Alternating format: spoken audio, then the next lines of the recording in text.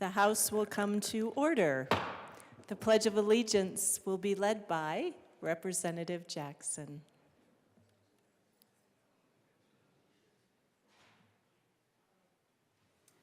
I pledge allegiance to the flag of the United States of America and to the republic for which it stands, one nation under God, indivisible, with liberty and justice for all. Mr. Schiebel, please call the roll.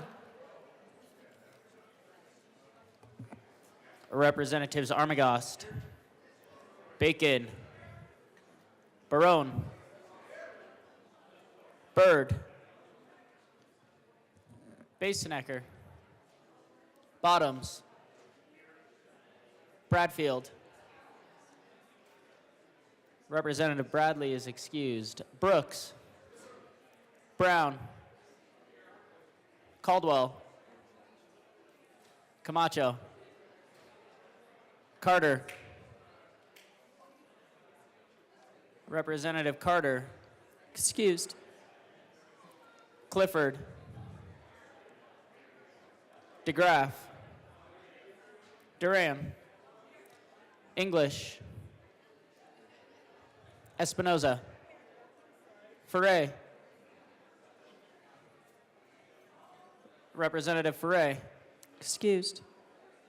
Froelich, Garcia, Garcia Sander, Gilchrist, Gonzalez, Hamrick, Hartsook, Jackson, Johnson, Joseph, Kelty, Leader, Lindsay, Linstead, Luck, Lukens, Here. Mabry, Representative Mabry is excused. Marshall, Martinez, Morrow, McCormick, Pascal, Phillips, Representative Phillips is excused. Puglisi, Richardson, Ricks, Rutnell, Ryden, Representative Ryden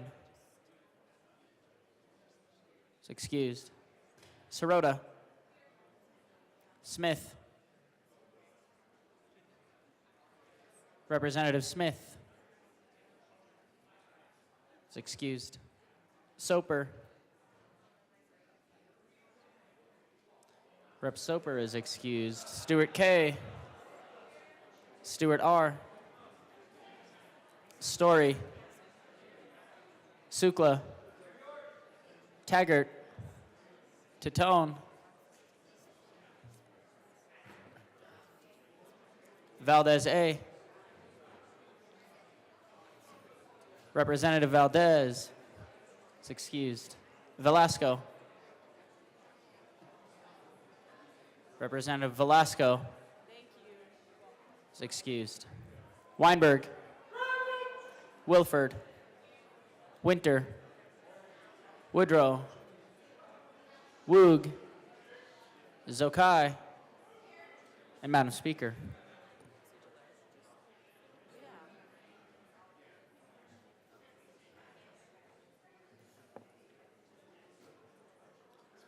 With 56 present, 9 excused, we do have a quorum. Representative Jackson.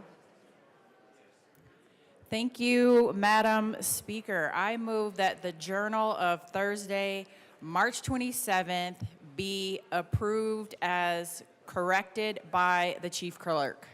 Members, you have heard the motion that the journal be approved as corrected by the Chief Clerk. All those in favor say aye. All those opposed, no. The ayes have it. The motion is adopted. Members, I have an announcement this morning. Representatives Byrd, Sirota, and Taggart will be excused as such time as needed so that the Joint Budget Committee may meet.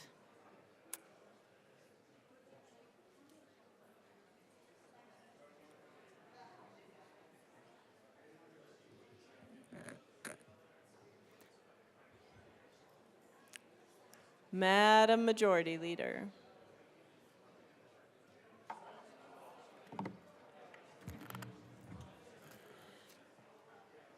Madam Speaker, I move the following bills be added to the special orders calendar on March 28, 2025 at 8:11 a.m. House Bill 1272, House Bill 1225, Senate Bill 59, Senate Bill 151, Senate Bill 85, and Senate Bill 87. Seeing no objection, the bills listed by the Majority Leader will be added to the special orders calendar on March 28th at 8:11 a.m. Representative Clifford.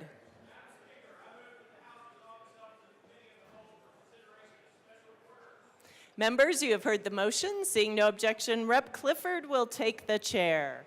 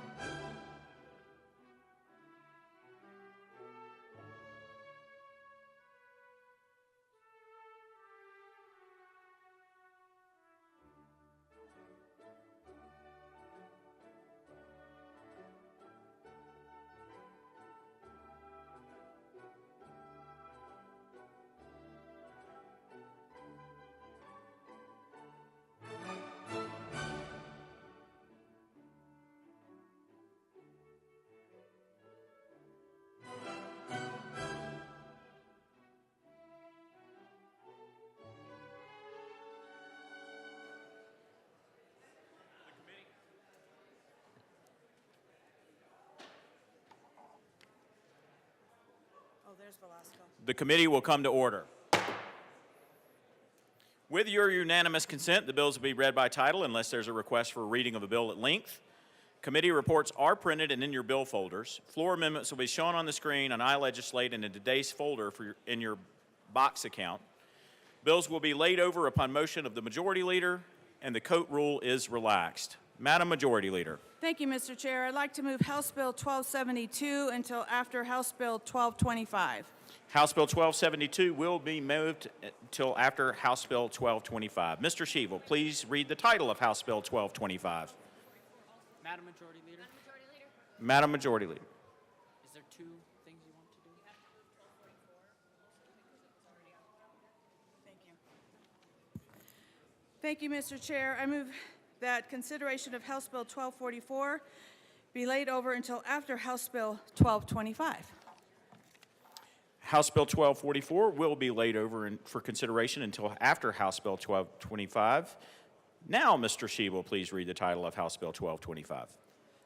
House Bill 1225 by Representative Woodrow, concerning the creation of the Freedom from Intimidation in Elections Act to prohibit an individual from intimidating, threatening, or coercing any individual for engaging in certain election-related activities. Representative Woodrow. Thank you, Mr. Chair. It is an honor to serve with you. It is an honor to serve with you, sir. I move House Bill 1225 and the State Civic, Military, and Veterans Affairs Committee report. To the committee report. Thank you. Members, this is a good bill. We're going to talk about it in a bit. The In committee, we had two amendments. First, L001 clarified that the visible firearm presumption did not apply to security hired to work at polling centers or buildings where polling locations are present when they're acting within the scope of their duties. L002 was requested by the Secretary of State's office and clarifies that an enforcement action taken against an election judge for a violation of state law, a rule promulgated by the Secretary of State, or the judge's oath is not actionable under this act. We ask for an aye vote on the committee report. Is there any further discussion on the committee report? Representative Bottoms.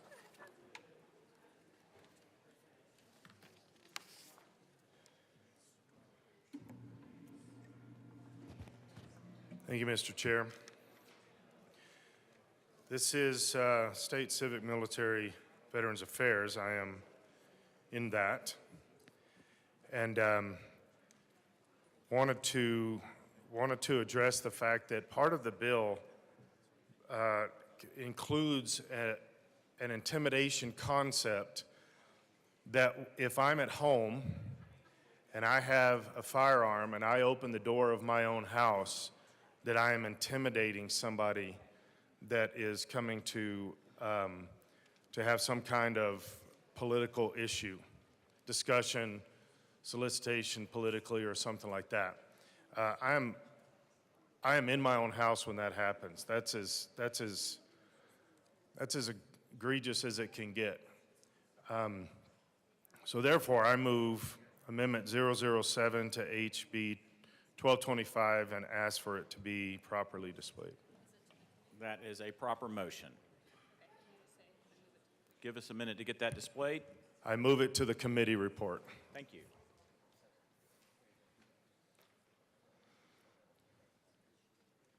Please proceed. The idea that somehow, let me start at kind of what I would consider first step. That somehow I'm going to know who's on the other side of that door and what their intent is when I open the door, and that somehow I can't carry, that can't be a part of it. That makes no sense. I don't even have a problem with somebody carrying on the other side of the door when I open it. Years ago, I had at 3 in the morning somebody banging on my door because a family in our church had been killed, and all of the family except the father, and so they brought the father over to my house. The sheriffs brought the father over to my house. When I opened the door, I'm holding a 45. The sheriffs had no problem that I was holding a 45. It's 3 in the morning. They're banging loudly on my door. Somehow that you can. These things are becoming so egregious. Now they're telling me what I'm going to do inside my house. They're telling me what I'm doing in my own home. Guys, I've been saying this for a long time, longer than I've been a representative. But this is the intent of these things, is to harass, to control, to manipulate. I am in my own house. And you're saying that this is intimidation when somebody comes up, and like I said, I don't care, they can come up and carry on my front porch. I've seen that happen many times. Doesn't bother me. Those sheriffs were carrying too, didn't bother me. But somehow the idea that this should be included in some kind of, the whole bill is goofy. The whole bill is goofy. We sat and listened to this, that because somebody is carrying, which, by the way, still is their constitutional right. Now, we do have limitations on the space around the actual polling places, but that's already an issue. That's already a law. And so somehow that you're going to tell me what's going on in my house is beyond the pale. And to tell me who can stand on my porch, that's my decision. That's nobody else's decision. So I strongly urge an aye vote. It says here that the substitute will be an individual who is a homeowner who carries a firearm or imitation firearm, because part of the bill includes toy guns. How goofy. When opening the door of the home to another individual. So this excludes the homeowners, and I strongly urge an aye vote, even the toy guns. AML winner. Thank you, Mr. Chair. And I urge a yes vote on this too. This may not be something that happens maybe in this neck of the woods, but where I'm from, a lot of people answer their doors with the firearm maybe strapped to their hip. I know that I live about 15 minutes from my local town, and when somebody knocks on my door, it doesn't happen. People don't just show up to my house. If they do, they usually call first. And out where I live, as far as away I am from law enforcement, and if somebody knocks on my door at 2 in the morning, you can bet I will have my sidearm or my shotgun with me at any time of the day, to be honest. So I think to come into somebody's house and tell them what they can do within their own private property is a little bit egregious. I agree with my good colleague from El Paso County when he says there's already limitations on where people gather in these polling places. So to take this away from there and put it in your own home, like you answer the door in your own home, and you can be, and we talk about good and bad actors all the time, and I think most people would be reasonable about that. But there's always the I gotcha moments, especially in politics. So I urge an aye vote on this. Like I said, there's more to the state than the metro. Thank you. Representative Lott. Rock, paper, scissors. Thank you, Mr. Chair. For those following along at home who are looking at this bill and saying, what are you guys talking about? I don't see where this is relevant or covered by this bill. Let me direct you to the concerning language. The concerning language is on page 6 of the introduced version of the bill, section C. In that section, we have a word, canvassing. Canvassing is a very broad word. Now, if we're talking only of canvas boards, then we have a little bit more protection. But when we're talking about canvassing, we're talking about people who are able to go door to door and have conversations with their neighbors about ballot issues, about candidates. And so this applies. In fact, what is this section that this applies to? Let's just read it. Page 5, line 22, section 3. Election-related intimidation prohibited. An individual, whether acting under color of law or otherwise, shall not intimidate, threaten, or coerce, which are not defined terms in this bill, or attempt to intimidate, threaten, or coerce any individual for any of the following. One of those following things is, as I mentioned, on page 6, letter C, exercising any powers or duties to administer elections, including vote counting, canvassing, and election certification pursuant to the Uniform Election Code of 1992. Now, I do believe that the bill sponsors probably mean canvas boards, not just canvassing as a general activity, but that's not what the bill says.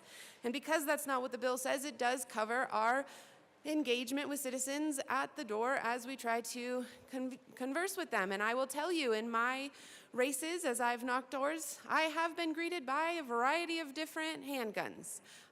My district is not particularly keen on having people on their property, especially people they don't know, and so they greet you with their means of protection. Now, for some, that might be pretty intimidating, but for those of us who live in that culture, it's like, for some of you up here, as my colleague from Montezuma County has pointed out on occasion, as intimidating as maybe some homeless people are to you, the country folk get a little bit intimidated by homeless folks all around, whereas in the country, we don't get intimidated when we are greeted by a firearm. And we need to make sure that our people are not in any way jeopardized or harmed by this particular bill simply for opening their door to someone who's knocking in the way that they're accustomed to opening their door. Now, I do not want to leave the impression that country people are not friendly people. They are. In fact, most all of the people who have initially greeted me with some form of firearm end up inviting me to the kitchen table before the conversation is done and we have some nice little dessert. So don't think that that initial hostility is demonstrative of their general culture. It's not. But if you come there with any sort of, without an invitation, and could potentially pose a threat, they are going to make sure that they are they are prepared to defend themselves and their family and their property. Once they realize you're not a threat, then you are likely going to be invited to dinner. So come hungry. Please vote yes on this amendment. Representative DeGraff. To the amendment. Thank you, Mr. Chair. All right, so just the, in general, we have lots of infringements on this, but the right of no person to keep and bear arm in defense of their home, person, and property, or in the aid of civil power, when thereto legally summoned, shall be called into question, but nothing herein shall not be called into question. So if you're protecting your home, if you're inside your home, if you're canvassing, then you are presumably protecting your home. Nobody asked the individual to knock on your door. And so this bill, I think, inadvertently sets up the opportunity for confrontation where somebody could literally just break into your home and say, I would like to tell you about the party of political violence, and then you would have to disarm yourself. And the party of political violence, of course, burned down about $2 billion worth of property in the last few years. But anyways,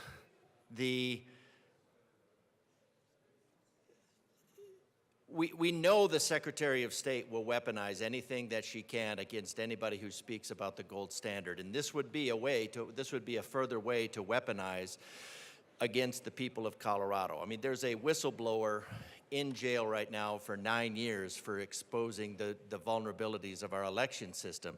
So certainly the Secretary of State will happily use this for disarming the citizens of Colorado.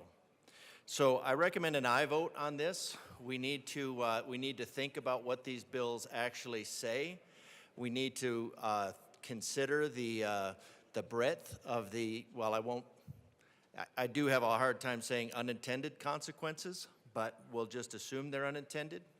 So I recommend an aye vote on this amendment because I think it is in keeping more with the intent of the sponsor to not create a problem, a confrontation with the Second Amendment, but just to ensure that the process is civil. So I recommend an aye vote on this amendment. Representative Johnson. Thank you, Mr. Chair. I would argue this is both a state as a whole and an urban versus rural issue. So let's first start at the state as the whole. We have private property, we have public property. This bill, if this amendment does not go through, infringes on private property. I strongly urge this amendment because it protects somebody in their home. When we think about defending oneself, which is the right to bear arms, defending means defense. If somebody proactively comes to your house, that puts you in the defensive position. You should have the right to defend when you're on your own property.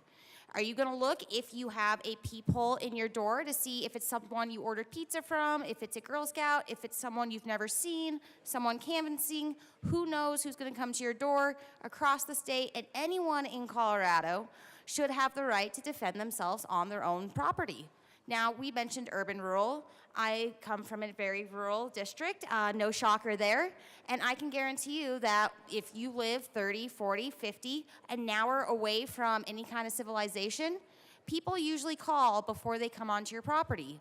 So when you don't expect someone to come and you open the door, it is well within your right. You should be able to open your door and feel comfortable doing so. By taking away someone's private property right to defend themselves, by taking away their Second Amendment right to defend themselves on their private property, we're very much now saying government has control over the private sector. We have a separation of the two for a reason. We should allow people to feel comfortable in their own homestead, in their own house, because that is where they're going to be defending themselves should the need arise. The one who is knocking on their door is the one who's coming on the offensive. That's neither good or bad in this defense, but they're the ones who chose to come onto that private property. So it is their they fully know when they're coming onto the private property that they are coming into somebody else's domain. So we very much need to protect the property owner here in this, and I urge a strong yes vote on this amendment. Representative Richardson. Thank you, Mr. Chair. Colleagues have raised a couple of points. I just wanted to reemphasize them. I think the sponsors may have meant canvas boards when they wrote this, but they just wrote canvassing, which does include knocking on people's doors. And I just wanted to bring your attention again back to Article 2, Section 13 of the Colorado Constitution that says the right of no person to keep and bear arms in defense of their home, person, or property shall be called into question. This amendment does nothing more than ensure that this bill, as poorly conceived as it may be, is at least aligned in this part with our state's constitution. It's a great book. I'd lend it to anybody. You can find it online as well. I urge a yes vote on this amendment. Representative Sukla. Thank you, Mr. Chair. I got a story, a little bit different angle at this.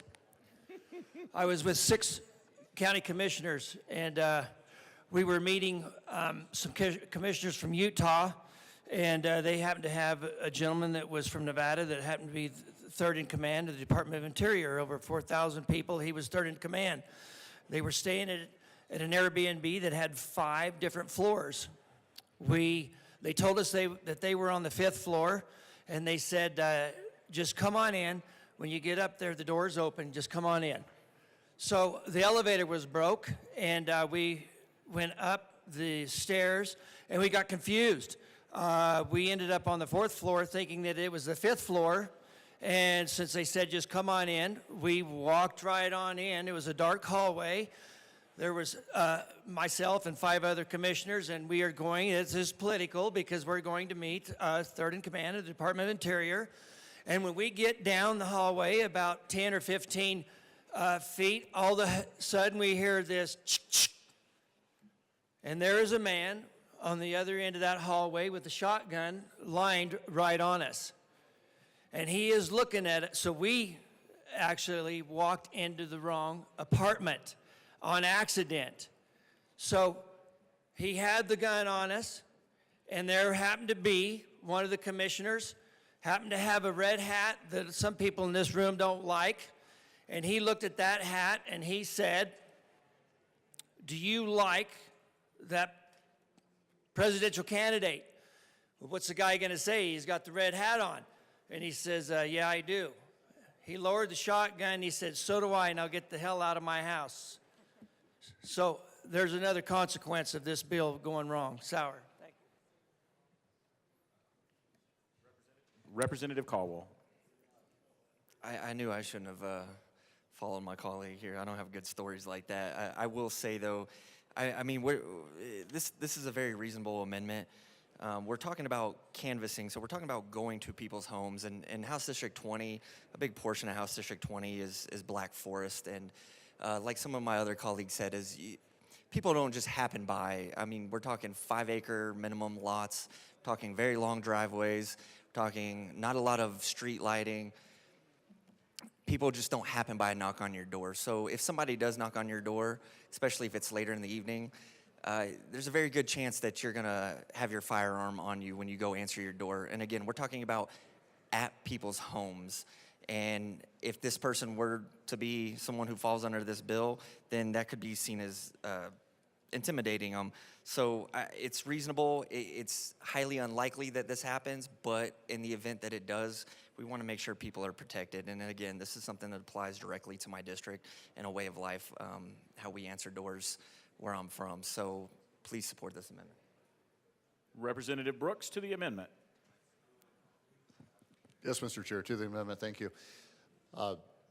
You know, with all endearing and deep love to my somewhat hillbilly colleagues, because I really do embrace their rural way of life. I know it must be tough, you know, you've got to light the lantern before you come to the door because you don't have the electricity yet. In all honesty, you know, I have a concealed carry.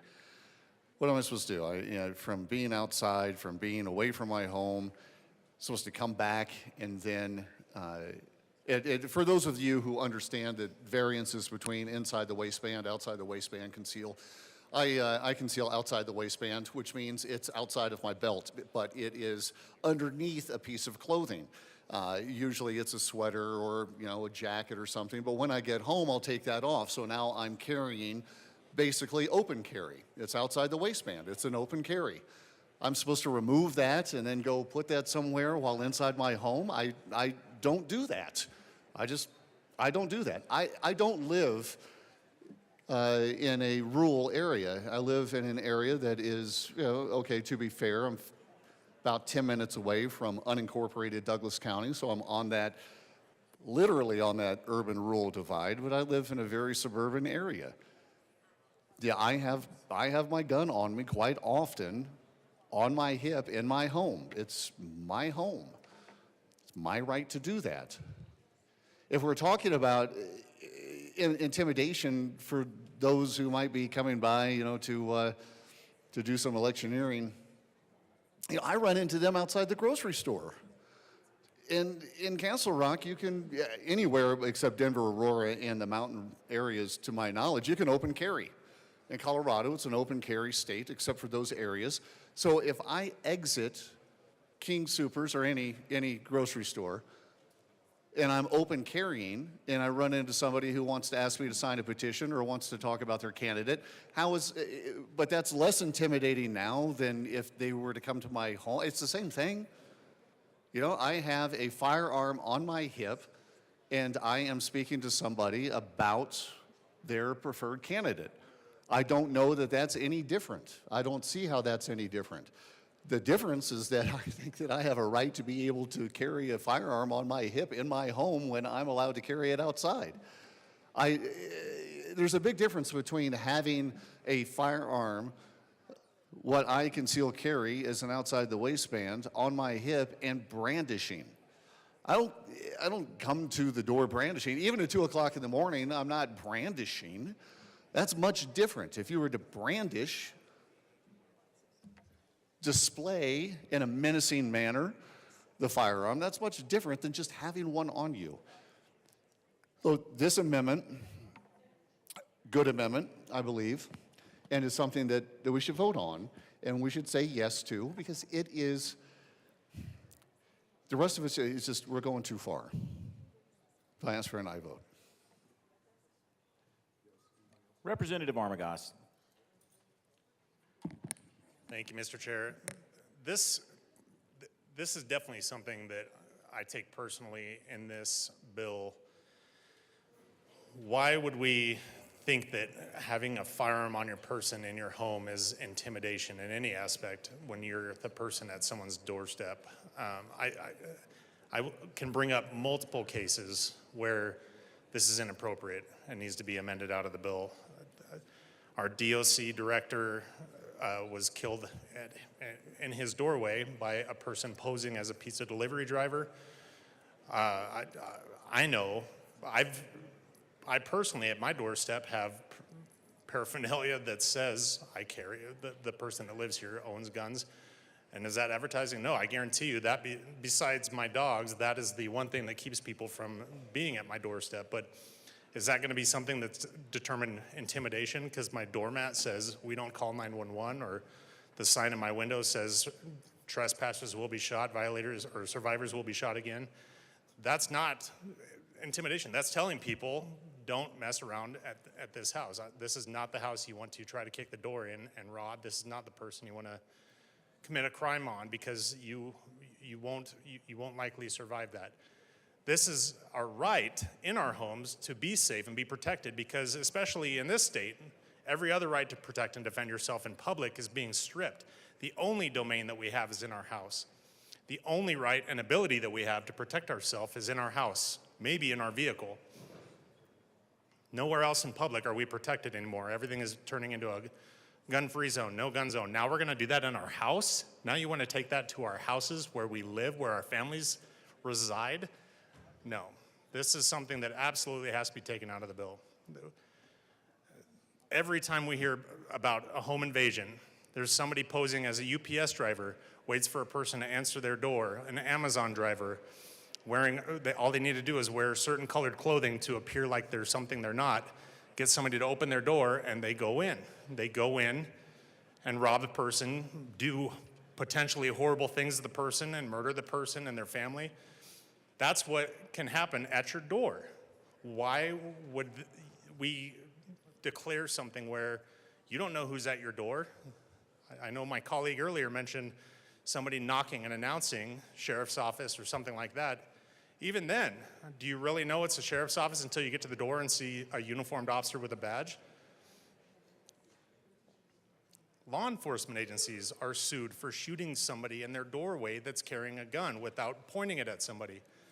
Why would we think that anything would be appropriate to disarm somebody in their own home and answering their door with a firearm? That is the only way you can protect yourself from being invaded, from somebody pushing past you or attacking you in your doorway at your home. This is wildly inappropriate. I absolutely encourage a yes vote on this amendment, something simple to strip out of this to make it a less egregious anti-gun bill. We keep hearing more and more of these, and it's ridiculous. We need to pick this apart, see what's appropriate and what's not, because the bill in its whole is inappropriate, but there are definitely priorities of what the most inappropriate parts of this bill are, and this is definitely one of them. Vote yes on this amendment. Representative Barone. Thank you, Mr. Chair. I want to piggyback a little bit on what the good representative here just spoke about. The whole signage thing about having signage in your houses about we have guns here, you know, stuff like that. It really is like a warning label. It's not really a warning to intimidate somebody coming in your home. It's just to let you know that we have these weapons. Just like was another bill that came forward here not too long ago about putting warning labels on stoves, putting warning, to turn on your air when you're cooking, like a warning label on the gas pumps that's going to come through here as well. Same thing. This amendment is just to protect the people that actually do own guns in their home. Don't get me wrong. I'm anti-discrimination or anti what this bill is trying to do at the voting booths, of course. But we do live in a society where we have to be able to protect ourselves, and this is putting that at risk to put people that actually carry guns in their own home to be sued or to be prosecuted for something they have done for years. This bill is, in my mind, an anti-self-defense, anti-self-protection bill. We have that right to do so. It's one of those things that it has to be protected, and this amendment does that. So I urge an aye vote. Thank you. Is there any further discussion on Amendment 7? Representative Woodrow.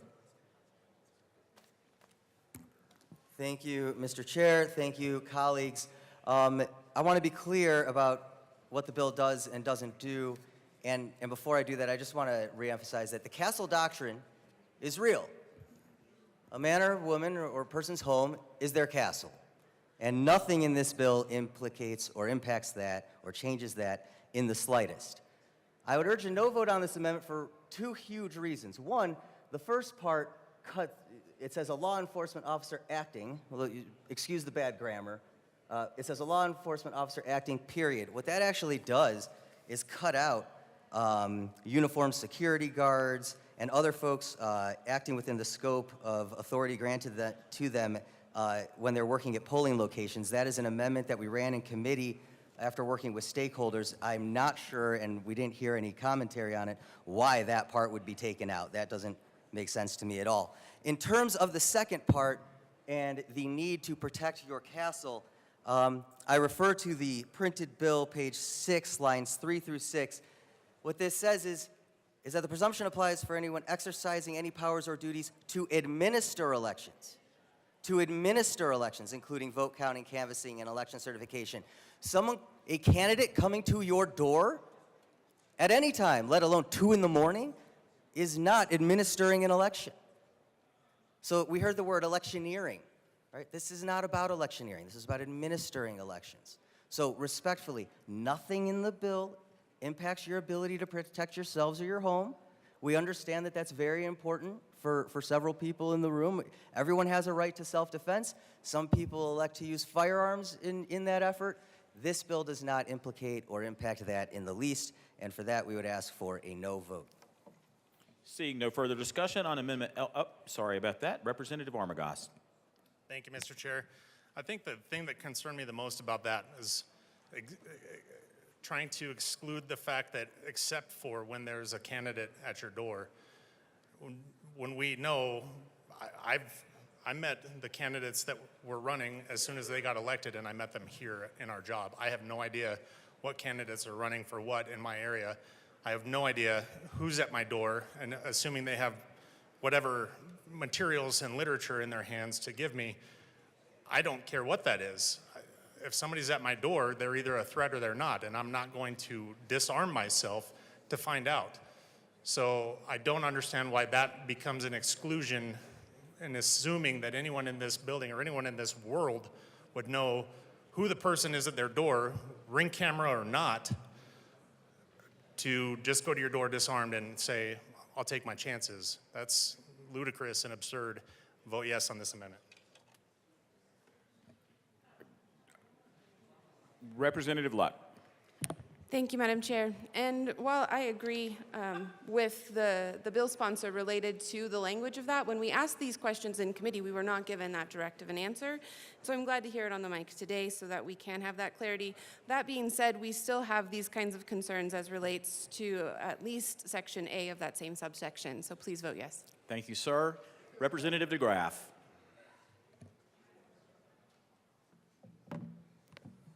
Thank you, Mr. Chair. All right, so I appreciate the sponsor engaging in this. I'm just trying to get some clarity. So paragraph 3, section 5, an individual, whether acting under color of law or otherwise, shall not intimidate, threaten, or coerce, or attempt to intimidate, threaten, or coerce any individual for the following: for voting or attempting to vote, okay? Urging or aiding an individual to vote or attempt to vote. So this is anyone, and whether they're an individual acting under the color of law or otherwise. So I think our confusion is otherwise, seems a pretty broad term. Any individual otherwise, urging or aiding an individual to vote or attempt to vote, whether as part of official election administration activity or otherwise.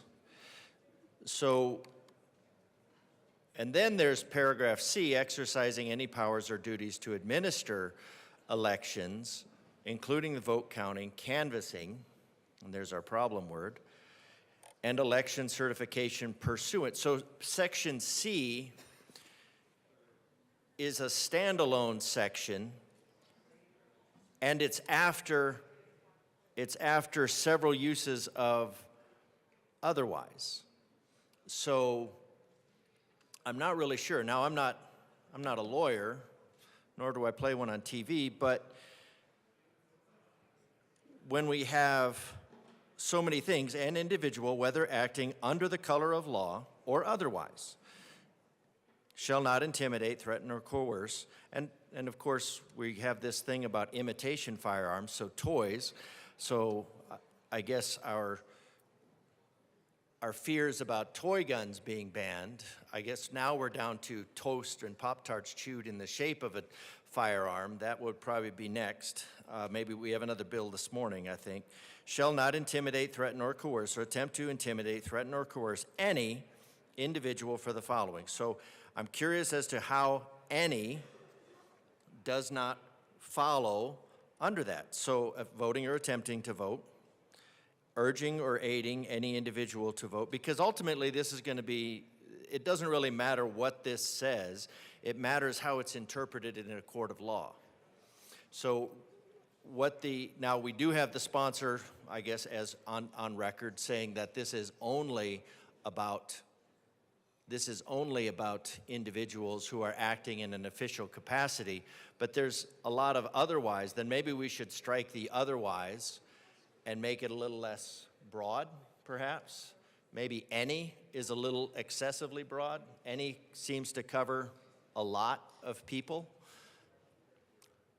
Like if I were to refer to any of the people in this room, I think that would be any of them, not necessarily those that are acting in an official capacity. And if they were acting in a capacity otherwise than an official capacity, so then you have anyone in an official capacity or otherwise. I just think that this paragraph is a little bit excessively broad, especially from I would think would be a tight lawyerly perspective. So I think the grammar, bad grammar aside, needs to be tightened up.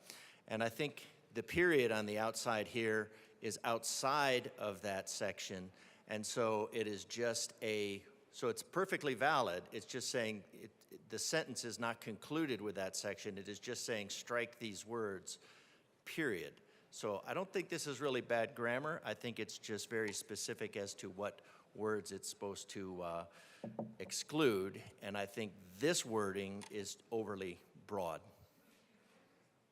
Seeing no further discussion on the Amendment L7 to the State Civic, Veterans, and Military Affairs Report, the question before us is the adoption of the amendment. All those in favor say aye. Aye. All those opposed, no. The amendment has failed. To the committee report. Representative Locke. Thank you, Mr. Chair. There's one other issue that I think is important to discuss on the committee report. It's unfortunate that we have to do it this way because it doesn't flow in argumentation, but that is the way of the process. So I move Amendment L10 and ask that it be displayed. That is a proper motion. We'll wait for it to be displayed.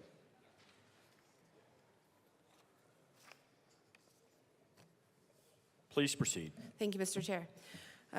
Basically, we are wanting to make sure to have a carve-out such that if an individual carries a firearm at a town hall event, at an election, informational session, at a Blue Book party, at any of those kinds of things, whether in a public or private setting, so long as it is not violative of the other laws related to firearms and elections, that they can do that without having a presumption that the very carrying of that constitutes intimidation, coercion, or threatening, which is what this bill says, that just the very carrying of these things, automatically there is a presumption that you have intimidated, threatened, or coerced. And so we want to make sure that these types of events, which again are often held in rural communities where people open carry very frequently, it's like wearing jewelry, that they are not automatically assumed to be violative of this policy. I ask for an aye vote. Representative Woodrow. Thank you, Mr. Chair. Thank you, colleagues. Thank you, Representative Luck. Because we're having such a fun conversation about grammar on the amendments, I would note that this one, too, says a law enforcement officer acting, period. And the grammar thing is you could have just left off the word acting, right? You could have just said a law enforcement officer, period. And that's the grammar glitch. Anyways, with respect to individuals who carry firearms or imitation firearms at town hall meetings or other private or public-related meetings, we do understand that in certain parts of the state that's common. It is obviously so common that for someone to be intimidated by it would be exceptionally rare. And recall that this bill deals with intentional intimidation of folks, a presumption arising if there's a firearm. Under the law, and as an attorney, presumptions are rebuttable, and we had this conversation in committee. Certainly, if you're at a place where it's customary for people to carry firearms, it's going to be very difficult to say that someone's carrying of a firearm is presumed to be intimidation, given the custom and practice. And that's the conversation that we had in committee, and I would urge a no vote on the amendment. Representative Luck to the amendment. Thank you, Mr. Chair. So if we will follow along, everyone, on their green sheets, this amendment here says amend the State Civic, Military, and Veterans Affairs Committee report. That's this one on this green sheet dated March 17th, 2025, which you can find over in the right-hand corner underlined there. It says, page 1, strike line 5 and substitute section does not apply to. So if we strike line 5 and we say section does not apply to, colon, 1 part, 2 part, it says a law enforcement officer acting, and then that's it. The drafting process is such that once the quotations happen, that's the end of what's being added. The period is after that, and so it will not show up in statute. And then you'll have section 1, and it will then pick up on line 6 within the scope of and continue with what was adopted apart from my objection in committee. And then there will be a second section after line 16 once that is all concluded. So I do not believe that there is any grammatical error. As to the presumption being rebuttable, yes, that is indeed the case. But why should people be subject to a court hearing in order to rebut a presumption for simply wearing what is common to wear in these communities at events like this? Why not just exempt them such that they can continue to live in accordance with their culture, in accordance with their day-to-day activities, and not presume that the simple possession and showing of a firearm constitutes intimidation, threats, or coercion? I ask for an aye vote. Representative Bottoms. Thank you, Mr. Chair. If it'll make it easier, we could just say that they would be allowed to carry a firearm, and if you just want to exclude the toy gun, that would be okay, I think. Representative DeGraff. Yeah, that'd be an interesting one. I suppose there's no, do we have a constitutional right to carry a fake firearm? I don't know. I know we have a constitutional right to carry a real firearm, and in most cases, now I do understand that, that our representatives, that our blue representatives come from blue areas, but in red areas, these are just tools. These are tools of self-defense. And we don't have this issue. So, and to say that, as my colleague said, just to say that, well, you would basically, somebody could take you to court for showing up with a tool, a self-defense tool on your belt in accordance with the Constitution, in accordance with our Constitution and the federal Constitution, the Second Amendment, and then somebody could press charges, and then they are forced to defend that in court. That's a costly proposition in time and money, no matter how frivolous the case is.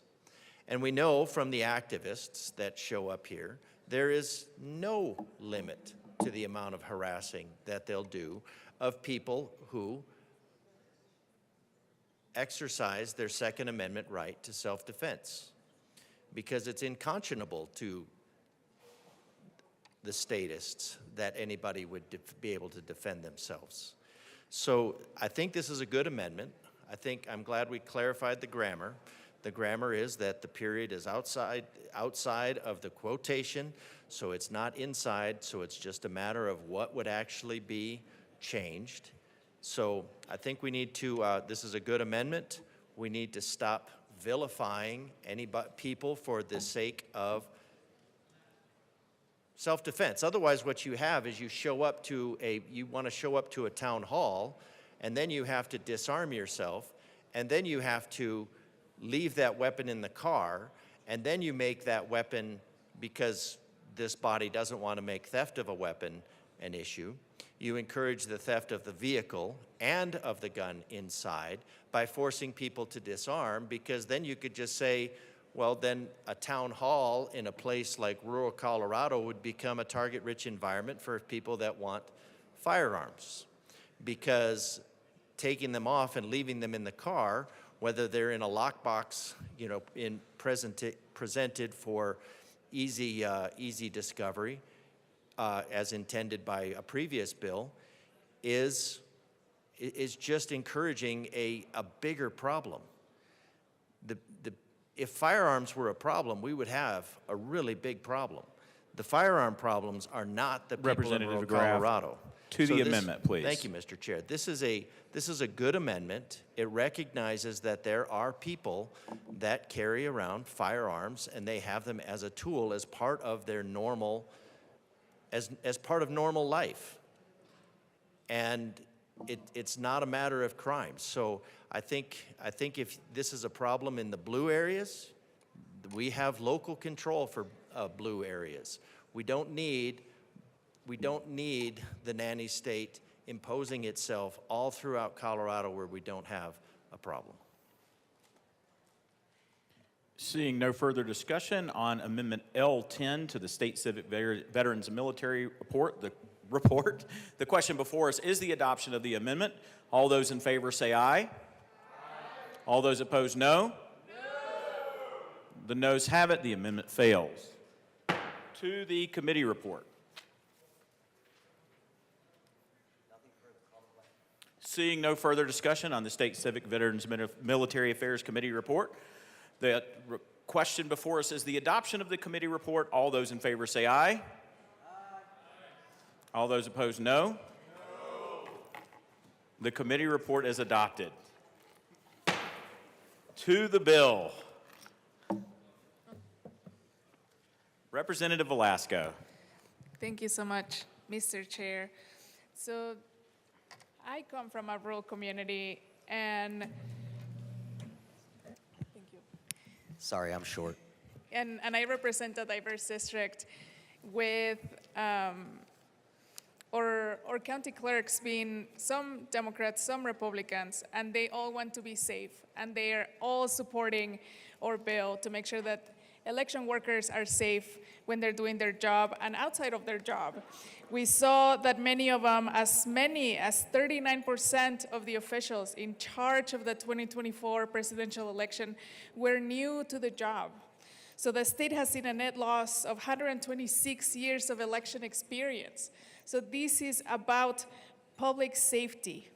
This bill will deter threats and support victims, making our elections safer and helping to retain our public servants working in this essential field.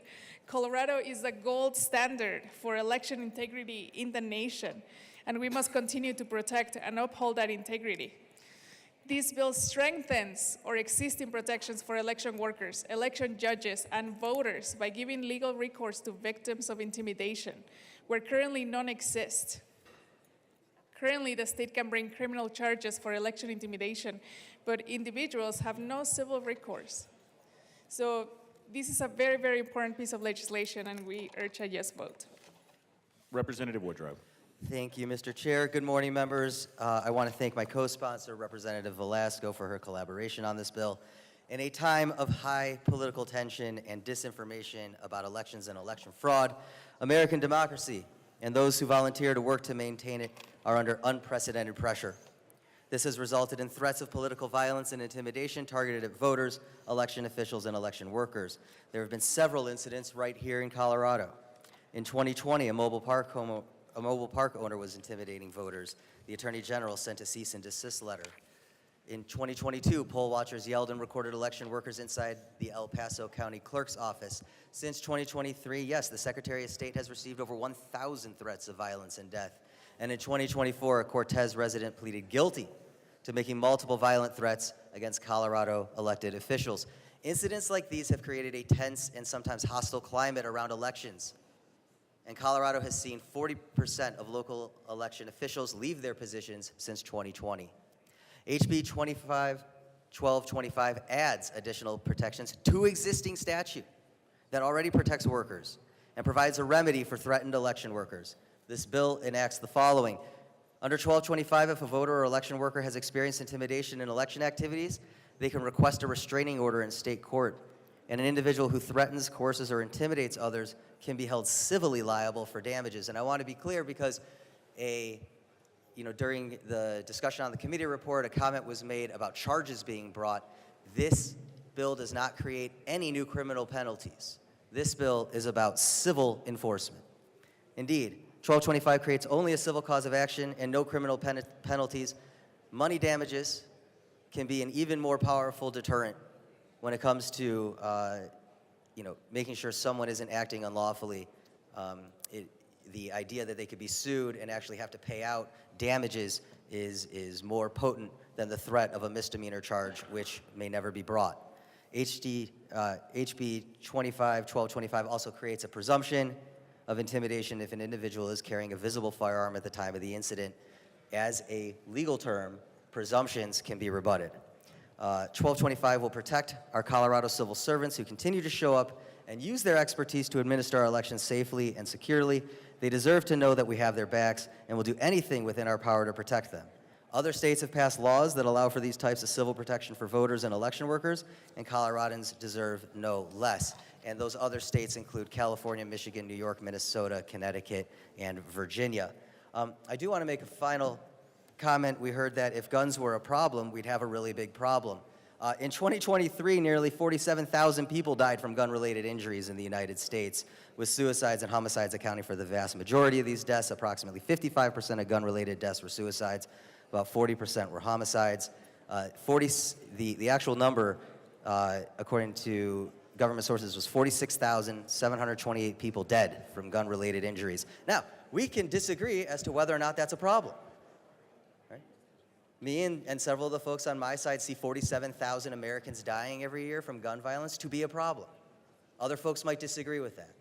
But at the end of the day, we think that those deaths are a problem, and in each incident, the common denominator is that there is a weapon. Now, I understand that folks are going to say, well, it's an inanimate object. That is beside the point. It animates people, okay? And people armed with these weapons not only cause harm to other people, they also engage in intimidation. We passed a law a couple years ago that actually made most of what we're talking about in this bill already illegal. You can already have charges brought against you under existing law. The change that we're dealing with here is allowing the aggrieved person, the victim, to actually sue in court rather than rely on law enforcement to maybe press charges. That's what this bill does. That's the difference, and that's what we're doing today. Now, I do anticipate someone coming down and saying, whoa, whoa, whoa, trial lawyers trying to pass a private right of action? Okay, just for the sake of the record and clarity, I don't sue under this stuff, okay? And by the way, our rules of ethics say that even personal injury attorneys, of which I am not, even personal injury attorneys are allowed to pass bills on damages caps and things like that so long as they apply globally to everyone. So, yes, this bill creates a private right of action. Yes, I am a trial attorney. No, I in no way benefit from this, other than the fact that I know that when I go to a town hall meeting to meet with my constituents, the chance that someone will be armed and trying to menace or intimidate or threaten me is going to be dropped down to nil, which I think every last one of us deserves. So with that, thank you for engaging today. I urge an aye vote. Representative DeGraff, to the bill. Whoa, whoa, whoa. Trial lawyer presenting a private right of action. You wanted me to say it, so I had to say it. Very good, thank you. All right. Just so much there. All right. Are gun deaths a problem? Yes, they're a problem. 55% suicides. There are lots of ways. We don't need to get into it. We don't need to advertise, but that's suicides, 45%. Now, if you take away those areas, if you take away the zones where the gun control laws are the highest, the blue areas where the crime is the highest, your gun violence goes down significantly. I don't know, perhaps we just need to disarm Democrats and then we'd be okay. But when you say that somebody is presumed to be menacing, attempting, or intimidating by the aggrieved person, the perception, those individuals who are either professionally or recreationally or ideologically aggrieved, based on the presumption that if you see a tool of self-defense, that is somehow menacing, attempting, or intimidating, because now you create this private right of action. And I think an issue of the civil civil courts, and perhaps the sponsor will be able to correct this. I think the presumption is that they just have to have a preponderance of evidence, that they're not actually guilty. And this bill creates that and says the presumption is that they are intimidating or menacing. So they have to prove it. They have to prove this. And I'm curious as to the sponsor's intent here. So I'm hoping that he'll be able to answer my question. But the aggrieved party has to prove that the individual that was carrying a tool of self-defense was menacing or attempting to intimidate. But this bill defines that as the presumption of. So all you really have to do, I think, according to this bill, is you just have to say, I accuse this person of menacing, attempting, or intimidating, and then the judge will go through the law and say, well, being able to carrying a tool of self-defense into a town hall is by definition menacing, attempting, or attempting to intimidate. So we're building the conviction, this bill builds the conviction into the accusation based on the definition. It doesn't say, it just says you are presumed. It gives the presumption of menacing or intimidating if somebody is open carrying, which is a very common and legal practice in the United States, in Colorado, in the former phrase state of Colorado even. So I don't understand how, because now you create this private right of action with what appears to me to be a predetermined conclusion. So, and then it's based on statistics that are incorporating the homicides that are found, that occur in the most restrictive gun rates. So when we look at how many mass murders occur in gun-free zones, you create, is about 90 to 95% of mass shootings occur in gun-free zones. So now what you want to do is you want to take a political gathering where people are assembled as a town hall and then advertise that it's going to be a gun-free zone. I mean, just let that sink in. This bill turns town halls into target-rich environments.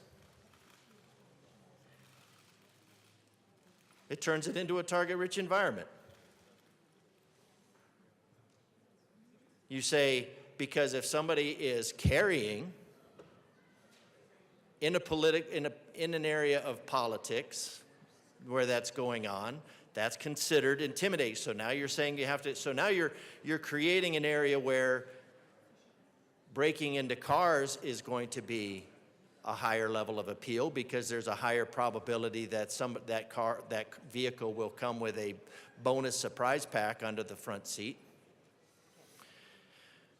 And then you make that entire building, you make that entire area a gun-free zone, which historically is the site of 95%. So in the case of the Republicans versus the Party of Political Violence, that creates a big problem for the Republican Party. I mean, it's not us that set $2 billion worth of property across the country on fire. It's not us that founded armies. To the bill.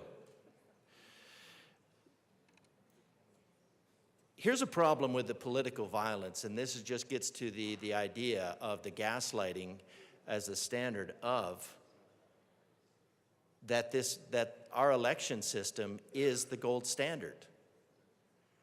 People are very frustrated because we have a Gold Star mom that's in jail right now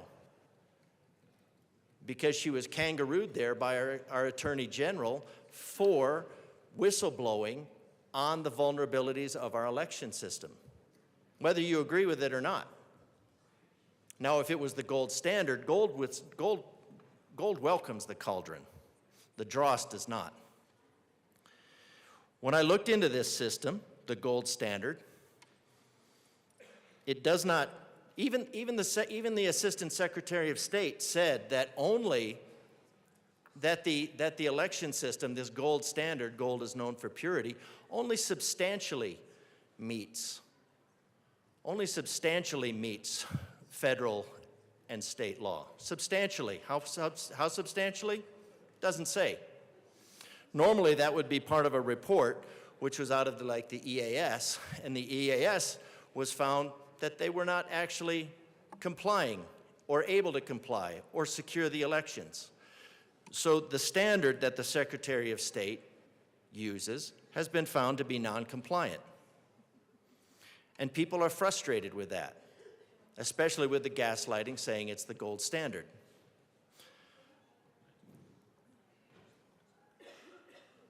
We know that this gold standard deletes election results.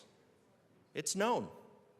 It's absolutely known. That was one of the things that TinaPeters.us indicated in the very legal, and in fact, what the Secretary of State had to do through this body was create, I think it was 22-153, in order to create the crime that they could then go and use to prosecute a Gold Star mom for whistleblowing on the vulnerabilities of the system. It didn't fix the vulnerabilities of the system. It just put the whistleblower in jail without answering the questions. When we look at there's pages of why this is not. And this is why the people of Colorado are frustrated with this system. So the frustration with the election system speaks to this entirely. Because instead of dealing with the vulnerabilities of the election system, all you're doing is covering up and telling people that they cannot be frustrated with it and that they just need to sit down, shut up, and color. And believe it or not, the people are frustrated with that.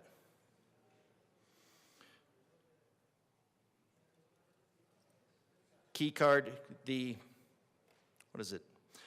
Secretary of State definition was even outdated on SB 22-153. Election records include accounting forms, certificates of registration, poll books, certificate of election, signature cards, all affidavits, voter applications, voter lists and records.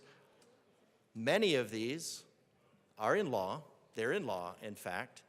And the Secretary of State said, yeah, we delete those. But it's okay because some dude that we like told us we could delete those. Even the definitions don't match.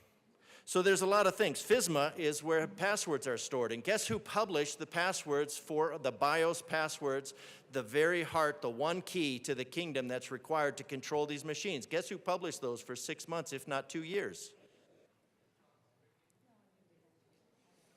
People are frustrated with this system. Fix the system, and people won't be frustrated. We have a system that demands compliance, demands trust, but doesn't deliver trust, isn't a trustworthy system. So the sponsors have brought up some really good reasons why, and I'm not condoning political violence by any means. I think that's the wrong case, but you're dealing perhaps with people that don't know how, they have become excessively frustrated with the tyrannical government that is gaslighting them as to a system of elections that cannot be, actually, I don't think could actually be certified.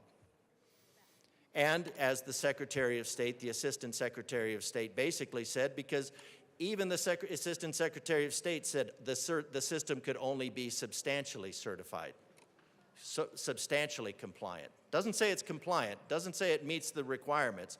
It just says it meets some, most, all, we don't know.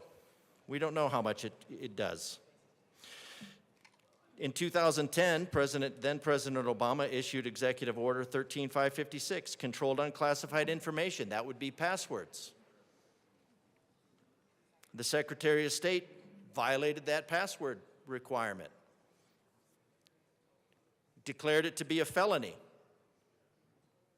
and then was excused under the oopsie clause of the Colorado election standards. Malware. Anybody that knows anything about the election system knows that it is dependent on USB drives, and the military still has a very big restriction on USB drives because they were all found to be compromised with malware. Yet, our election system is predicated on them. People are frustrated with this. Instead of dealing with that and creating a system that could actually be certified, we have people that just believe the gaslighting that say, you must believe this or we will put you in jail. Representative DeGraff, if you could bring it to the nexus of the bill. Thank you, Mr. Chair. The nexus of the bill is why there is a bill like this. The reason that there's a bill like this is because people are frustrated with the election system. People are frustrated with the election system because it is hopelessly broken. Well, it's not even, I wouldn't even say it's broken. I mean, intentionally misused is not broken. Did we find out which vendors published the BIOS passwords before they were released on the Attorney General's oopsie clause? Did we find that? The log files or the myriad of other electronic files that Mr. Gould's analysis said they could be deleted, but is in violation of the CRS and also federal law? Is that the gold standard? Why don't we deal with the failures of this election system that cause people to be questioning it, like, say, for instance, the ballot boxes or the mailboxes, because we've had postmaster generals testify that the ballots have absolutely no chain of command, no chain of custody, rather. They're thrown into a box in the corner. Anybody can take them. Anybody can manipulate them. Instead, what we're doing is we're telling everybody that they have to comply with this and mouth the words that this is the gold standard, when it's anything but. In my complaint for 2002 against the 2002 voter system standards, 2.2.1, 2.2.5.1, 5.3, 5.2, 1E, defines the function as a voting system to maintain and produce all audit trail information. All. Representative DeGraff. Thank you, Mr. Chair. Could you please talk about something in the bill? Well, Mr. Chair, I'm talking about the underlying premise for the bill as laid out by the sponsors, that we have a gold system, we have a gold standard election system. Now, I cut across the lawn this morning, and I think I stepped in a pile of gold standard. But this premise for the election system that the bill sponsors are taking away and discounting the reason that people are frustrated with the election system, and instead saying they're just not allowed to be frustrated with the election system. So I think based on what the sponsors said, I think I am speaking to the nexus of the bill because I'm speaking to the underlying purpose of the bill. And that is to cover over the frustration. Now, I won't get into all of this because it's a lot of legalese. It's about 8 pages of legalese. But we have an audit trail that is not followed, and yet we have the sponsor up here gaslighting us and saying that it is the gold standard. And therefore...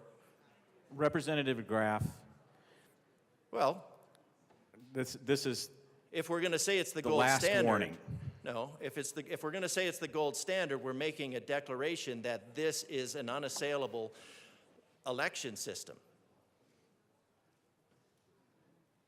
If we're going to say it's an unassailable election system, then I think that needs to be addressed, because this is the this is the nexus of why the people of Colorado are frustrated with it. The sponsor came up here and said unequivocally that this was an unassailable, that is what gold standard means. The committee will stand in a brief recess.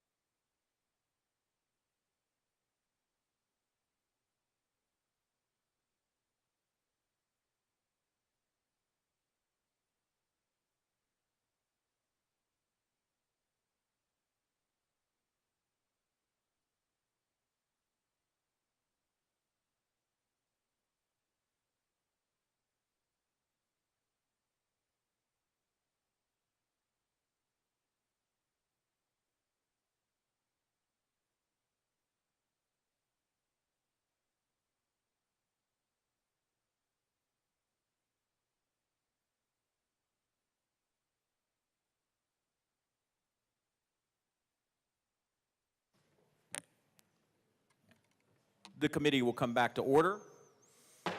Representative DeGraff, to the bill. Thank you, Mr. Chair.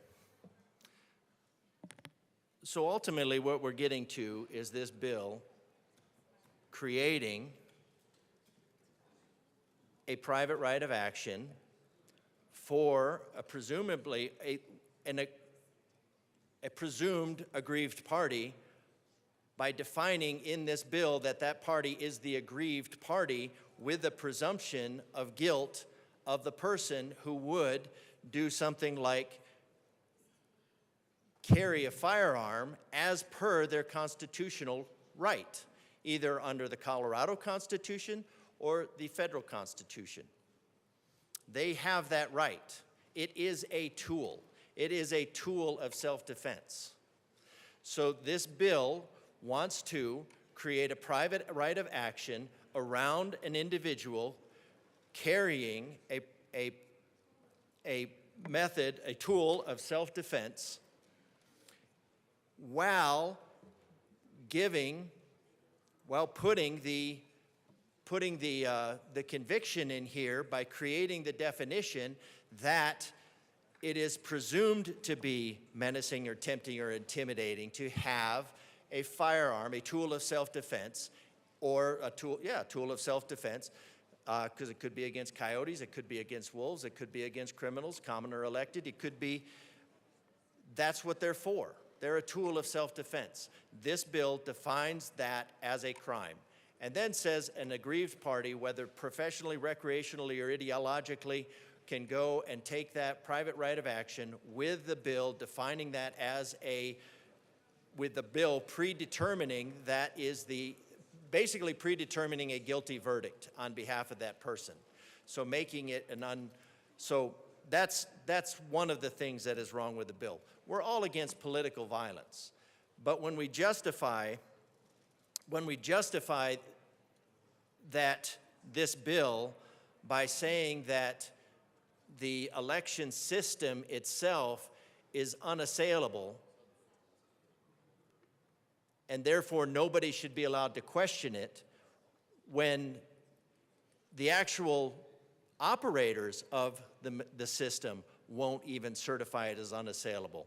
They will only certify it as sort of compliant with some of the state and federal laws. That's the gold standard.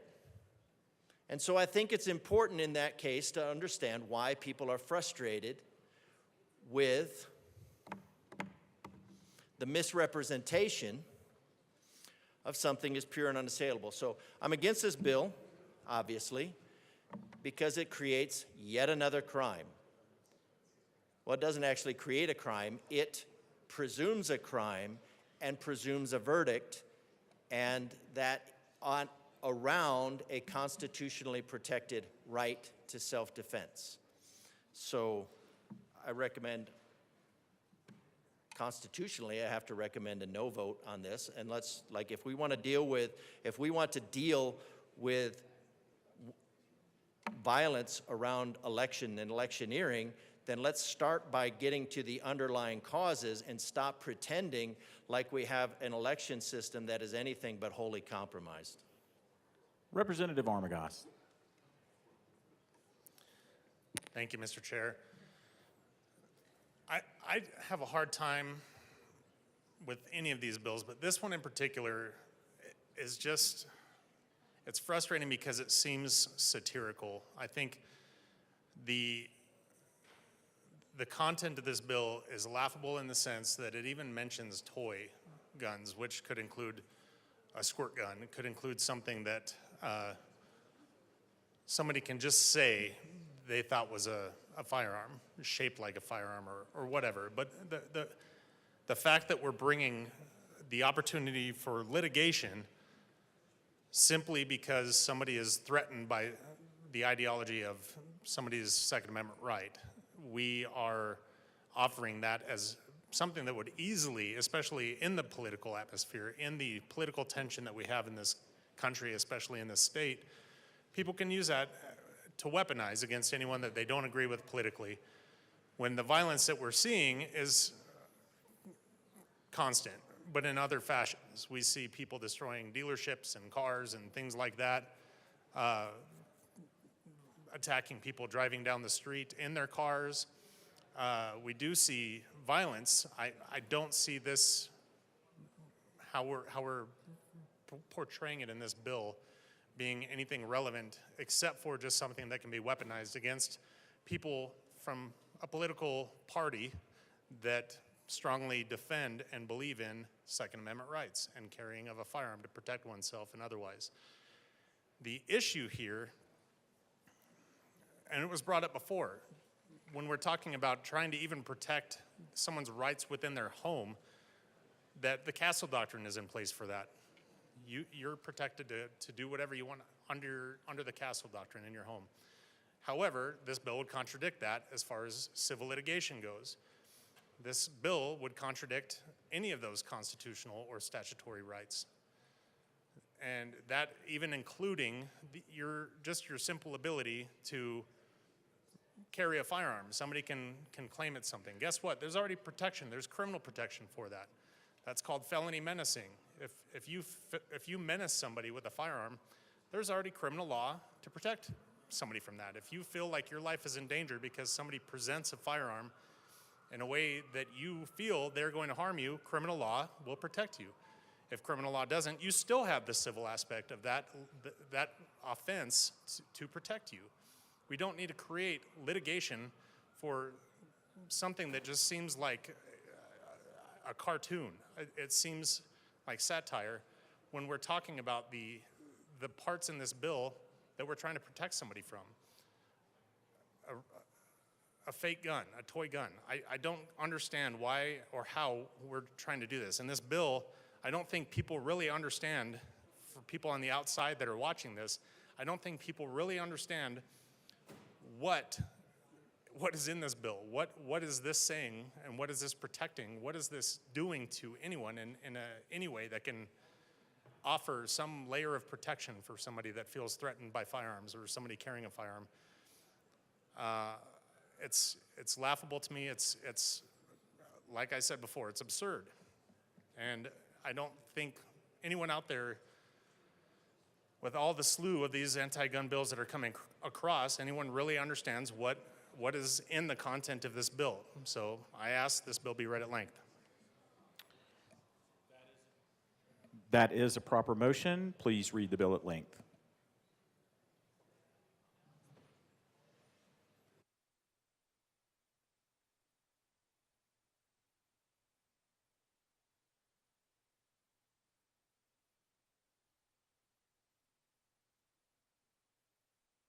State, Civic, Military, and Veterans Affairs. A bill for an act. 101 concerning the creation of the Freedom from Intimidation. 102 an Elections Act to prohibit an individual from 103 intimidating, threatening, or coercing any individual 104 for engaging in certain election-related activities. Bill summary. Note, this summary applies to this bill as introduced and does not reflect any amendments that may be subsequently adopted. If this bill passes third reading in the House of Introduction, a bill summary that applies to the re-engrossed version of this bill will be available at http://leg.colorado.gov. The bill creates the Freedom from Intimidation in Elections Act, which prohibits any individual from intimidating, threatening, or coercing or attempting to intimidate, threaten, or coerce any individual for. House sponsorship Woodrow. Senate sponsorship, none. Shading denotes House amendment. Double underlining denotes Senate amendment. Capital letters or bold and italic numbers indicate new material to be added to existing law. Dashes through the words or numbers indicate deletions from existing law. Voting or attempting to vote. Urging or aiding any individual to vote or attempt to vote. Exercising any powers or duties to administer elections, including vote counting, canvassing, and election certification, or the individual's status as a past or present participant in the administration of elections. The bill specifies that an individual who carries a visible firearm, imitation firearm, or toy firearm while interacting with or observing any of the specified election-related activities is presumed, in the absence of any affirmative showing to the contrary, to have engaged in intimidation prohibited by the bill. An aggrieved individual, an election official, a designated election official, the Secretary of State, or the Attorney General may enforce the provisions of the bill. A suit brought by an election official, a designated election official, the Secretary of State, or the Attorney General does not preclude a contemporaneous private suit by an aggrieved individual to enforce the provisions of the bill. In a suit to enforce the provisions of the bill, a court may grant relief enjoining the use or carrying of firearms by a defendant beyond the areas defined in current law. To prevail in a suit to enforce the provisions of the bill, a plaintiff is not required to prove that a defendant intended to intimidate, threaten, or coerce any individual, except to prove an attempt to intimidate, threaten, or coerce. 1. Be it enacted by the General Assembly of the State of Colorado. 2. Section 1. Legislative Declaration. 1. The General Assembly. 3. Finds and declares that 4a. The United States, including Colorado, has a history of 5. Intimidation in elections. Often, election intimidation has been targeted. 6. At voters of color, prompting federal legislation as far back as the federal 7. Enforcement Acts of 1870 and 1871, through the enactment of Section 811b of the Federal Voting Rights Act of 1965, 52 U.S.C. Sector 10101. 9. E. Seek. 10b. Colorado has also been the site of election-related intimidation. 11. In recent history. For example, -2, HB 25-1225. 1. In 2020, the Colorado Attorney General sent a cease and desist 2 letter to a mobile home park owner who had engaged in voter 3 intimidation. 2. In 2022, dozens of individuals shouted at election workers 5 inside the El Paso County Clerk and Recorder's office and recorded them 6 while they were conducting a recount of votes in a nominating contest for 7 the 2022 midterms. A group in the building prayed for evil to descend. 8 on the election team. 9. Since 2023 alone, the Colorado Secretary of State says she has received over 1,000 threats of violence or death, and 11. In 2024, a Cortez resident pleaded guilty to making 12 numerous violent threats and statements against Colorado Election 13 officials.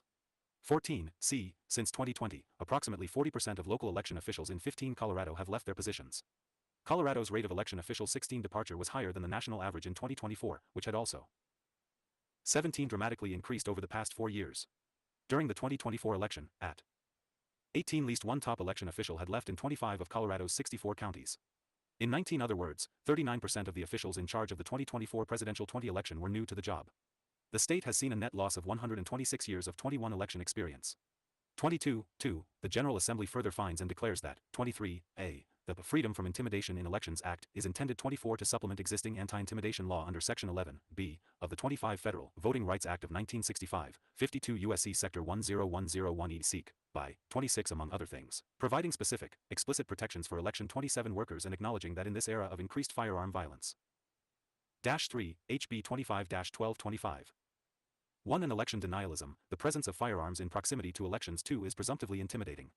The Freedom from Intimidation in 3 Elections Act should not be construed, however, to suggest that other 4 anti-intimidation laws do not protect election workers or protect against 5. The use of firearms to intimidate voters and election workers. 6b. Colorado law already criminalizes the intimidation of voters. 7. And election officials in the election process. Colorado law also prohibits 8. Any person from carrying a firearm inside or near locations used for 9. Voting and counting ballots. The Freedom from Intimidation in 10 Elections Act is not intended to, and should not be read to, limit or 11 replace those prohibitions. Instead, the Freedom from Intimidation in 12 Elections Act is a supplement to those existing protections. 13. Because election administration and voting take place in a 14 number of locations including, but not limited to, polling places, elections.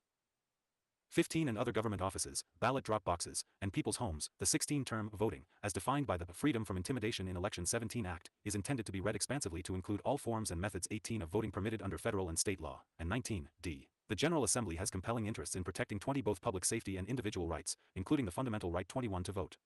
It is the General Assembly's intent and purpose in enacting the 22 Freedom from Intimidation in Elections Act to help preserve the right 23 to vote by securing the safety and freedom of our elections and allowing 24 voters, election workers, and other officials who conduct our elections to 25 play their roles free from intimidation. 26 Section 2. In Colorado Revised Statutes, add 1-13-726 as 27 follows. -4, HB 25-1225. 11-13-726. Intimidation of voters or election officials, Civil 2 Enforcement, Short Title, Definitions. 1. Short Title. The short title 3 of this section is the Freedom from Intimidation in Elections 4 Act. 5.2. Definitions. AS used in this section, unless the context 6 otherwise requires. 7. A. Firearm has the same meaning as set forth in Section 818-1-901, 3, H. 9. B. Imitation firearm means an object or device 10 reasonably capable of being mistaken for a firearm or for a 11 weapon that uses compressed air or another gas to fire a 12 projectile. 13. C. Voting includes all actions necessary to make a vote. 14. Effective in any primary, special, ODD year, or general election. 15. Including, but not limited to, registration or other action. 16. Required by law as a prerequisite to voting. Casting a ballot by 17. Any method permitted by law. And having a ballot counted. 18. Properly and included in the appropriate totals of votes cast. 19. With respect to candidates for public or party office and ballot.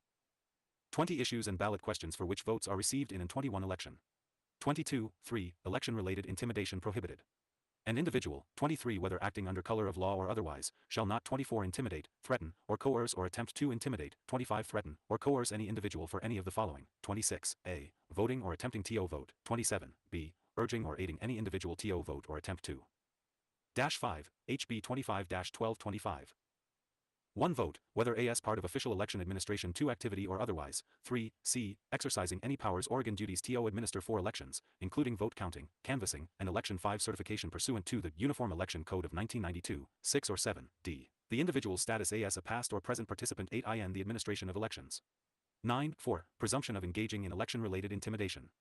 10. An individual who carries a visible firearm, imitation firearm, or 11 toy firearm while interacting with or observing any of the 12 activities described in subsection 3 of this section is presumed. 13. In the absence of any affirmative showing to the contrary by a 14 preponderance of the evidence, to have engaged in intimidation. 15. Prohibited by this section. Law enforcement officers acting 16 within the scope of their official duties are not subject to this 17 presumption, except that a court may consider a law. 18. Enforcement officers' possession of a firearm in determining. 19. Whether the officer violated subsection 3 of this section. 25. Right to enforce. A. Any aggrieved individual has the 21 right to enforce subsection 3 of this section in a suit at law or 22 in equity, or both. A prevailing plaintiff in any such action is 23 entitled to the recovery of reasonable attorney's fees, 24 reasonable expert fees, reasonable litigation expenses, and any 25 other fees or costs that are deemed appropriate by a court of 26 competent jurisdiction. 27. B. An election official, designated election official, or -6, HB 25-1225. 1. The Secretary of State has the right to enforce the provisions of 2 subsection 3 of this section and may institute an action for 3 equitable relief on behalf of an aggrieved individual who is in 4. The election officials, designated election officials, or 5. Secretary of State's jurisdiction or is eligible to vote in such 6 jurisdiction. 7. C. The Attorney General has the right to enforce 8 subsection 3 of this section and may institute for the state, or 9 in the name of the state, an action for equitable relief, 10 including an application for a temporary or permanent 11 injunction, restraining order, or other order. 12. D. A suit brought by an election official, designated 13 election official, or the Secretary of State pursuant to 14 subsection 5 B of this section or by the Attorney General 15 pursuant to subsection 5 C of this section to enforce 16 subsection 3 of this section does not preclude a 17 contemporaneous private suit by an aggrieved individual to 18 enforce subsection 3 of this section. 19. 6. Relief. A. In a suit to enforce the provisions of 20 subsection 3 of this section, a court may grant relief enjoining 21 a defendant from the use or carrying of firearms beyond the 22 areas described in section 1-13-724 or 18-12-105.3. This section 23 does not limit the court's authority to grant any other just and 24 equitable relief. 25. B. To prevail in a suit to enforce subsection 3 of this 26 section, a plaintiff is not required to prove that a defendant 27 intended to intimidate, threaten, or coerce any individual. -7, HB 25-1225. 1. Except to prove an attempt to intimidate, threaten, or coerce. A 2. Court may nonetheless consider evidence of intent. In 3. Determining the appropriate relief. 4. Section 3. Safety Clause. The General Assembly finds, 5. Determines, and declares that this act is necessary for the immediate 6. Preservation of the public peace, health, or safety, or for appropriations for 7. The support and maintenance of the departments of the state and state aid institutions. 8. HB 25-1225.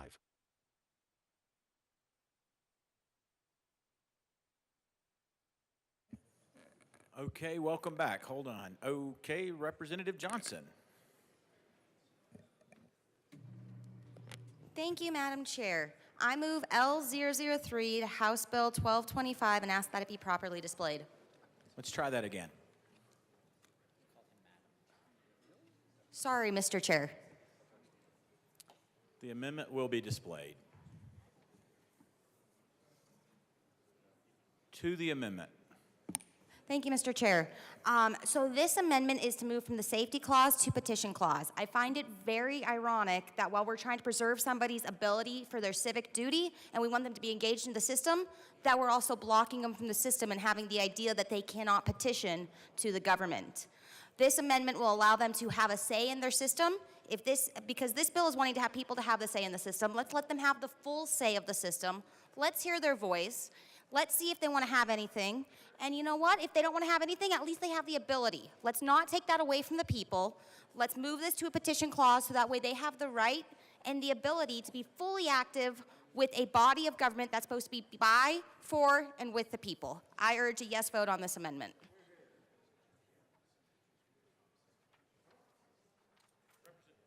Representative Woodrow. Thank you, Mr. Chair. This bill is about public safety, and we would ask for a no vote. Representative Johnson. Thank you, Mr. Chair. I learned something today. We have 3 things we can do. We can do safety clause, petition clause, or effective clause. Because this can wait, we have, with 90 days with the petition, it would put us in early August, well before the November election timeframe. So if we want to move this, maybe an effective clause would be a better appropriation because we are overusing that safety clause here in the building, and we are over-censoring the will of the people. I urge a yes vote on this amendment. Representative Luck. Thank you, Mr. Chair. I rise in support of this amendment and just want to note this bill is also about elections, and petition clauses have to do with elections, so therefore it is more consistent to have a petition clause to promote elections than a safety clause, which, avoids elections. Representative Woodrow. Thank you, Mr. Chair, and thank you, Representative Luck. Because it is Friday, I just wanted to remind you and everyone else in the chamber, you are loved. Representative Luck. Thank you, Mr. Chair, and thank you, Representative from Denver, for that affirmation. And I just want to remind you that despite my disdain for your bill, I find you to be amazing. Seeing no further discussion on Amendment L003, the question before us is the adoption of the amendment. All those in favor say aye. All those opposed, no. The noes have it. The amendment fails. To the bill. Representative Luck. Thank you, Mr. Chair. While looking at a policy, it's often important for us to first determine and identify the problem, and to determine whether or not the stated problem is actually a problem. No sense in solving a problem that doesn't actually exist, especially because often when you involve yourself in a place to try to solve a problem, you end up creating more problems. And so in this bill, the problem as stipulated that is being addressed is listed out on page 3, lines 1 through 21. So I think it's important that we go down through them. Lines 1 through 13 cover 4 different examples that undergird this entire policy. These are the 4 examples that are being used to say, we need this, we need this, we need this. Let's look at them. The first one, in 2020, the Colorado AG sent a cease and desist letter to a mobile home park owner who had engaged in voter intimidation. Number 2, in 2022, dozens of individuals shouted at election workers inside the El Paso County Clerk and Recorder's office and recorded them while they were conducting a recount of votes in a nominating contest for the 2022 midterms. A group in the building prayed for evil to descend on the election team. Number 3, Since 2023 alone, the Colorado Secretary of State says she has received over 1,000 threats of violence or death. And number 4, in 2024, a Cortez resident pleaded guilty to making numerous violent threats and statements against Colorado election officials. Those were the 4 examples in the bill, and those were the only examples that were provided in committee after a lot of questioning. Tell us where this is happening. Explain to us where this is happening. In Colorado, these were the only 4 examples that could be given. The only 4. Now we asked, do any of these 4 involve a firearm? And that answer seemed to be no. No, none of these things involved a firearm. Next point. Each one of these in their statement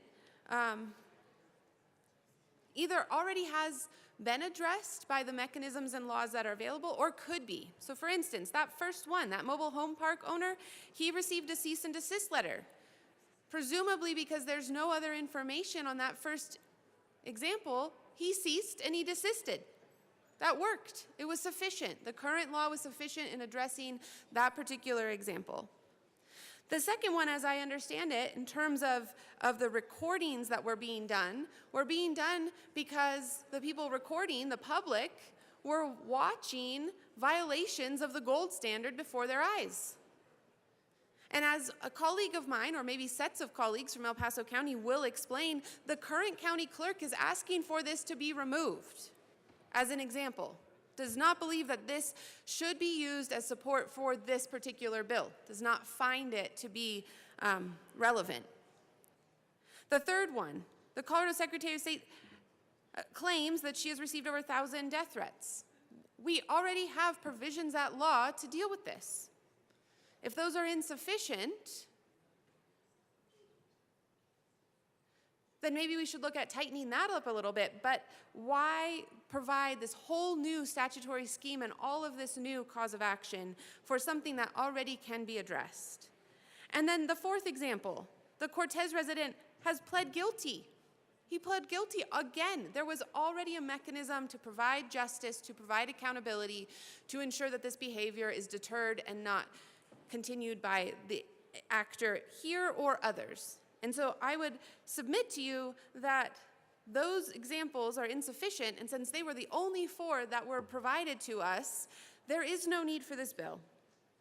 The next portion, related, says the next example set, right? Says since 2020, approximately 40% of local election officials in Colorado have left their positions. Colorado's rate of election official departure was higher than the national average in 2024, which had also dramatically increased over the past 4 years. During the 2024 election, at least one top election official had left in 25 of Colorado's 64 counties. In other words, 39% of the officials in charge of the 2024 presidential election were new to the job. The state has seen a net loss of 126 years of election experience. Now we asked, is there proof that these individuals are leaving their post because they're being intimidated, because they're being threatened, because they're being coerced? Is there a nexus between their departure and the behavior that is being contemplated to be addressed under this bill? Or could it be that term limits, retirements, other pursuits were driving this change? Again, the results, the response was not supportive of this bill. It was, at best, we're not sure. We don't actually know why these folks are leaving. Well, if this is being used to justify this policy, we probably should know why these folks are leaving. Because even if we wanted to embrace the policy, perhaps this doesn't do the justice necessary to address the concerns that they have. We don't know.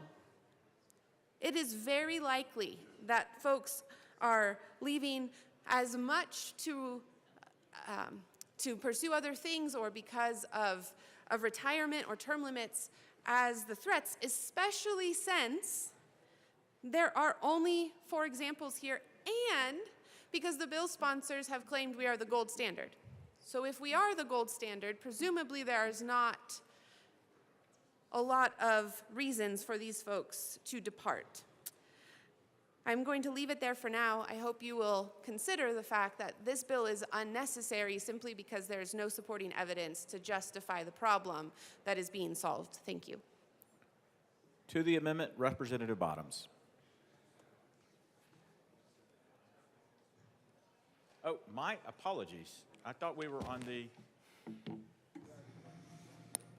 Take it back. To the bill. To the bill. My apologies. I'll chair it and speak.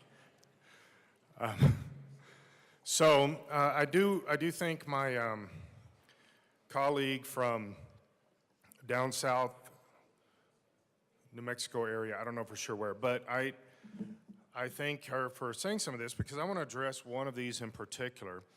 The second one that's mentioned that was read by the sponsor and also read by the representative from Penrose, I do think that this is kind of going across a line, in my opinion. I am El Paso County, not all of it, but the important part. And so this literally says, let me read it to you again. This will be the third time it's been read. In 2022, dozens of individuals shouted at election workers inside the El Paso County Clerk and Recorder's Office and recorded them while they were conducting a recount of votes in a nominating contest for the 2022 midterms. A group in the building prayed for evil to descend on the election team. Now, I experienced this same thing, but by potentially the same group. And there was an individual that was running against our minority leader in District 14 that was making a lot of these kind of issues. He was a professed Satanist. He had a coven. And he would go and harass different people. He actually, because I was running against one of his best friends, or his best friend at that time, they would come to my church and do the same thing. During services, they'd stand out in the parking lot and cast spells on us and stuff like that. It was made public. Reporters did these kind of things. Which was laughable to me and other people in our church for a couple of reasons. Jesus isn't scared of Satan, neither are we, and we're also Pentecostal, so back up. And so the idea that somehow he was going to accomplish that was laughable. Our county clerk and recorder, who was in the room when these things that are being mentioned in the ledge deck happen, he said this has nothing to do with this bill, and he finds it egregious and offensive that this would be included and attached to this bill. And he has requested that I take this out of the bill because it is an improper understanding of what happened. It should not be applied here. There were no firearms. Well, there were no firearms in any. The bill sponsors still have yet to include one example of a firearm intimidation at a polling place. And we asked them over and over and over in committee. And so our clerk and recorder, who is actually mentioned in the bill, his office is, he said, please take this out. This does not belong here, and he does not want El Paso County to be included in any of this because he does not agree with the bill, he does not agree with the mindset behind the bill, and his county clerk and recorder office should not be included in this. So upon that, I move L006 to 1225 and ask for it to be displayed. That is a proper motion. 1 minute while we get that delayed. While we get that displayed.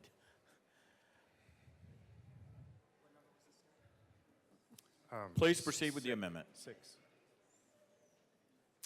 So, thank you, Mr. Chair. Again, this has nothing to do with this bill. Our county clerk and recorder first he also said it did misrepresent the facts. And if this Satanist guy wants to cast spells on people in there, I don't think that bothers the county clerk either. But this has nothing to do with this bill, and it does not belong here. In fact, I think it's very irresponsible to try to tie El Paso County into this and try to make this some kind of representation. And again, I would still offer, because this has not happened, and I will still offer the sponsors of the bill, just come up with one example, because you still haven't, come up with one example where this bill, that somebody intimidated people at polling places with firearms, and so therefore we need this bill. El Paso County needs to be taken out of this and not included, because this is not okay for us down in El Paso County to be accused of things from somebody up in the metro area. This is not okay. I urge an aye vote on this amendment. El Paso County peeps? Representative Caldwell. Thank you, Mr. Chair. I am a fellow El Paso County peep.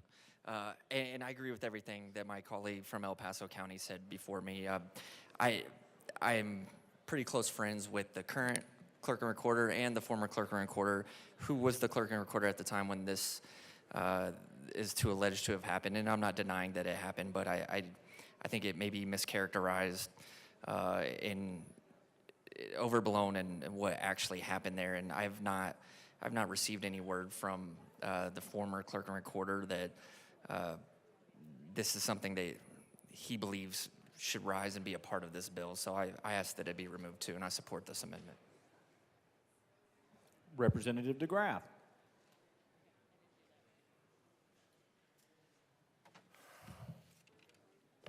Thank you, Mr. Chair. As a El Paso County peep as well, this was brought to us to say we would like that the current county clerk and recorder would like this stricken, strickled from the bill because it's not representative. I think it's being misused. Now, the interesting thing about this was that around this election that is being discussed, there were several races that were determined, and the outcome was approximately 65-35. One race had a winner at about with a very small percentage of votes to be counted, and then the next morning it was completely reversed and chalked up to the oopsie clause. We have a lot of those in the gold standard. So with a 65-35-ish multiple elections, there were individuals that had run their campaign based on the knowledge that the election system, often referred to as the gold standard, was anything but. And so they challenged the election. And what they wanted was a hand count, because as we saw in another El Paso County peeps election, that came down to 3 votes that were mistakenly or fraudulently counted for another candidate, and then they were removed. But not wanting to actually get into the actual depth of the record to find out how many times that happened. That it happened 3 times that we know of would demand that that entire system be taken apart. And the idea that it's the gold standard is absolutely laughable.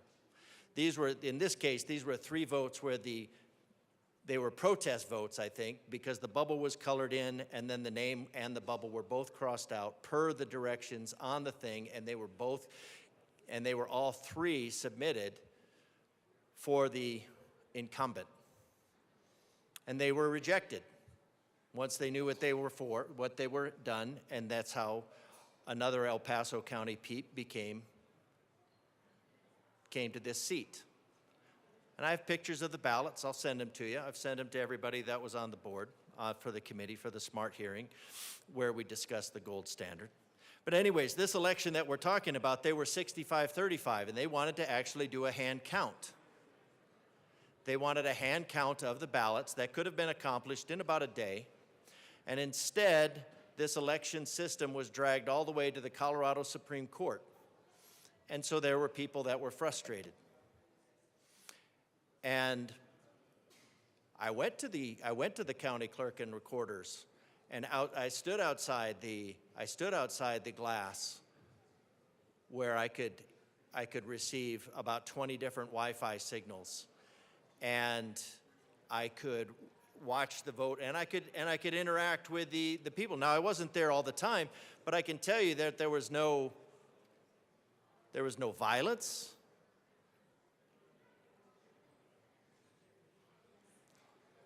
The police were downstairs. They were all hanging around a desk. It's kind of like here when we bring in extra police for the Second Amendment hearings.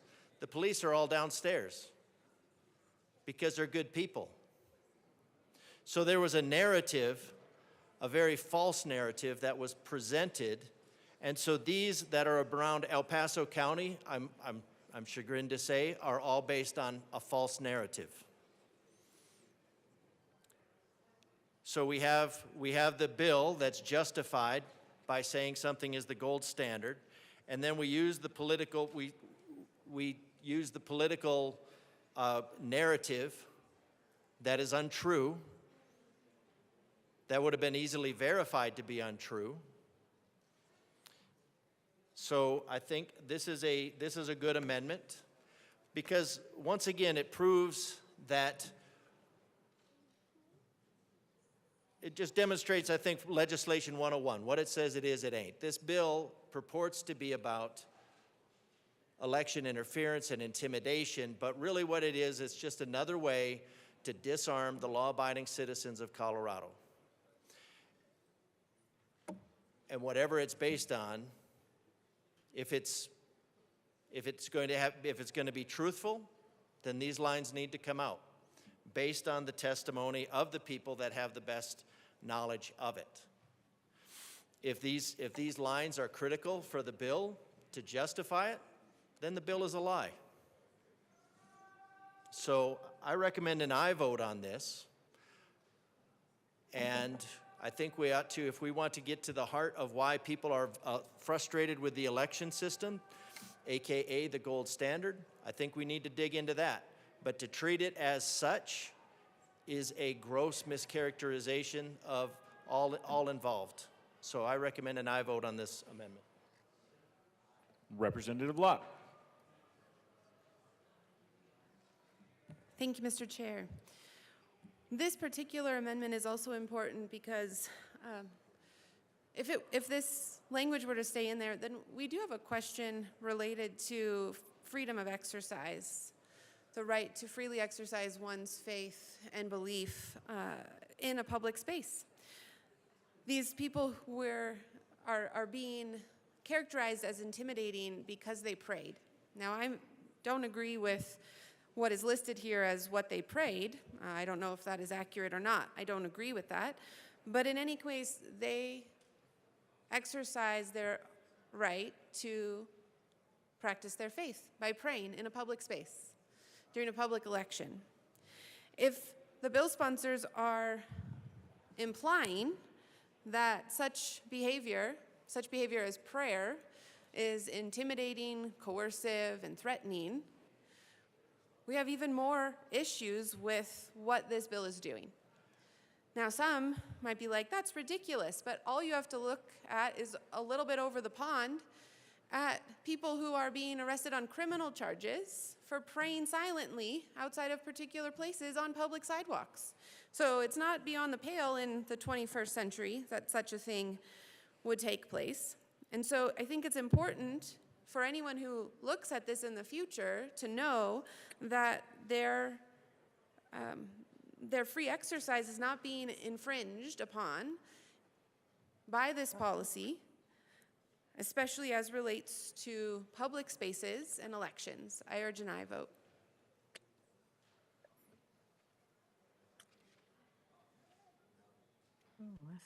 Representative Kelty. I want something that's nappy. Thank you, Mr. Chair. That wasn't me. I don't know what that was.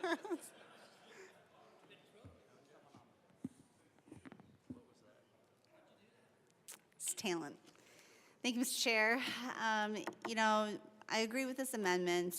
For El Paso County to be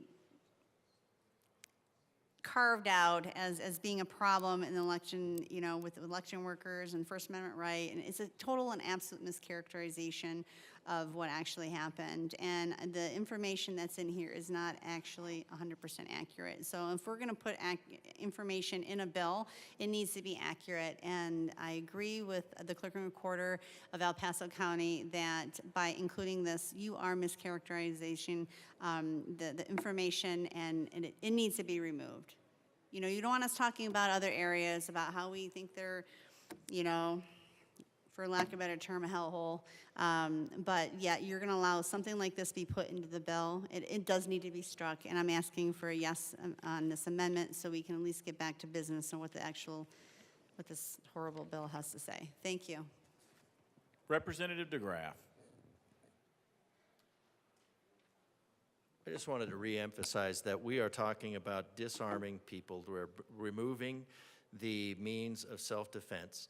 And in this case, we're justifying it on shouted at election workers and prayed for evil to descend. Now, there is the thing about Colorado Secretary of State. And one thing, I asked the police last year about some of the death threats that people had said they were being levied against them. And I asked, like, how many of these death threats there were. And the funny thing was, I was told that nothing actionable. So angry voters, which we deal with all the time, we deal with here all the time, but nothing actionable. So I am curious, the thousands, does the sponsor have a printout or a record of the thousands of death threats that were levied against and then what was the action taken on these death threats? Because if we're going to use these things for a justification for disarming the citizens of Colorado from their constitutional right of self-defense, what is the basis? Did you validate the basis of this? Now, some of the basis of this would be saying something like, perhaps saying that somebody is treasonous for running an election system that cannot be certified, that the operators, that the Secretary of State and the Assistant Secretary of State both admit does not comply, only substantially complies, whatever substantially means. And there are some people that would classify that running an election system that cannot be certified to comply with the myriad of state laws and federal laws, that they would consider that action to be treasonous. Now, perhaps that's what they said. We think that's treasonous. I don't know. I would like to see, because the sponsor has based the bill on this, that these thousands, so, let's see, what does it say? Since the Colorado State says she has received over 1,000. So if she says she's received over 1,000, we're using that as a basis of a bill. Has received over 1,000. We should be able to see that there are over 1,000 threats. And we should be able to see those were turned in and those were forwarded to the law enforcement, Capitol law enforcement, and that those were processed in some way, shape, or form. Otherwise, I think this is perjury. So I'd like to know, in this case, when does shouting, because that's the First Amendment, we're talking about denying the Second Amendment based on somebody's First Amendment, shouted, prayed, and received. So I'd like to see the death threats. I'd like to see the action items that are taken by that, and and the overall basis for that. Because if these were legitimate threats, then there should be some sort of action. And if they're not actionable, then we have another problem, because then we have a law enforcement system that is not enforcing the law, and then we would have a law enforcement system not enforcing the law, and then we're just adding another law to make people more criminal.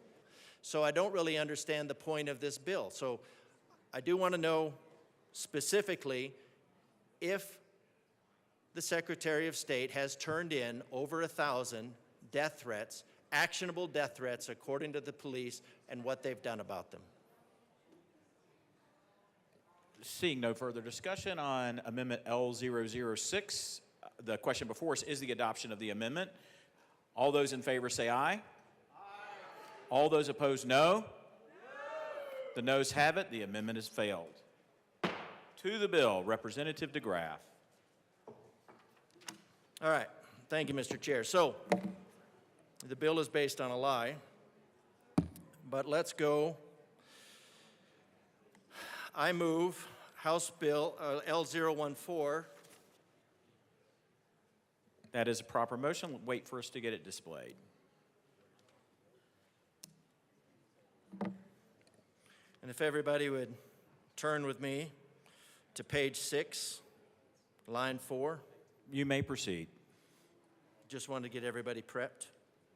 So basically what we're taking out here is on line 4 and onto line 5, it's done a little bit differently here, but including vote counting, canvassing, and election certification. And the reason for that is because, again, our very engaged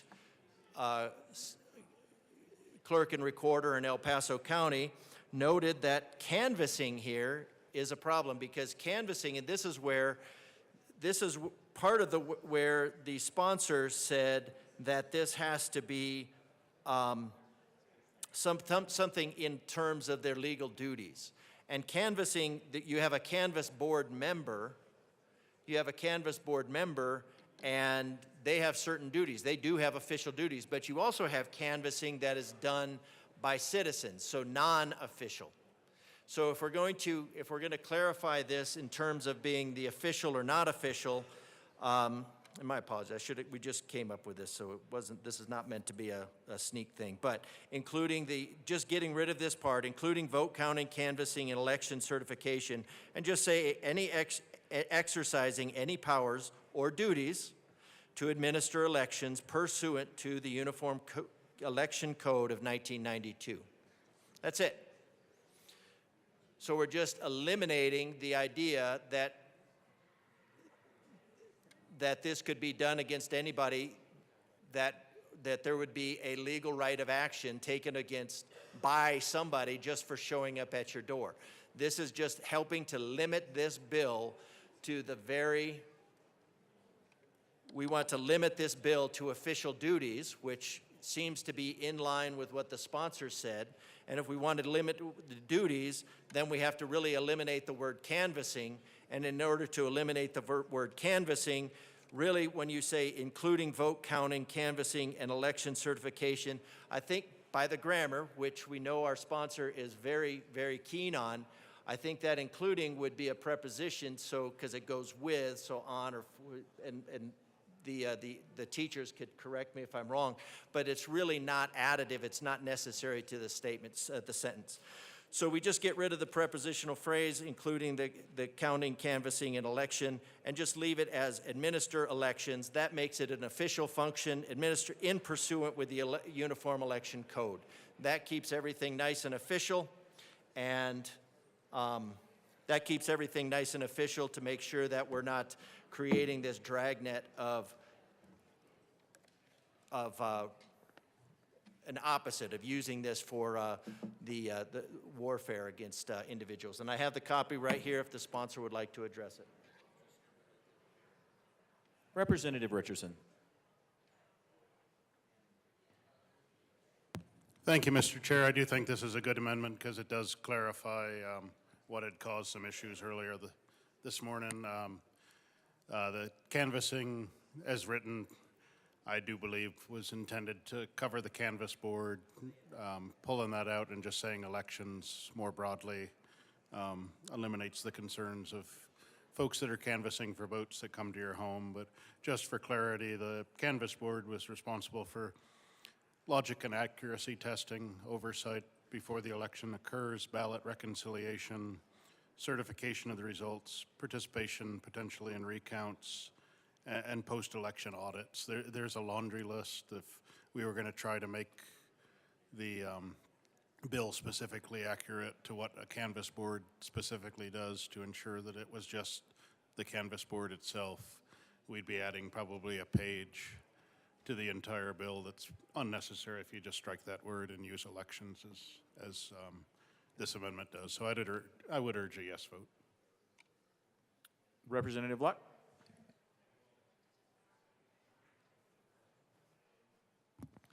Thank you, Mr. Chair.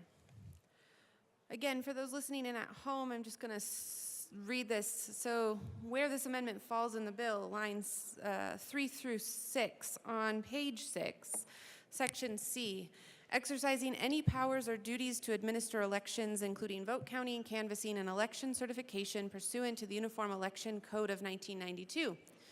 If this amendment were to be taken, then it would read, exercising any powers or duties to administer elections pursuant to the Uniform Election Code of 1992. Now, that may seem like an inconsequential change, but because there were those who came to testify and had confusion around that word canvassing, and because even in the conversation with others, there was no real clarification as to what was meant by that, simply striking it such that people can look at that Uniform Election Code and get all of the necessary things that they are prohibited from doing or when, however, it provides that greater level of clarity and ensures that what the bill sponsors have said is their intention, which is not to cover folks who go door to door, who engage in that way, then we are good to go. So I urge an aye vote. Seeing no further discussion on Amendment L14, the question before us is the adoption of Amendment L14. All those in favor say aye. Aye. All those opposed, no. No. The amendment fails. To the bill, Representative Luck. Thank you, Mr. Chair. On page 5 of this bill, we have a set of definitions. One of those definitions is for the term voting.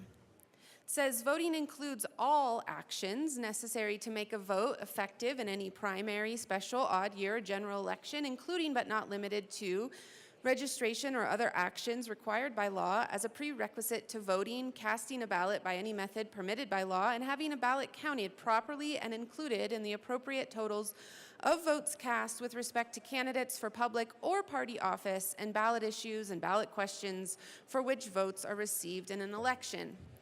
Now, to better understand the likely intent of that definition, one should turn to page 4 and look at that subsection C, starting on line 13, where it talks about election administration and voting taking place in a number of locations, including but not limited to polling places, elections, and other government offices, ballot drop boxes, people's homes.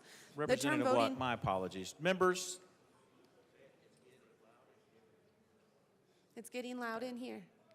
1 second, we'll wait until they get the picture. Off the floor. Please proceed, Representative Luck. Thank you, Mr. Chair. Again, noting where this bill is intending to cover, everywhere from government offices to your home.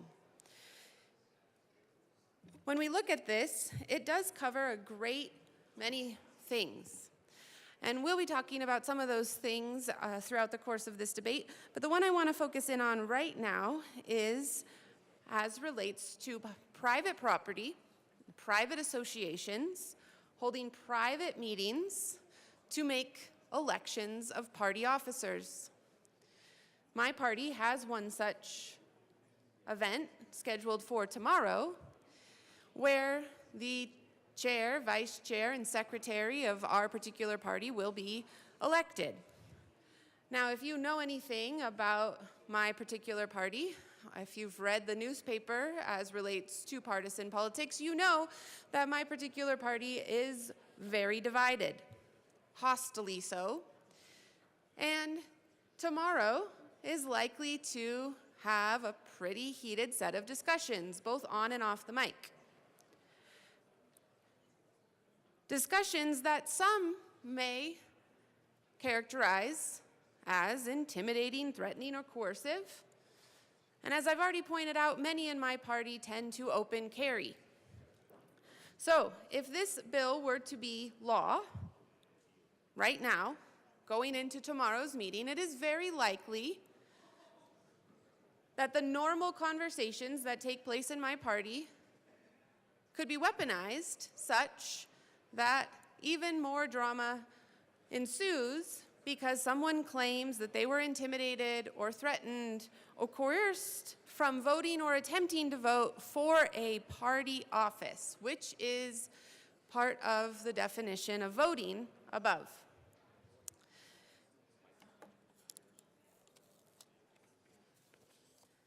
That's pretty broad, as I mentioned, because you're dealing with a private association, a private meeting, dealing with a private election of the officers of that private association. Therefore, I move Amendment L011 and ask for it to be displayed.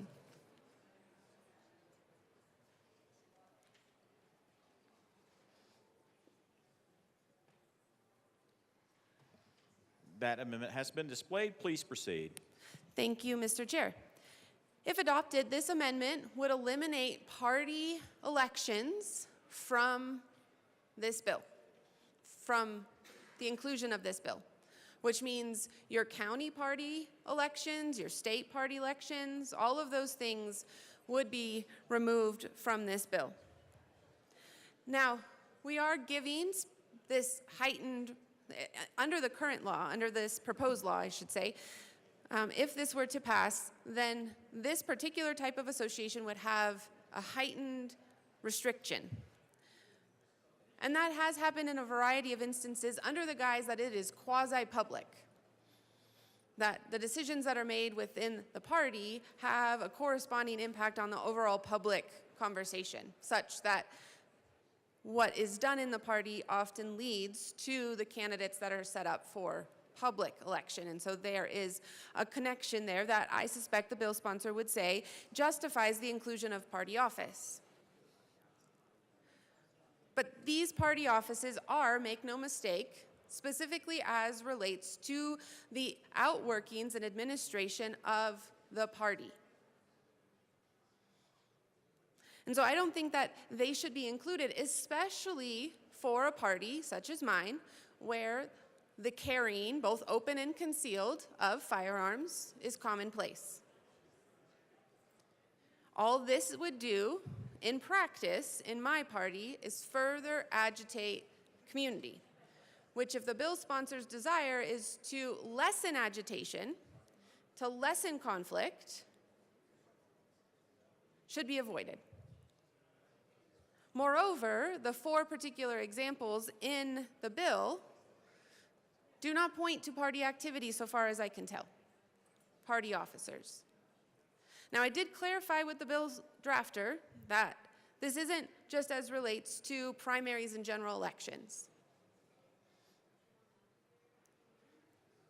This is broad enough to be requirative of the party itself. And so I ask that it be removed and that we focus our attention purely on elected offices where everyone has the ability to get a ballot through that government mechanism of balloting. I will also note, to clarify, because I don't think that I made this statement clear on the record, parties are private entities. They are privately incorporated. They're private associations governed by the First Amendment of the Constitution, that associational right. This bill is only picking one of those associations to highlight and to restrict in this way, at least to call out in this way, I should note, because there's another argument that I will make later as relates to other activities, but to call out in this way, to name in definition that this is what is contemplated, and we shouldn't be involved in that, and we also shouldn't be involved in that in any broader sense where we insert ourselves into these private associations and their decision-making process. I ask for an aye vote. Representative DeGraff. Thank you, Mr. Chair. And, once again, this bill, Legislation 101, what it says it is, it ain't. This bill is supposedly about elections and intimidation in elections, but the only examples, really, should be removed. We don't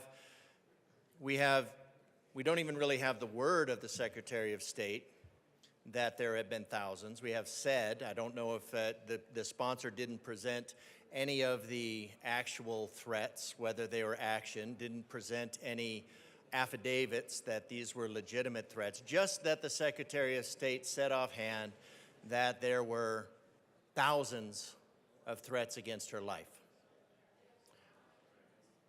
And then we have the El Paso County example. So now, I think this is interesting because, or party, because a lot of these offices say precinct leader, you have a House district leader, you have precinct leaders, you have secretaries, you have assistants. A lot of these are handled in people's homes because it's a very small group. And so now, under the auspices of the lies of this bill, now this bill aims to go into the private residences of people. So not even just showing up at the door and creating a problem. This is saying that, hey, anybody that shows up in your house can then exercise a private right of action against you if, say, you are carrying a firearm in your home as per your Second Amendment rights, as opposed to Article 2, Section 13. And let's go again. What is the basis of this private right of action? Well, let's see. The presumption of engaging in election-related intimidation. So the law prejudicially sets up a presumption of engaging in election-related intimidation. An individual who carries a visible firearm, so it could be visible that you have it, it could come displayed if you take off your jacket, or toy firearm.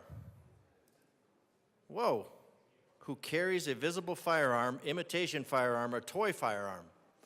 Let's say Junior goes running through the living room while you're having a precinct meeting. Now, is he guilty of engaging in election-related intimidation? I mean, obviously, there's a little bit of facetious with it, but this is the level of what does this bill mean?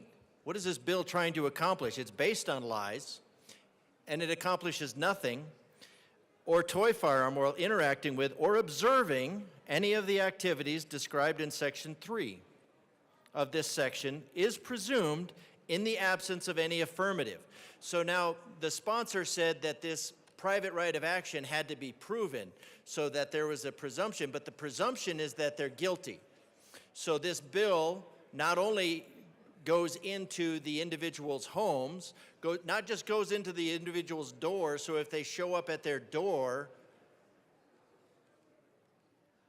to meet somebody from the party of political violence that maybe they want to have some level of self-defense, in the absence of any affirmative to the contrary by the preponderance of evidence. So now what this bill does is it takes in a private party, page 5, got to get this back, candidates for any public or party office. There's hundreds of party offices, precincts, Senate districts, judicial districts, congressional districts. All of those have 3 officers. So all of those are going to have elections. And then all of those are areas where anybody can show up in that home and say, well, I want to be part of House District whatever, and say, and then file an allegation against all of those people. And would they be guilty? Well, they would only be guilty unless they could prove affirmatively the presumption of evidence that they were not engaged in any intimidation. Now, unless there was recording devices, which I suppose then we have to get into, all of these meetings must be recorded and held on the internet for up to 6 months. for $13 a month or whatever it was said. So this again, this is an effort, this entire bill is an effort to turn law-abiding citizens into criminals while releasing criminals from jail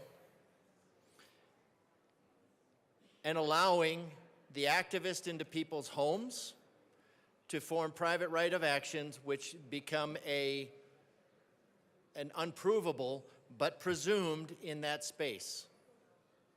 So, I mean, I can only, well, we don't want to assume, but what this bill does is it just further creates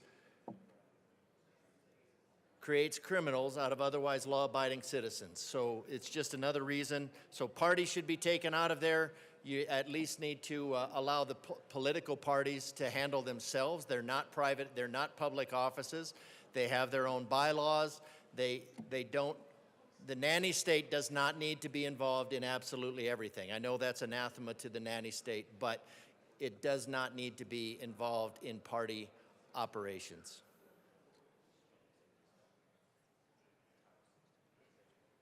Representative Woodrow. Thank you, Mr. Chair. Colleagues, just to be clear, because there were a lot of false things that were just said, this bill does not create any crimes. It's a civil bill. And you're not guilty in a civil case. You're either found liable or you're not. And if you want to talk about parties and political violence, I think your case would probably be better met if you didn't excuse January 6th and the pardoning of the January 6th insurrectionists. To then come here and accuse us of being the party of political violence and letting criminals out on the street and saying that we're creating new crimes on a bill that doesn't do any of that is frankly ridiculous. And that's what we're doing here right now. I'm a no on this, and I encourage you to be as well. Representative DeGraff to the amendment. Thank you, Mr. Chair. I have to clarify a few things on the sponsor because nobody was found guilty of insurrection. And in fact, to call them insurrectionists would be, I think insurrection is a punishable by death crime, so that would be actually a calling down death threats on these individuals, which would be an example of political violence. None of them were even charged with insurrection. Now, yes, it's a great point that you made that you're talking about civil and you're talking about liability as opposed to, but you already said that the purpose of the liability is to financially punish. And then the other thing about this is that this is a preponderance of evidence. This is a 50%. This is a 50% with the law already written to make sure that they are at least 50%, because it is a presumption. The presumption is that any individual that is concealed carrying, even a toy, is guilty of intimidation. You bake this in. And then to escape that liability, that financial liability, which I don't even know what it is in here, because we're talking, I guess, about hurt feelings, you're creating a guilty until proven innocent, just like you are with the January 6 hearings, by declaring them guilty of insurrection when they were incarcerated as political prisoners for 4 years with no charges of insurrection. They were political prisoners. There were no charges of insurrection. We covered that already. So if you want to talk about the party of political violence, then we get into, well, you get into the party of political violence. I covered that the other day. Billions of dollars were burned in peaceful protests, except for the $1 billion. This creates an invasion of individuals' private spaces, personal spaces, private operations. These are not official duties. These public offices are not official duties. They're not part of this. This is a broad overreach. This is an easy fix. This bill technically does not create any criminals. It just creates an entire mass of people that are liable with the presumption of guilt, but not for the benefit of trial lawyers. I recommend an aye vote on this At least, it's 2 words. At least 2 words. If it is not the intent of the sponsors to invade the personal spaces of people and into their homes, then delete these 2 words. That's all it is. Delete these 2 words and show us that this is not the intent of the bill. Otherwise, I have to say it's the intent of the bill. So vote yes on this amendment, get rid of these 2 words, leave people some privacy in their home, the castle. Now this is disarming them in their castle, and all somebody has to do is show up at their door and say, I'm here and I want to talk politics, so you must disarm yourself. That's creating more gun-free zones, which we know are the source, which we know are the site of 95% of mass shootings. We know that. The basis for this is a lie. What you're creating is you're creating thousands of known locations for gun-free zones. This bill is just begging for the creation of gun-free zones and more mass shootings for political violence. So again, what it says it is, it ain't. This is not a bill about election intimidation. This is a bill about disarming citizens. Before you begin, members, if we can keep it down in the chamber, Representative Luck, you're recognized. To the amendment. You may sing if you are recognized. You have the floor. Thank you, Mr. Chair. I just mean you had them all quiet down before I got up here. I could have, sung from before. Anyways, just to bring us back to the specifics of this amendment, all it does is say that party elections for the different parties, major, minor, what have you, do not fall under this bill. That those private associational meetings can be led as they are now under the private associational rules, which in my party's case does allow for carrying. Yet under this bill, carrying is presumed to be intimidation, coercion, and threat. And so all we're trying to do is say that we retain our authority, our right to determine what our meetings look like without having to worry that our simple and common behavior is going to get us in civil trouble. Thank you. Seeing no further discussion on Amendment 11, the question before us is the adoption of Amendment 11 to House Bill 1225. All those in favor say aye. All those opposed, no. The amendment fails. To the bill. Representative Wu. Thank you, Mr. Chair. I move L012 to House Bill 1225 and ask it to be displayed. That is a proper motion. We will wait for it to be displayed.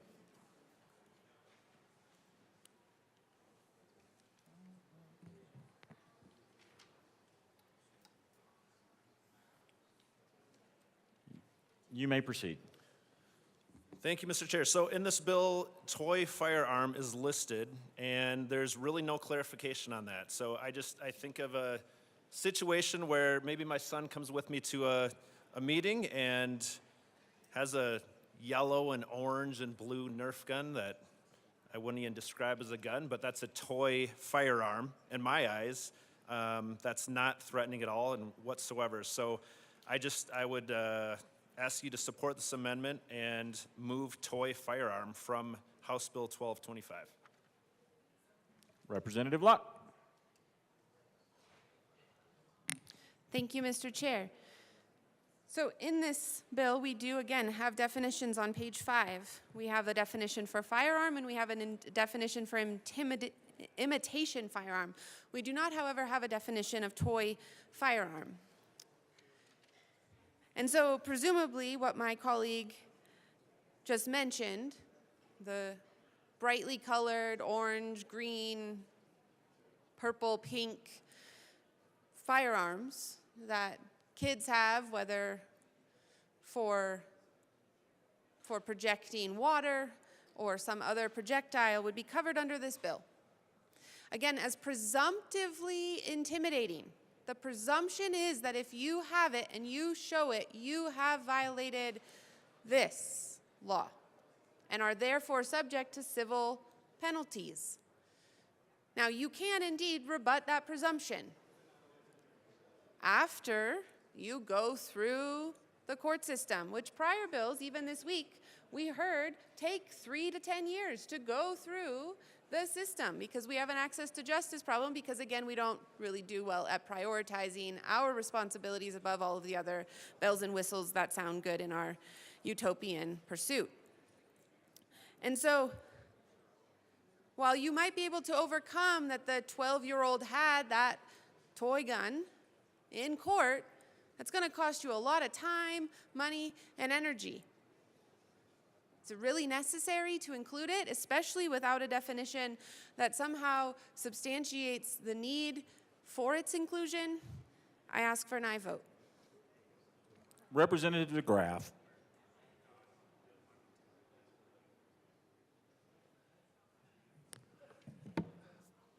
We have a colleague that has a toy firearm on his desk. Is that political intimidation? This bill says yes. Is it a crime? I'm not really sure. That creates a civil infraction. What happens if you don't pay your civil infractions? What happens? I mean, ultimately, what happens if somebody sues and you don't pay? Does that ever become a crime? I mean, ultimately, every time I've tried to think about that, what we do in this room comes down to being enforced by someone with a gun. Political intimidation. Using law enforcement as political intimidation. By saying, if you exercise your Second Amendment right, your Article 2, Section 13 right, we will come after you with a civil court, which is still ultimately backed by people with guns. Political intimidation. Now, one thing that I think is really interesting about this is because, I mean, I know that this body imports like every single bad idea it can find in California, but in California they're not firearms, they're compressed air. CO2, in fact, that most lethal of all gases that makes everything grow. Those are not actually firearms, and you can actually have those on a military base.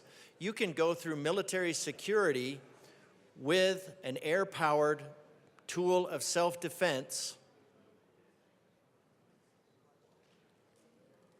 for personal self-defense. This would make that a crime or a civil liability with the presumption of liability, I guess, if you're not talking about guilt. You're talking about the civil. You're talking about the presumption of liability for which you can be deprived of property by the court, which can't really be done without due process. So that's, I don't know. I think we're dealing with semantics here. But not only, so an air-powered gun that shoots rubber bullets would certainly be covered in the toy aspect because it's certainly more effective than a toy. But this bill, this body has become so ludicrous. This body now regulates toy firearms as political speech, political intimidation. I mean, we really are down to the level, the only things that would be legal are the sandwich chewed into the shape of a gun by some little kid. This is just absolutely ridiculous. Creating a civil liability based on the presumption of, I don't know, what do you call it? I guess you call it presumption of liability because it's not guilt. We're saying it's not a crime. It's not a crime. It's the presumption of liability, and that's right here, presumption of engaging in election intimidation. So the presumption of guilt is based into this, over carrying a toy. Now, I thought SB 003 was an incredible infringement on our Second Amendment rights, but this, I think this might actually be worse. This might actually be worse. Presumption of guilt.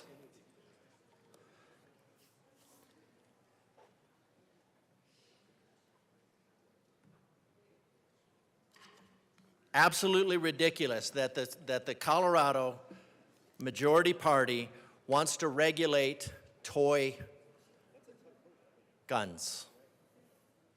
Toy guns. Colorado, all of your rights are in jeopardy with the majority party.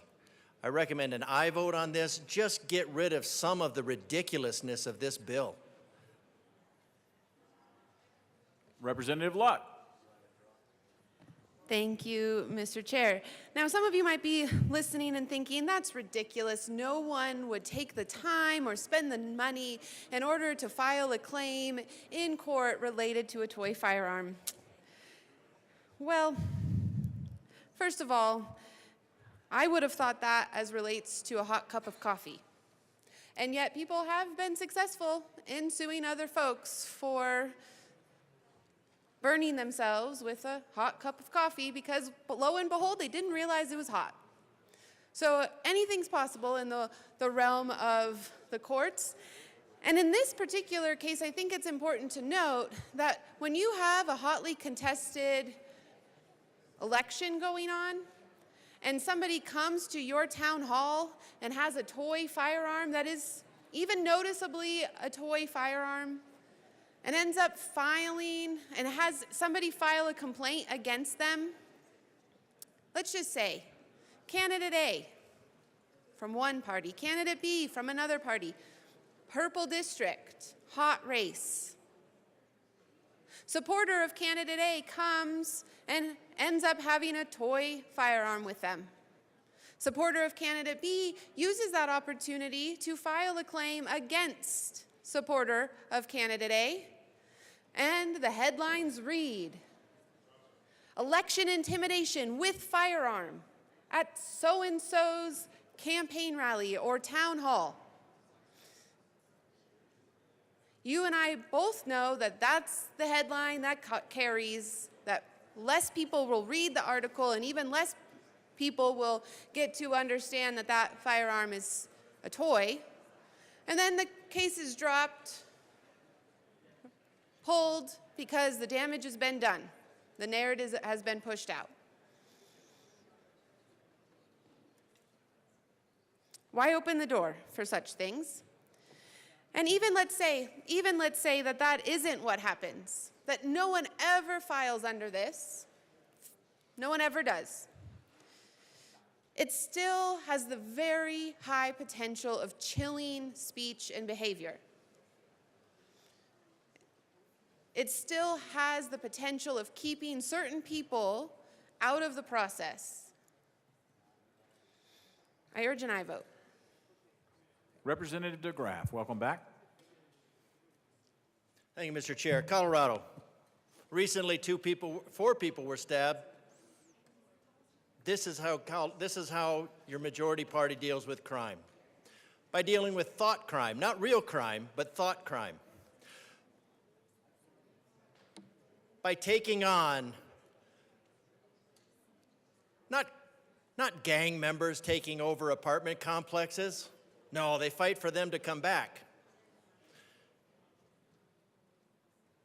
Not dealing with real stabbings just blocks from here.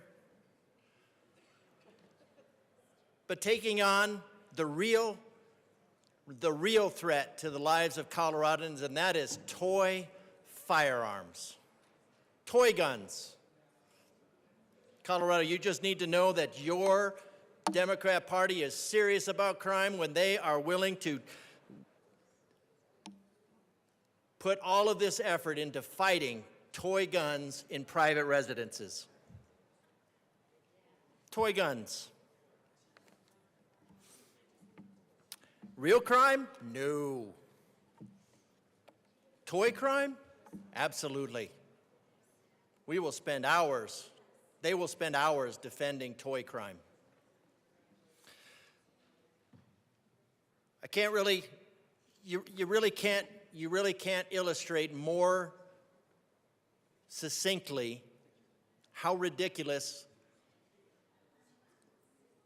House Bill 25-1225 actually is when it defends the civil right of action against toy crime.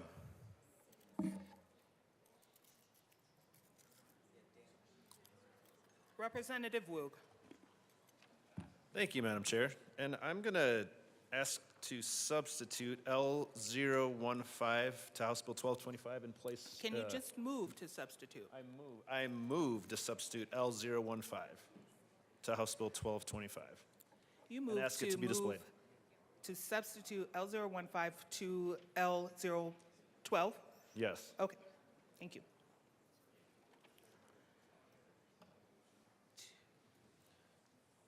Okay, L15 is displayed to the amendment. Thank you, Madam Chair. So this substitute is required because while many feel firearms are intimidating, the actual word that needs to be in this amendment is imitation, which follows along with House Bill 1225. So the former amendment said intimidation. We want imitation. So I ask for a yes vote on L015. Is there discussion to L15? Seeing none, the question before us is its passage. All those in favor, please say aye. Aye. All those opposed, please say no. No. L15 has failed. We are back to L12. Is there any further discussions on Amendment L12?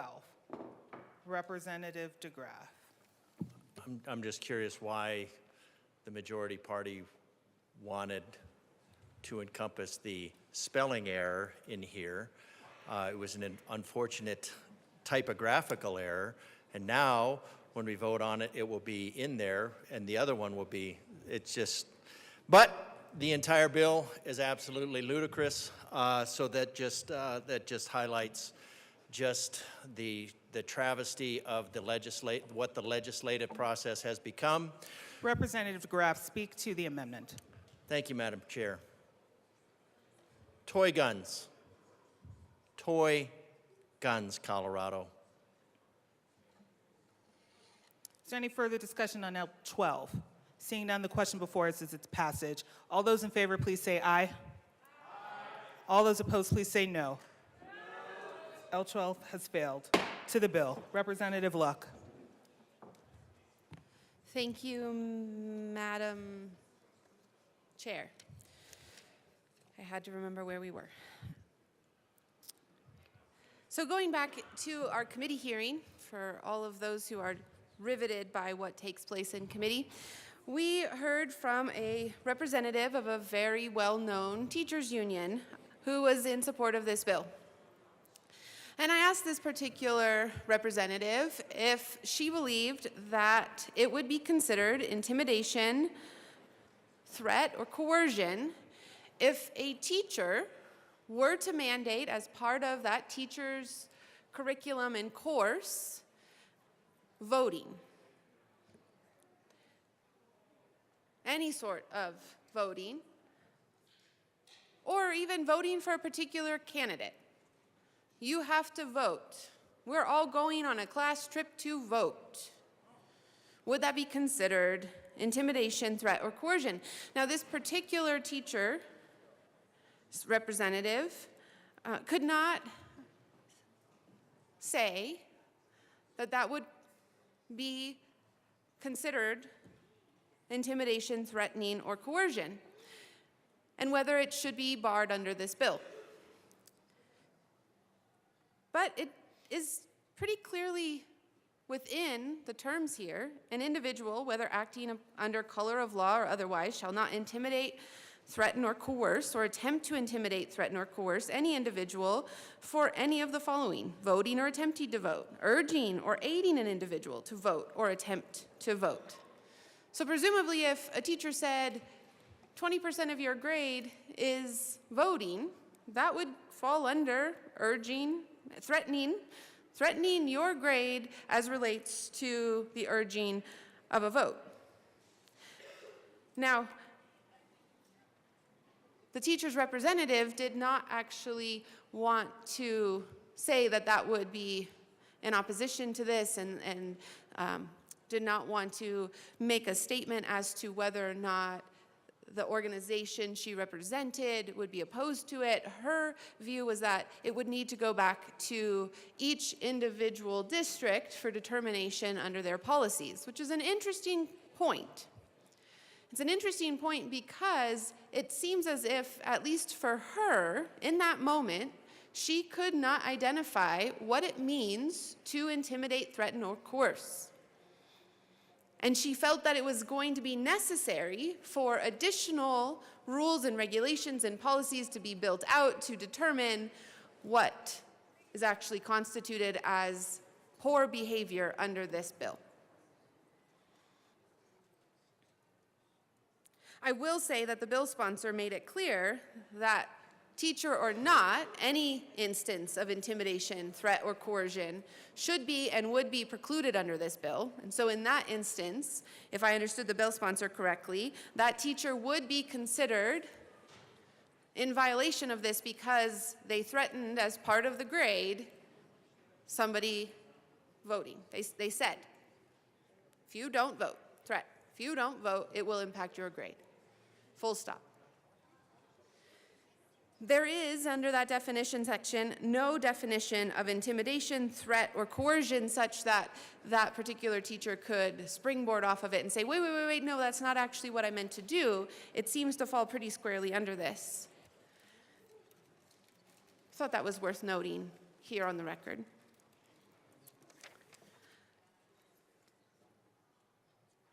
Moving into the right to enforce section, this bill gives 3 parties the right to enforce under this bill: the aggrieved individual,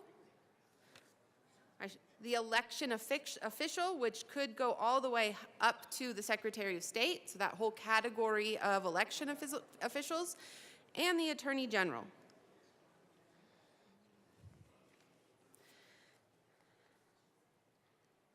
I, for one, fear that that could, again, be weaponized against particular parties and particular individuals for political purposes. Even, again, if it doesn't go all the way through the whole system, it could be weaponized. And so I move Amendment L009 and ask that it be displayed.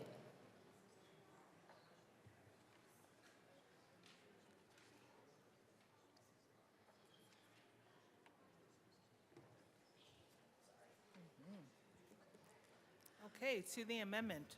Thank you, Madam Chair.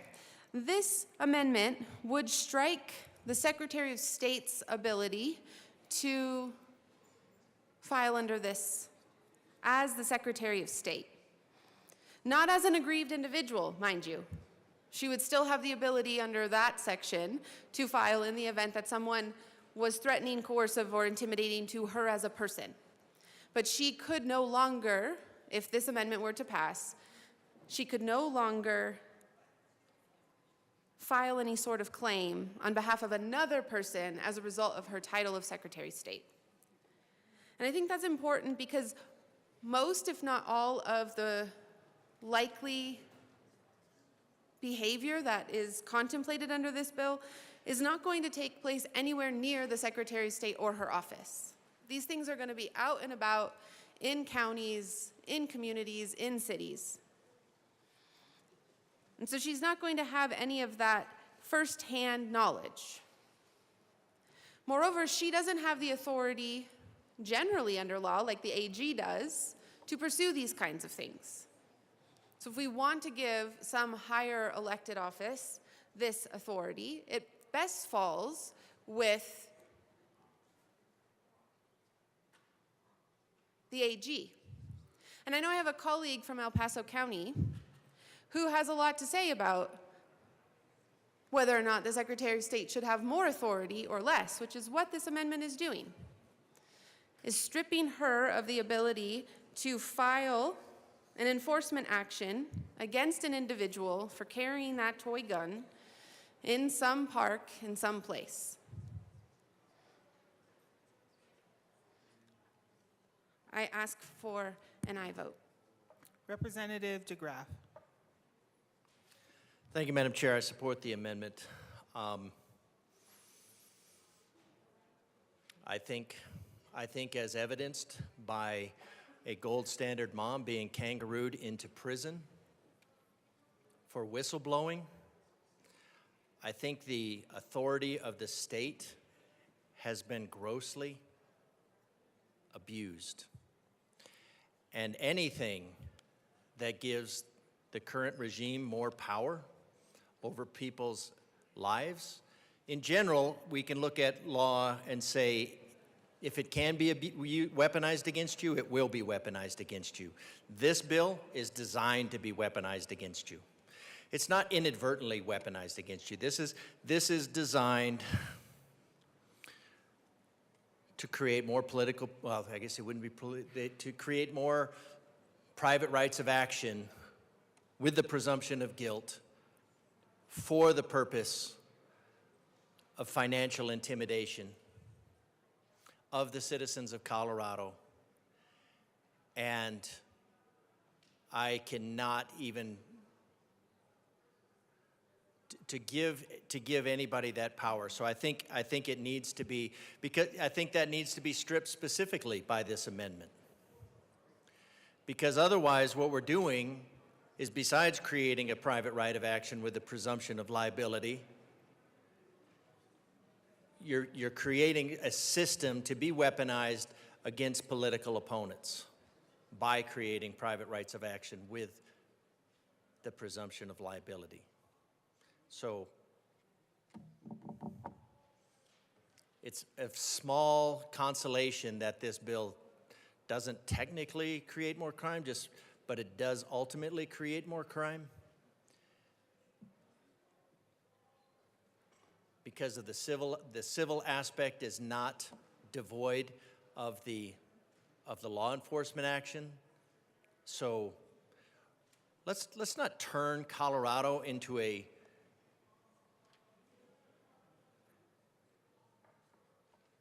this bill is just beyond the pale. I mean, it was obviously carefully crafted to sound like one thing when it is clearly another. And it is very disappointing, and it is very troubling. Representative Kelty. Oh, you know? Okay. Representative Woodrow. Thank you, Madam Assistant Majority Leader and Chair. Colleagues, we don't think that the Secretary of State should be subject to intimidation with a firearm either, and we would ask for a no vote. Representative Luck. Thank you, Madam Chair. As I mentioned before, this would not preclude the Secretary of State from filing an enforcement action as relates to herself. That is still protected under the first subsection of the right to enforce general section. I ask for an aye vote on this. Is there any further discussion on Amendment L9? Seeing none, the question before us is its passage. All those in favor, please say aye. Aye. All those opposed, please say no. L9 has failed. To the bill. Is there any further discussion? Representative Kelty.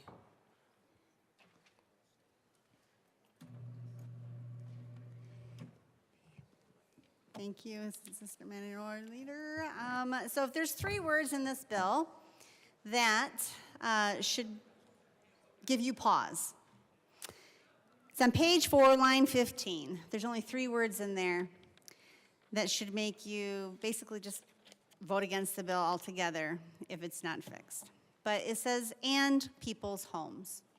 So now we're going into people's homes and we're telling them what they can and cannot do inside their homes. I can't believe I'm up here having to tell you this, but you can't tell people what they will and will not do inside their own private property. That's their homes. Stay out of their homes. And where does this end?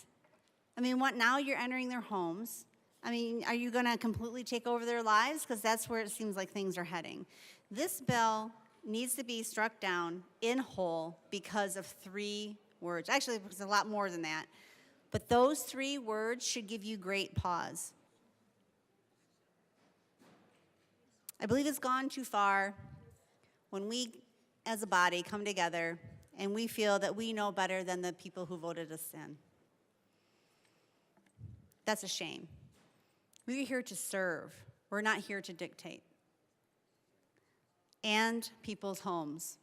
Read that over and over. It's not just the person coming to the home that's doing the intimidation. They're saying if you answer your door, if you're outside and someone walks up to you and you're putting up fence posts or whatever it is, and you have a sidearm on you in your home, on your property, on your land, and someone comes up, now they can not only report you, but they can actually sue you for intimidation. That is wrong. Please read that line over and over. It's not just the canvasser coming to the home. It's the person who actually lives there, who did not invite them to come. Please read that over and over, and please send this bill back. Send this, I was going to say back to where it belongs. Vote this bill down. Thank you. AML Winter. Thank you, AML. I agree with my colleague from El Paso County. At the end of the day, this is a private property rights issue. Cut and dry. Is this a gun bill? Yes. But to me, more, it's a private property rights issue. You should be able to do what you want within your own home, answer the door however you want. I think to reach in and step into people's home is one thing. I don't agree with this bill on its face for anything, but I do agree with my El Paso County colleague that, you know, when you start telling people to do it, they can do within their own home, that's a tough one there. So I urge a no vote on this bill. Is there any further discussion on House Bill 1225? Representative Luck. Thank you, Madam Chair.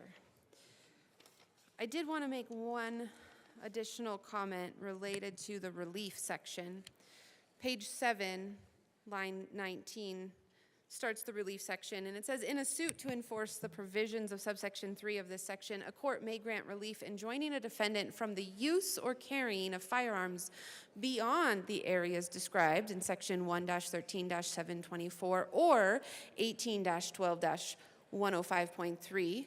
This section does not limit the court's authority to grant any other just and equitable relief.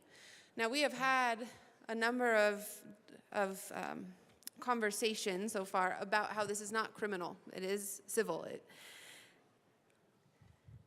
Interestingly, well, let's just define what is equitable relief. According to Cornell Law School, the definition is the remedy resulting from a claim of estoppel. Equitable relief is distinguished from remedies for legal actions in that instead of seeking merely monetary damages, the plaintiff is seeking that the court compels the defendant to perform a certain act or refrain from a certain act. Common types of equitable relief are injunctions, specific performance, or vacatur. What about just and equitable relief?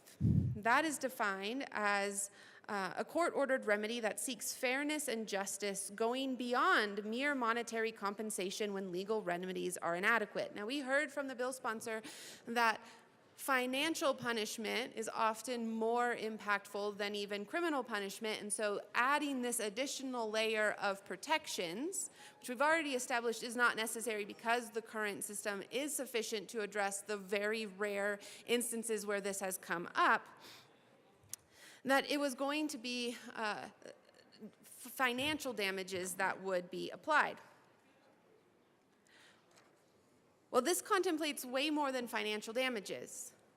And again, let's put our political hats on, not our policymaker hats on, our political hats on, especially for those folks who are in districts that are highly contested. Imagine you could go to a court and get your opponent, because this isn't just as relates to a firearm. We've been focusing in on that, but this engages speech as well. Anything that's intimidating, threatening, coercive. Just like I mentioned, that teacher who says, you must, in order to get this grade, go and vote. That would fall under this bill. So you're also capturing speech. Some folks would argue that certain hats, certain clothing, certain slogans, all of those things are intimidating. And again, we haven't defined intimidation under this bill. So imagine your opponent using this statute against you or your primary supporters such that they run to court and get a court to determine that your speech or your campaign activities is intimidating, and that they could order injunctions. They could order you not to wear that hat. They could order you not to carry that firearm in any particular area in your community, in your home, in someone else's home, because we've already established that this does cover activities at home. It's not just monetary damages. This is compelled behavior.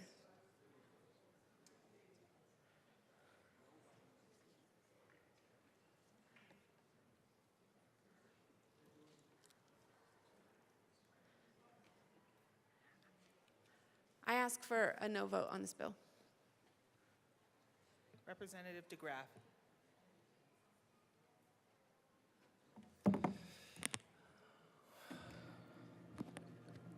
This bill is lawfare.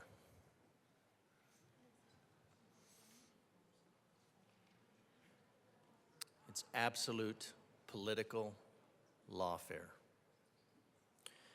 Presumption of engaging in election-related intimidation, an individual who carries a visible firearm, imitation firearm, or toy firearm. A toy, Colorado.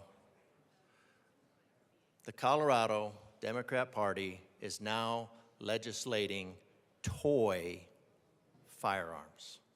If you think any of your rights are safe, think again, because they are talking toy firearms. And when the ridiculousness of it is pointed out, they unanimously defend it. Toy firearm. While interacting with or observing any of the activities described in Section 3 of this section is presumed in the absence of an affirmative showing to the contrary by a preponderance of evidence to have engaged in intimidation prohibited by this section. So now you are presumed liable for the sake of inflicting penalties. And what are those penalties? That for which you are presumed liable. Presumed liable. Now somehow the sponsors have convinced themselves that this is not about crime, but let's see what it is that you're talking about. You're talking about on your 5th or 14th Amendment rights, which the children in the gallery might someday look upon with sadness for having bills like this eliminate them, because the 5th and 14th Amendment rights preclude you from losing your property, being deprived of your property without due process of law. No person shall be deprived of life, liberty, or property without due process of law. That would be a criminal conviction. But what are we talking about here? We're talking about a civil conviction. So can you be deprived of life, liberty, or property without due process of law? Well, let's see. In a suit, at law, in equity, or both. A prevailing plaintiff in such action is entitled to the recovery of reasonable attorney fees, reasonable expert fees, reasonable litigation expenses, and any other fees, that word is used so many times.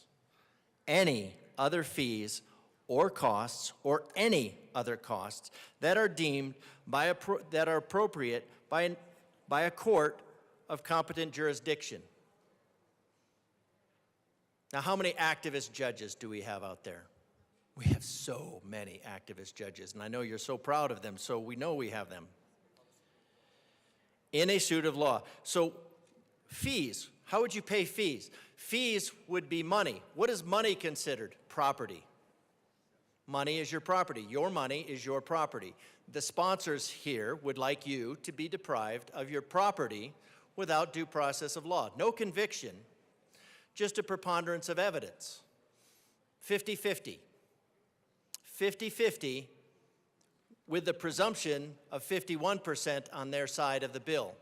So you would go into court, presumed liable, and then you would have to fight your way out. And what is the basis of our legal system? The basis of our legal system is that you're innocent until proven guilty. So in this case, we just take away the technically the guilt part because we say it's not a criminal conviction, but sets up the process for being deprived of property without due process for a toy gun. For a toy gun. The children in the gallery, you could be guilty of a crime for having a toy gun. So we have some of these things in the, what would you be around? Ensure the number of ballots that are counting do not exceed the number cast to make, wow, that's something that we have to make sure that we do. That's a canvass judge's responsibility. Verify that all, so these are things that happen. Review and certify the abstract, submit and certify results. If you have a toy gun in the vicinity, you are now guilty of liability for which you could be assessed reasonable attorney fees, reasonable expert fees, reasonable litigation expenses, and any other fees or costs that are deemed appropriate by a court of competent jurisdiction. This is a bill of lawfare. Of lawfare. It doesn't really matter to me that the sponsor does not litigate in this area. This is a bill about lawfare.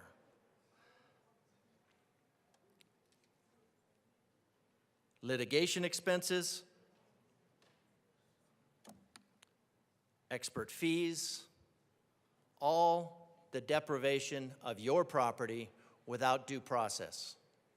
No due process, no criminal conviction, no due process. And where could this occur? This could occur in your parents' living room. This could occur in your parents' living room. So in the former free state of Colorado, getting less free by the day,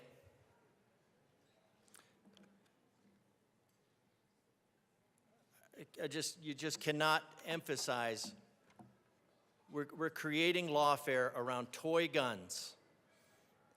And we want the citizens of Colorado. We could be talking about how to get out of the $4.5 billion, it's probably closer to $5 billion debt that we're in right now. But instead, we're talking about depriving individuals of their property for a toy gun. And we're expected to take this body seriously. I recommend a no vote on this bill, this travesty of legislative warfare against the citizens of Colorado. Representative Brooks. Thank you, Madam Chair. Not surprisingly, I'm also going to ask for a no vote. You know, I was looking at the calendar, January through December, and I thought, I don't really know anymore if there's a point in any year, any month, it seems anymore that there's not some sort of election for something. We've got an election tomorrow. I think you guys probably know about that, right? Our reorg meeting. There's always an election for something. We're always in an election cycle. People are always knocking at the door saying, hey, I have been lobbied for candidates even as recently as, 15 minutes ago. Always in an election cycle, constantly. So I need to try to match that up, I suppose, at the front door, post a little bit of a reminder of when I'm not allowed to be able to answer the door in ways that I would like to answer the door. I need to make sure that I am stripped of my firearm prior to, because I can't keep up with how many election cycles there are. If you think about how many times during the course of the year we are talking about various elections, it seems like maybe this is just an opportunity to just take that gun off my belt completely. It's just another opportunity to say, no, you don't have that right, because we're in another election cycle. And God forbid that I come out of, the grocery store and I run into a candidate and I'm open carrying. I guess I've got to go back inside and shop for more cantaloupe because I don't want to intimidate anybody. I do like cantaloupe, and I would like to, to go back in and purchase more, but sometimes, sometimes I don't want to feel like I have to, because I wouldn't want to intimidate somebody who is approaching me as I'm exiting the store, or worse yet, I'm at home and I happen to have a gun on my belt, because I do wear the outside OWB, the outside the waistband holster, which means as soon as I take my coat off, it's visible. I don't want to have to feel like I need to strip myself of my Second Amendment protections, my Second Amendment rights, my God-given rights before I answer the door. And I live, and I understand, again, I affectionately called them, where'd they go? I want to look them in the eyes as I call them hillbillies, because it is a term of affection. Truly, I embrace that as part of the urban-rural divide and being right on that level, but to you as well. I'm right there in an urban area. I often have on a firearm when I answer the door. And to be perfectly honest, it's not all that unusual. People in my area don't get all freaked out by it. If somebody is coming to my door as a candidate, I open the door. I mean, it's not my intent to intimidate. It's my intent to live my life. It's my intent to be free, to be embracing liberty inside my own home. But yet I cannot. I did see, I won't point anywhere, but I did see as various points were made by some of my colleagues about how infringing upon personal rights inside one's home really is just going too far. I did see some head nodding over here. So I believe that there is an understanding that perhaps this is going too far. Well, what does that mean? Does that result in a no vote? I certainly hope it does. Because if you agree, that means you must vote no on this bill. That's too far. I mean, let's call it what it is. It's another gun grab. You're grabbing it right off of my waist inside my home.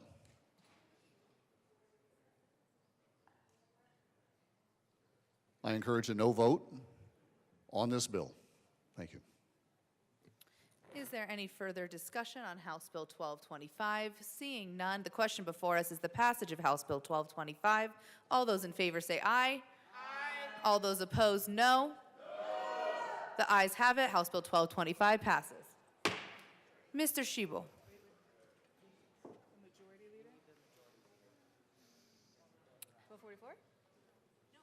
The House will stand in a brief recess.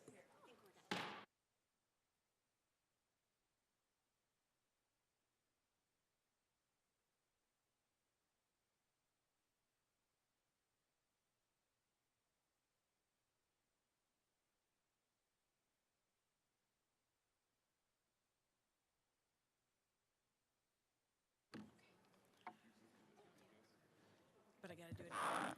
The House will come back to order. Madam Majority Leader. Thank you, Madam Chair. I move to lay over 1244, one bill. House Bill 1244 will be laid over. Mr. Schiebel, please read the title to House Bill 1272. House Bill 1272 by Representatives Byrd and Basenecker, also Senators Coleman and Roberts, concerning housing. Representative Byrd. Thank you, Madam Chair, and it's an honor to serve with you. And it's an honor to serve with you. I move House Bill 251272 and the Transportation, Housing, and Local Government Committee Report. To the committee report. Representative Byrd. Thank you. Now, Mr. Chair, and also an honor to serve with you. Also an honor to serve with you.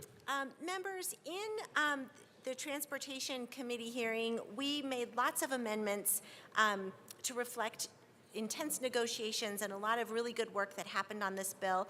I'll run through what we did, but this was all an attempt to make sure we were hearing home builders and homeowner advocates, and we really truly believe that the bill is better for the work that we did in that committee. Originally, this bill targeted homes that are built to serve the middle market, housing that was less than an amount in a given area, essentially creating a cap to drive development to a part of the market where housing we all know is desperately needed in every one of our districts. Upon the recommendation and requests from both sides, we struck the cap from the bill and replaced it with a new, completely voluntary program that we've entitled the Multi-Family Construction Incentive Program. This program still encourages construction of housing with 2 or more attached units, so this will include duplexes, triplexes, quads, and condo buildings, which we all know are critical to addressing our housing crisis in Colorado. Home builders may voluntarily participate in this program by offering warranties and utilizing third-party inspections during the building process. We also refined the definition of a third-party inspection using language from multiple stakeholders and further defined who can be an inspector to ensure that whoever that inspector is qualified to conduct the necessary inspection. We struck language in the original bill that implemented a rebuttable presumption for home builders based upon a certificate of occupancy issued by the local government and replaced it instead with language clarifying the claims to be filed for damage resulting from the defect. One goal of the bill is to get issues fixed early and before needing the litigation system. So the amendments that we made clarified what documents construction professionals need to provide during the settlement process so that both sides can resolve issues. We made technical changes that clarified that attorney fees within settlements must be reasonable and that settlement offers cannot be tried in front of a jury. We also made it clear that insurance companies may not cancel policies for builders just for settling and that insurance companies need to be engaged as part of settlement as they are now. We also clarified language related to the statute of limitations and the statute of repose and allowed for a 1-year tolling period for mitigation. Shall we? Representative Byrd. Thank you, Mr. Chair. So that's a summary of what we did in committee, and now we have some additional amendments to the committee report.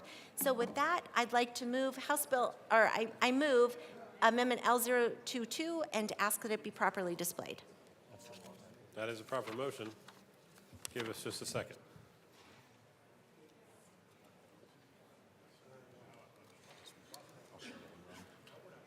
I know.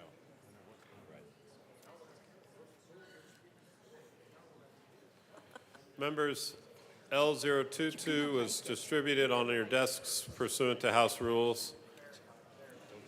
Representative Byrd. Thank you, Mr. Chair. So, members, Amendment L002 moves a portion of the bill that requires an offer and counteroffer and the awarding of reasonable attorney fees to a new section that's related to the Multifamily Construction Incentive Program. The amendment is to clarify that the requirement of offers, counteroffers, and fees only applies to the voluntary program that we're creating in this bill and not to the entire statute known affectionately to many as SEDARA. So the amendment is long. It was distributed to you early and long because it's moving lots of language in the bill, not because we're adding a lot of new substance to the bill. I ask for your yes vote. Is there any further discussion on L022? Seeing none, the question before us is the passage of L022. All those in favor say aye. Aye. All those opposed, no. L022 passes. Representative Byrd. I move Amendment L023 That is a proper motion. Give us a second. and ask that it be properly displayed. Because you asked nicely, we will properly display it. Just kidding. That's nice. Representative Byrd. Thank you, Mr. Chair. Members, L023 makes technical amendments to the third-party inspection that was requested by multiple stakeholders. We ask for your support. Seeing no further discussion, the question before us is the passage of L023. All those in favor say aye. Aye. All those opposed, no. The ayes have it. L023 passes. To the committee report, Representative Byrd. I move Amendment L024 and ask that it be properly displayed. It is displayed. Please proceed. Representative Yes. Byrd. Members, L024 fixes an error in previous language that was related to the designation and certification of a non-party at fault. The amendment also clarifies an affirmative defense as it relates to a human-caused event, such as war, terrorism, or vandalism. Again, this is within the affirmative defense section of the bill, and makes additional technical language corrections. We ask for a yes vote. Seeing no further discussion, the question before us is the passage of L024. All those in favor say aye. Aye. All those opposed, no. L024 passes. Representative Byrd. I move Amendment L025.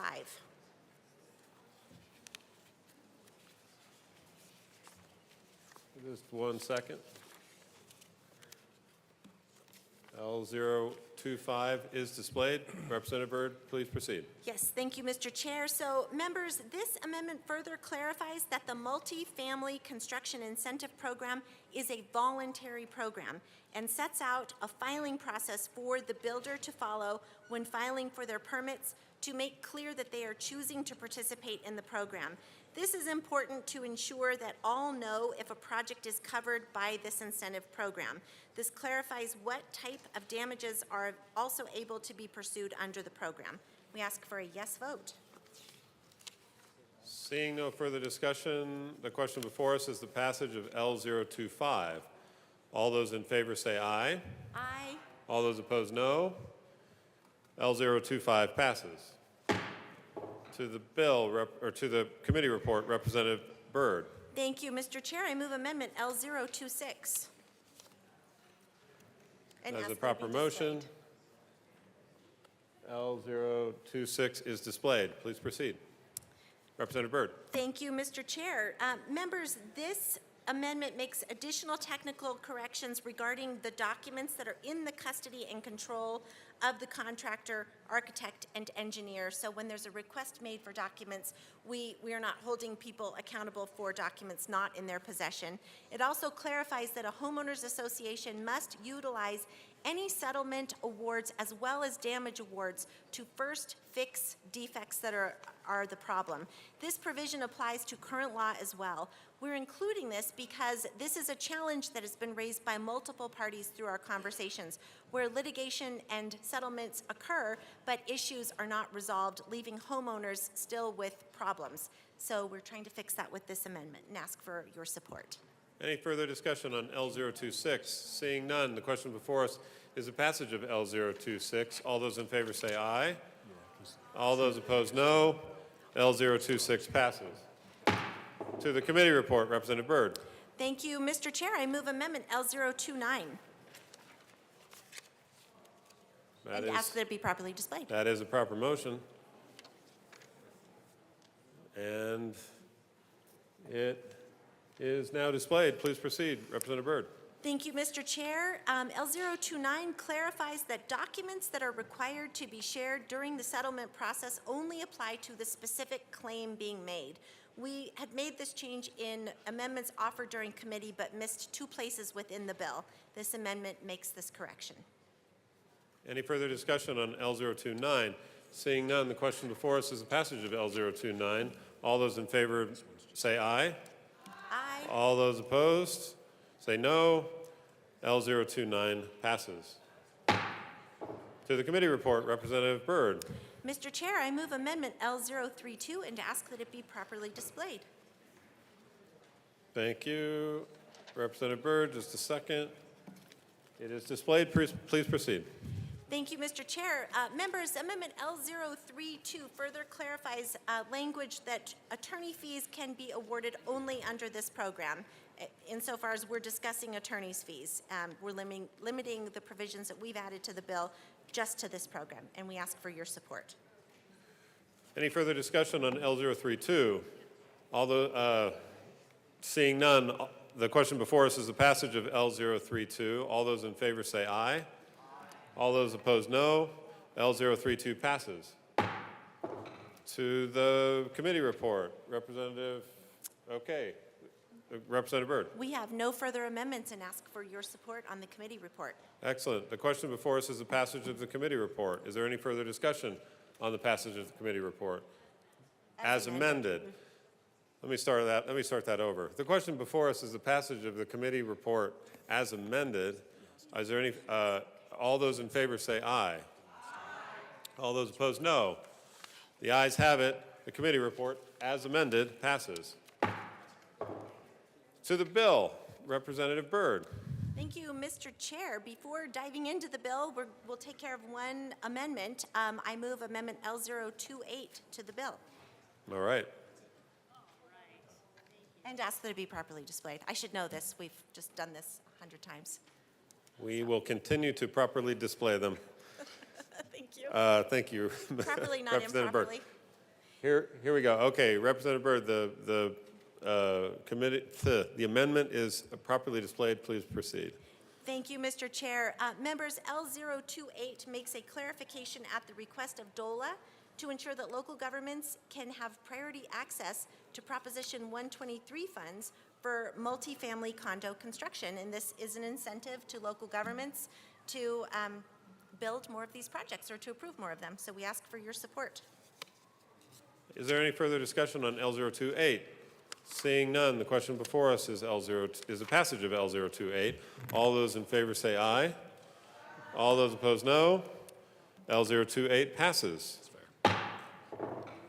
To the bill, Representative Basenecker. Thank you, Mr. Mr. Speaker Chair. Pro Tem, excuse me. Thank you, Mr. Chair. Thank you, colleagues. And really, a hefty round of thanks to Representative Byrd for her multi-year and ongoing work on this issue in our state. It is not lost on me that tough conversations take time. And Representative Byrd, if nothing else, has taken so much time to engage deeply with stakeholders on this issue. So my gratitude for being able to join you in this work.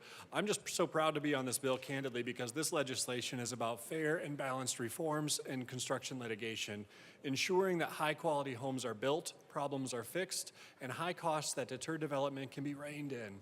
1272 establishes clear standards for construction defects claims, requiring third-party inspections and reasonable mitigation efforts to protect homeowners without discouraging builders.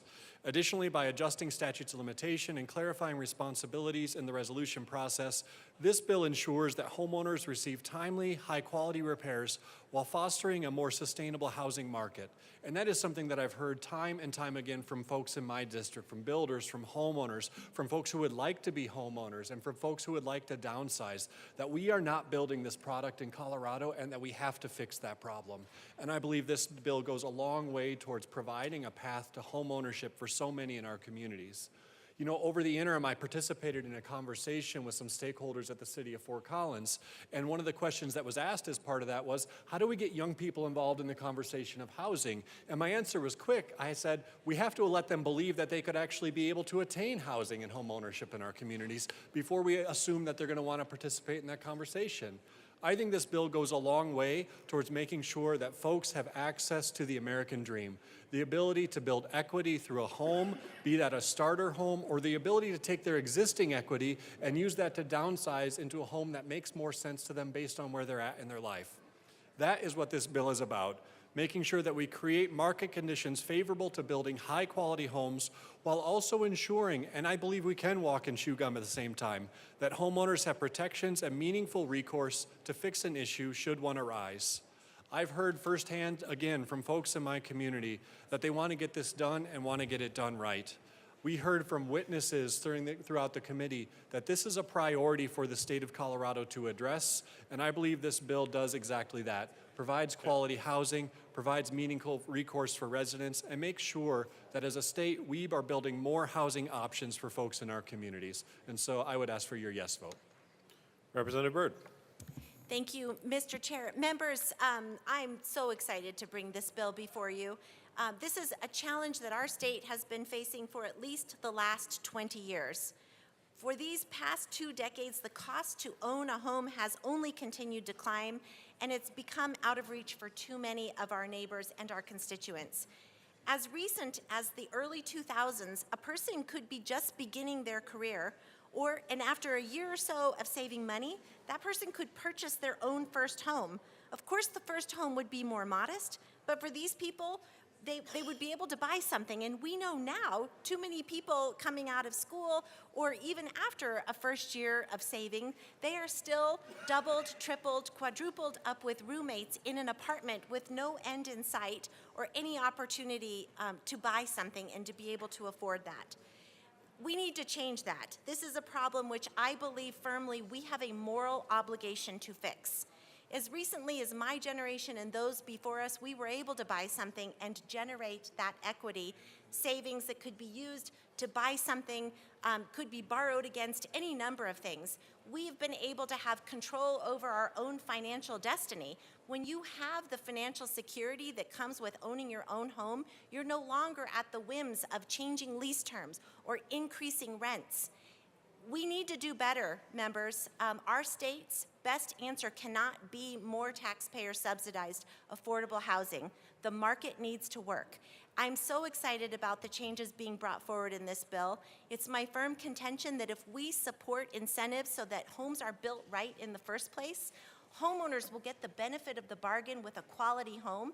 There shouldn't be litigation and disputes. People should be able to be free and enjoy their homes, live their lives. If there is a problem, have there be an inexpensive opportunity for speedy resolution of those claims and a real fix to the problems that they are facing, rather than protracted, costly litigation. We can do better, members.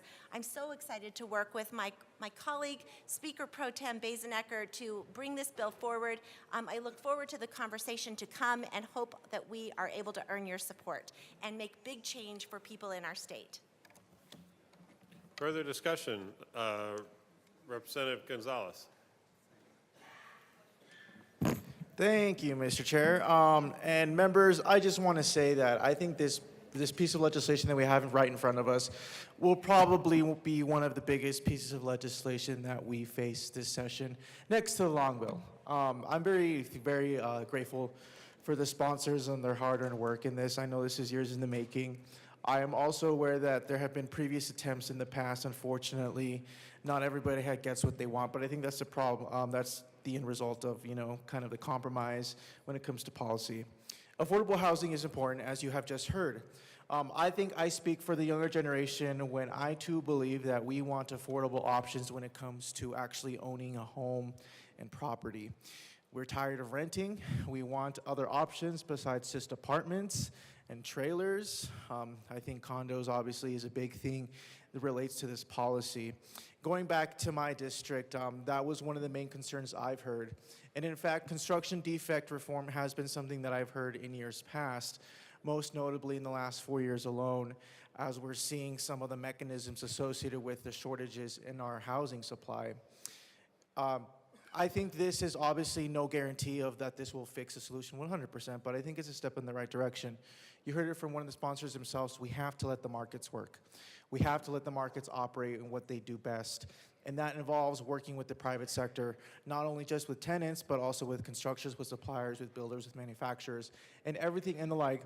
People who do, in fact, want to be able to provide housing because there is a need. So supply and demand, there is a need when it comes to these type of issues in the market, when it comes to condos. Now, we've seen the market supply of condos go from about 20% a decade ago or so to now about 3% of the market. And so there is a niche there that we can obviously perform better in, and we as a state must allow for these type of policies to be enacted so we can truly at least try to find some sort of mitigation to construction defect reform. I think nobody wants costly litigation. Nobody wants to have high uncertainty and high risk. And I think this bill specifically lowers that risk for our suppliers. They are very considerate, I've seen from what the bill and the type of amendments that have been introduced, trying to make sure that there's as much of a balance as possible when it comes to protecting owners, buyers, but also the producers and suppliers. And I think that this bill in turn helps kind of mediate some of that where there is some sort of equilibrium in the mix. I'm very glad to be on this bill. I'm very glad to be voting for this bill. I encourage all of you to do the same because this is something that, if done right, we can truly make a difference for the people of Colorado. We can make a difference for people my generation who actually want to own a home, whether it's starting in a condo or to our senior citizens who just want to downsize, to our most vulnerable who don't have the money to get an actual house, but also are passed down these costs when it comes to litigation and the type of risk associated with it. So I encourage and I vote. Thank you. Representative Bacon, or Assistant Majority Leader Bacon, excuse me. Nobody knows which, if it's majority, minority. Whoa, what is that? Okay.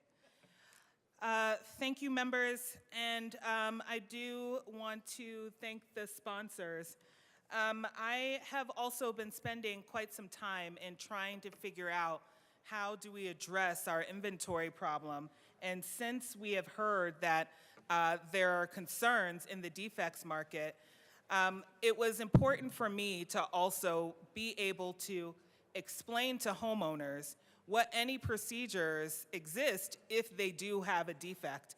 And so in talking with the sponsors of this bill over the last couple of months, I first want to thank them for taking the meetings and for finding ways to address those concerns and include them in this bill. Again, members, the reason why we thought it was really important to talk about homeowners as part of this equation is kind of the following. So I'm not sure if many of us own our homes, and perhaps I wonder how many of you bought a new build. And I could just imagine that if all of a sudden you walked through your house and you saw a mysterious puddle, what kind of anxiety does that give folks? Or if you've walked through your new house and you saw a crack in the wall, what type of anxiety does that give people? And then my next question was, well, who do you call when you see that mystery puddle or that mysterious crack in the wall? How much does that cost when you call somebody? How long does that take for them to get there? And then you find out that the mysterious puddle won't go away, and perhaps there's a leak in a pipe behind a wall.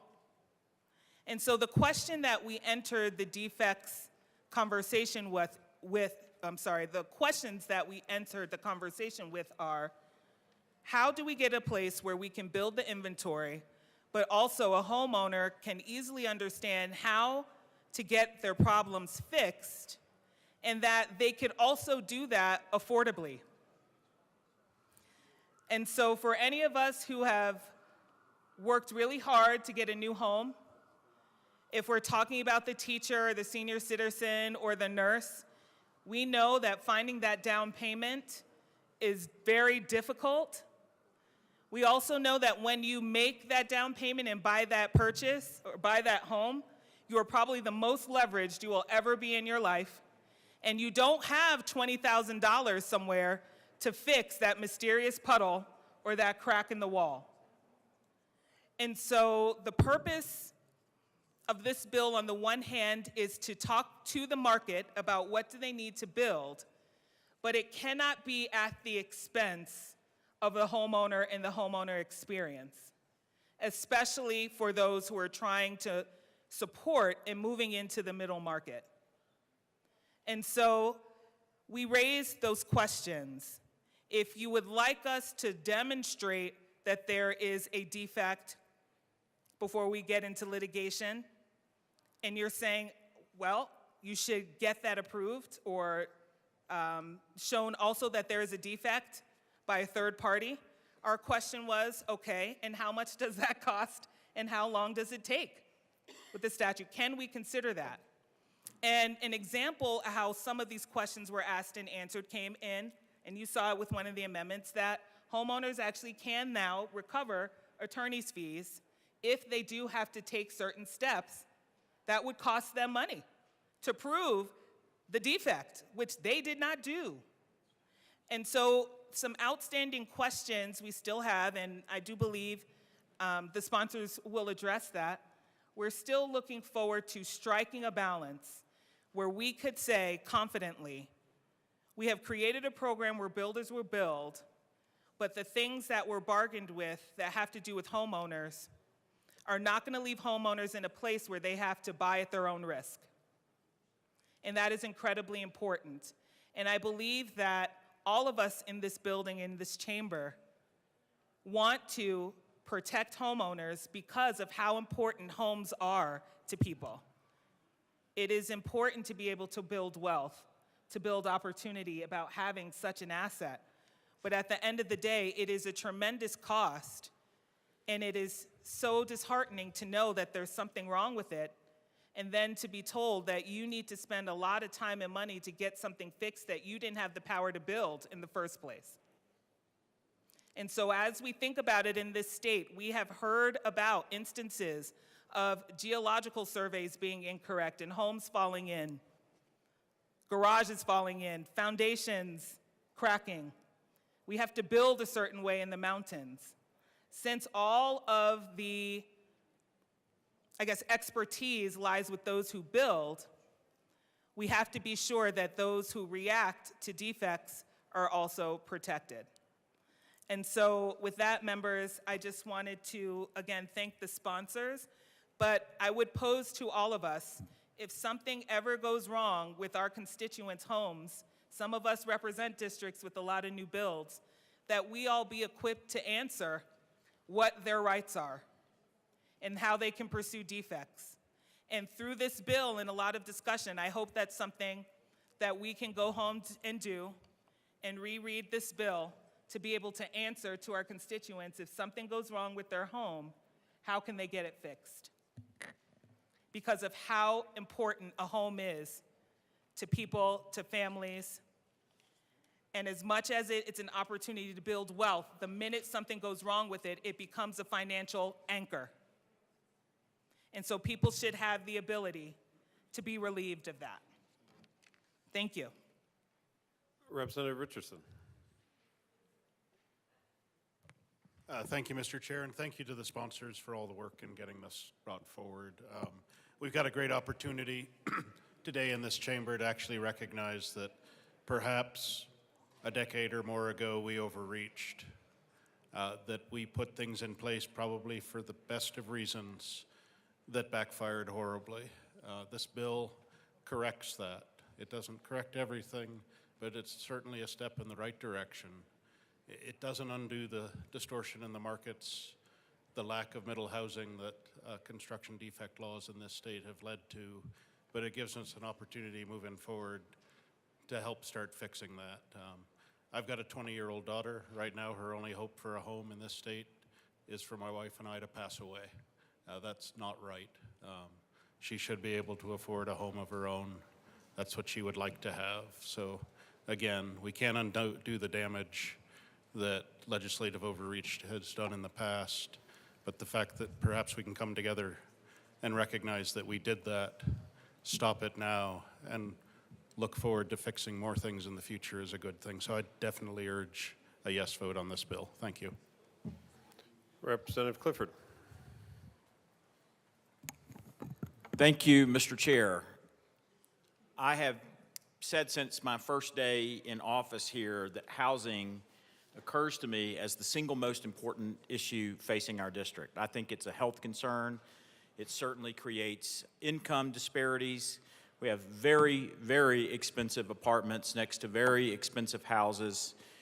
And one of the things that I got very educated on quickly is we didn't have local government issues with approving housing.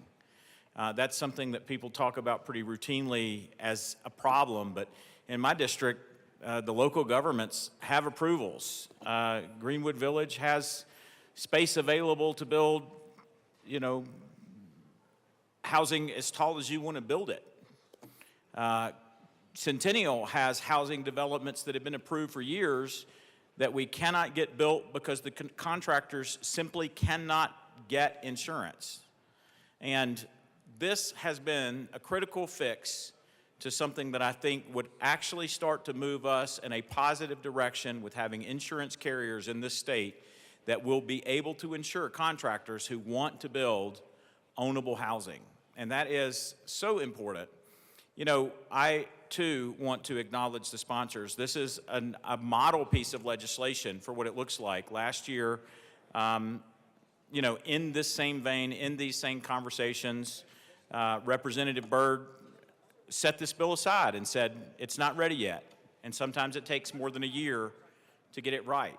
And I think we should compare ours this year to see whether it takes more time to stakeholder law enforcement bills versus this bill. But I can tell you they have spent an untold number of hours trying to get this right that expands over an extraordinary number of stakeholders. This doesn't just impact the consumers. This impacts the construction professionals that build your home. It impacts the insurance companies. It impacts local governments. This is something that has, when you start to talk about housing and what it means to build a house, you are then impacting an enormous workforce and an enormous economy that's just related to the building of a house. And getting it right and making sure that builders and homeowners can work together without immediate fear of litigation is a primary factor here. And I just really want to thank you, even though I think that everybody probably has some little piece of something that you don't like. SEDAR goes back a long way, and many General Assemblies have done their job to try to correct whatever that issue has been. And you don't get this one right across the board 100% of the time. And it's going to take some trial and error, and we don't even know, particularly what this will do other than what we put in the bill.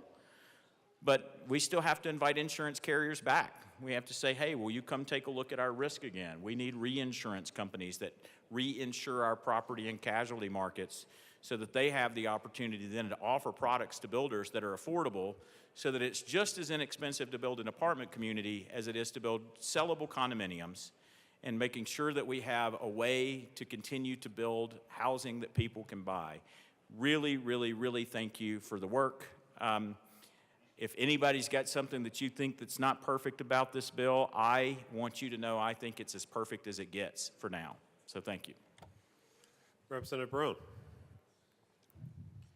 Thank you, Mr. Chair. I also stand up here to support this bill. It's one step forward, of course. Long way to go still, but this is a good step forward for home building, home ownership in the state. So, and I'd like to thank both sponsors for bringing it up as well. And they do work hard on their bills. They do work hard on trying to get it to the right place. As you can see, there was 30-some amendments. And it doesn't surprise me as if it's a Boston Acre bill, there's going to be over 10 at least. But yes, there is. But there is good work that's been done in this bill. I believe that this is a good step forward, and hopefully we can work in the future together to try to make it a little bit better and try to make it to where we can actually help the builders and help people afford their homes here in the state. So I urge an aye vote on this bill. Thank you. Minority Leader Puglisi. Thank you, Mr. Chair. I want to say I'm so incredibly proud to be the first co-sponsor on this bill. Apparently that's a thing, and if it wasn't a thing, it is a thing now. I think this is an issue that I've heard about for years, even before I was in the legislature. It can be a barrier to access, especially for entry-level housing, and we want to make sure that every person can achieve the American dream if their American dream is to own a home. And so I think this is an incredible first step. I want to thank the bill sponsors for all of their stakeholdering. I know there's still probably more work to be done. I trust that these bill sponsors will continue to listen and continue to strengthen this bill to make it better and address any concerns. I've seen specifically the good representative from Jefferson County over the years and her work that she has done to try to get this bill to this place, and I appreciate it. I also just wanted to echo the sentiments of the good representative from Arapahoe County that just spoke, that local governments are not the problem in holding up affordable housing projects. I think there are a lot of market differences. I think there's regulatory issues, but this is an important first step, and I really appreciate that acknowledgement that local governments are working as hard as they can to make sure we do get these construction in our communities. So thank you for all of your work. Proud to be the first co-sponsor, and urge an aye vote. Thank you. Assistant Minority Leader Winter. Thank you, Mr. Chair. I want to echo the comments of the good legislator from El Paso County. Thank you for bringing this. I don't mean this slighting anybody at all, but this is the type of legislation that we should be working on in this building. This is what the people are calling for. They want affordable housing. They want the ability to have that American dream and buy their first home. And it was really neat because yesterday, one of the representatives in this building was excited. She couldn't be here today, but she was excited because she was going to go sign on her first home ever. And to see how excited she was about that and the joy of that. And I remember when my wife and we built our first home. And there's nothing like having your own home, you know. Being at home is something that I think makes this community of ours totally great, and being able to have that place where they set their roots. Because for me, like, I go back to my childhood home where my parents still live, and I have so many memories in that home. And I think it isn't just a place you sleep, it isn't just a place you eat and shower, it's a place that you make family memories. I think everybody should have that ability, and I want to thank you for bringing this, because in my opinion, this is the type of legislation we should be working on in this building on a daily basis. So thank you for this. I was glad to co-sponsor right away, and I'll be honored to push the green button for this. Thank you. Representative Woodrow. Thank you, Mr. Chair. It's an honor to serve with you. It is an honor to serve with you. Members, I rise in respectful opposition to this bill. I would like to first thank the bill sponsors for a tremendous lift. This is an exceptionally complex and difficult and fraught policy, and you have both done more than an admirable job. And I want to also thank you for your being receptive to amendments and suggestions. And I want everyone to be clear, listening at home, that these sponsors have bent over backwards to incorporate many of the changes. It is still not a perfect piece of legislation. My objection is rooted primarily in the fundamental premise that the problem is lawyers. And that the reason why we can't have affordable condos in Colorado is because trial lawyers are so greedy. Everyone likes to make fun of us as attorneys, and believe me, I love making fun of my fellow members of the bar. It's great. Lawyer jokes are the best. Until you need one of us. Until you have a unit that you've bought, that you've invested in as part of the American dream, and you find out that the windows leak, or that there's other defects, and you're dealing with a developer who turns a deaf ear. And so I believe that we need to strike the right balance between building things that are affordable, but also building them in a quality way. I also reject the premise that the only thing stalling and holding back condo development in the state is insurance premiums and the risk of litigation. First of all, I can tell you, you have litigation risk if you build rentals. I'll also tell you that building rentals is far more profitable. You don't have to use the same level of finishes. You don't have to use the same level of materials. You get to hold on to the equity, rent out the units, and at the end, you get to sell under a 1031-like kind exchange, tax-free on the proceeds.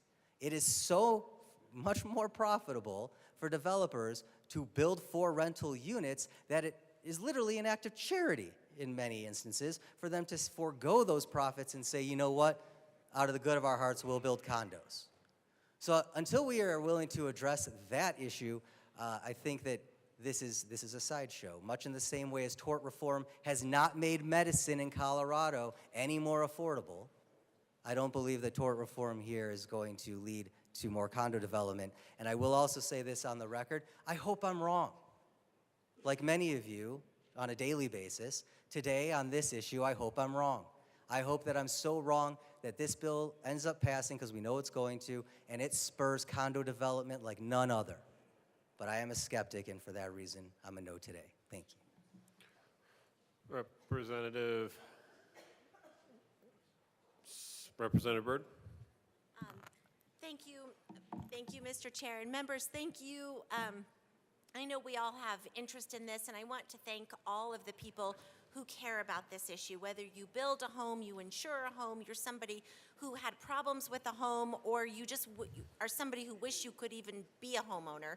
I want to thank all of you and to the legions of people from local government who came and supported this on behalf of the people they represent, because I know that my former colleagues on city councils and my good friends who are county commissioners, they are tired of every new development being put in front of them being more apartment complexes, and neighbors coming and complaining to city councils and saying, why are you only approving more apartments? Why do I always see apartments, apartments, apartments?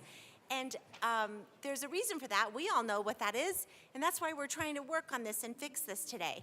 So I do want you to know we hear you. A few of the members raised the issue that you know, this isn't perfect, and of course, I acknowledge that there's more work to be done. And as I'm thanking stakeholders, I do want to elevate two issues that I know we will continue to work on. This is making sure that to the extent a homeowner who has a problem with their home has contract claims that they want to bring forward, that their right to bring a contract claim as it exists currently under SEDARA is protected. We don't intend to change and make more contract claims fall within SEDARA, but we, of course, do not want to limit anybody else's rights under SEDARA with respect to contract claims as they are able to be brought now. So that's an issue that remains to be worked on.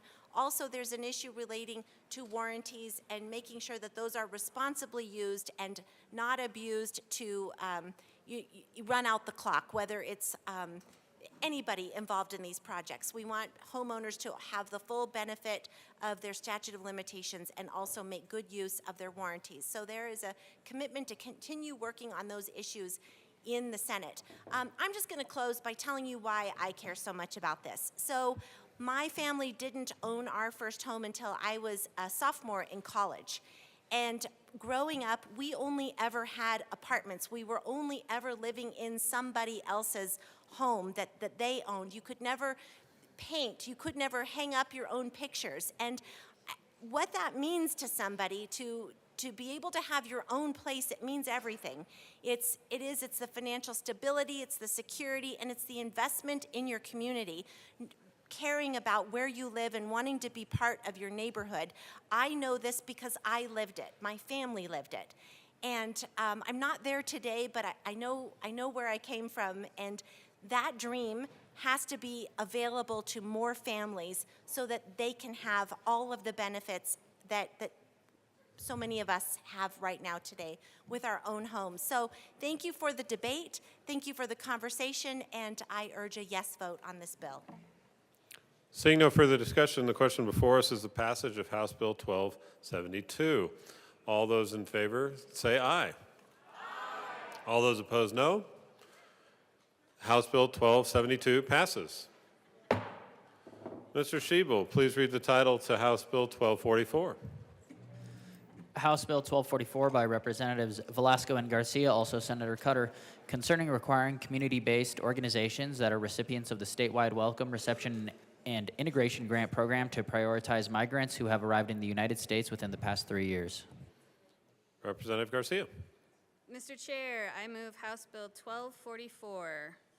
To the bill.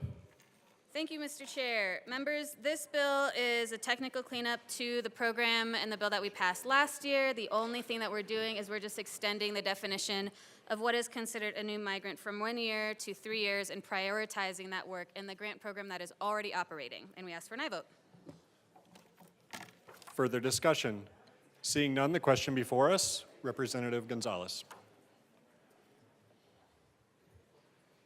We're speaking to the bill, right? We are to the bill, sir. Okay, so I just want to come up here and I understand the well intentions behind it, especially in my district. This was something that was brought up. Oh, well, thank you. I'm kind of a tall, so. I have in my district not only undocumented people, but also people who came here legally, who are residents, who waited the process, who didn't get the opportunities and services that we see currently given to others. And I just want to echo what I heard in my district when it came to this type of particular issue. They don't think it's fair. And I know we talk about equity here, and this policy, I think, just chooses a specific class over other people in this state, and they are very disgruntled with what's going on. I understand that this is a result of a failed immigration policy at the federal level. This has been something that we have for years seen time and time again. People discuss immigration reform. Pero la comunidad hispana está enfadada de las mismas promesas que nuestros electados nos dan y nunca hacen algo para proponer las policías que realmente reforman a nuestra inmigratoria ley aquí en nuestro estado. People are tired, the Hispanic community are tired of being used as pawns time and time again when it comes to immigration reform. This is something that they have stressed to me continuously. And I know here at the state, if there was something we could do where if we could give them workers' permits, you know, I think that's something we can all agree on to allow them to have jobs, allow them to make money, pay their taxes, and be able to provide for themselves and their homes. It is a slap in the face to many of the people in my district when it comes to these type of programs. Given the situation with our budget this year, where we're facing cuts elsewhere, while we're also continuing to extend programs, I think is something that concerns me, because we are also talking about cuts to essential services like Medicaid, healthcare, and education. For our most vulnerable, for our children, for our senior citizens, for people who depend on these programs, we're facing cuts this year, but we're continuing to expand programs. We're continuing to put more money in it at the expense of taxpayers who benefit nothing from it. And they are in no means disrespectful of these people who are here, but what they do not like is the process associated with it.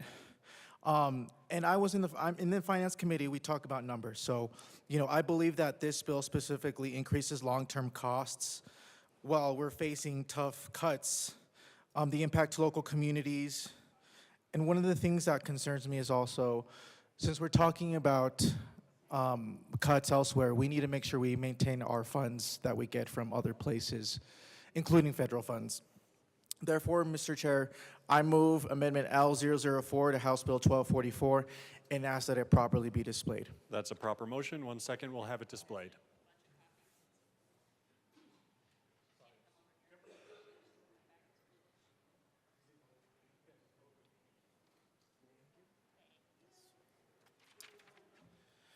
So this amendment... One moment, please. We need to get the amendment displayed, and then we'll proceed. Okay.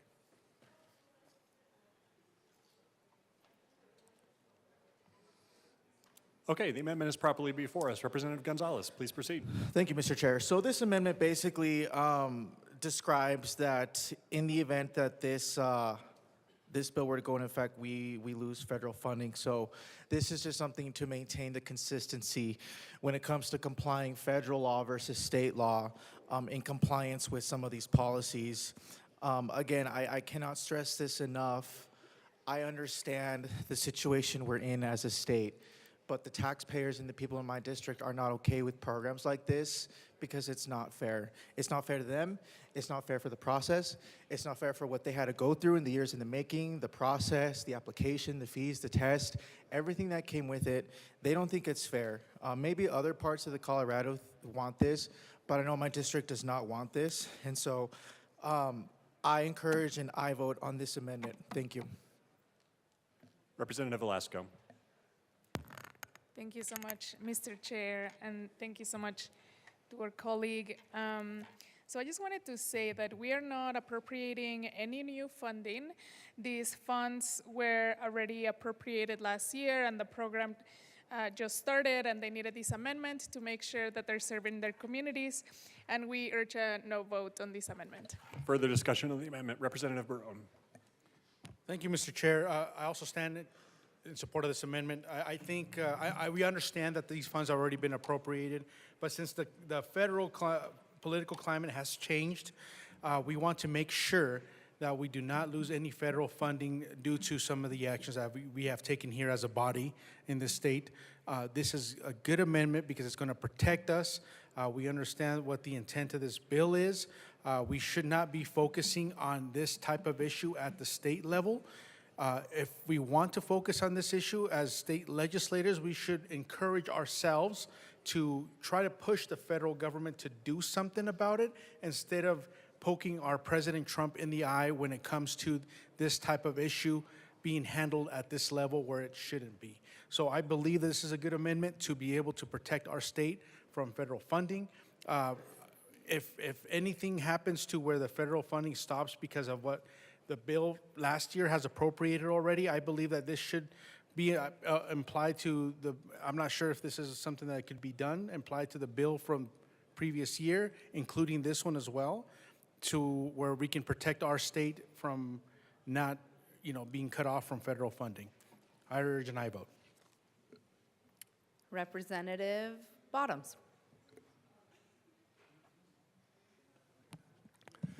Thank you, Madam Chair. This comes to the same subject we've addressed many times over. But this one's a little more stark because we've already seen not only language from the President Donald J. Trump, for this new golden age, but we have also seen specific directives and people hired to deal with this exact issue. If we keep pushing this issue, we will. It's not a maybe. We are going to lose the federal funding because we've already been told that. So I think if we're gonna, we keep messing around, we're gonna find out this is what's happening here. They're gonna take our federal funding. We don't want that. We want to keep our federal funding, and so we just need to reclaim this. We need to reclaim Colorado here. Is there any further discussion on Amendment L004? Representative Luck. Thank you, Madam Chair.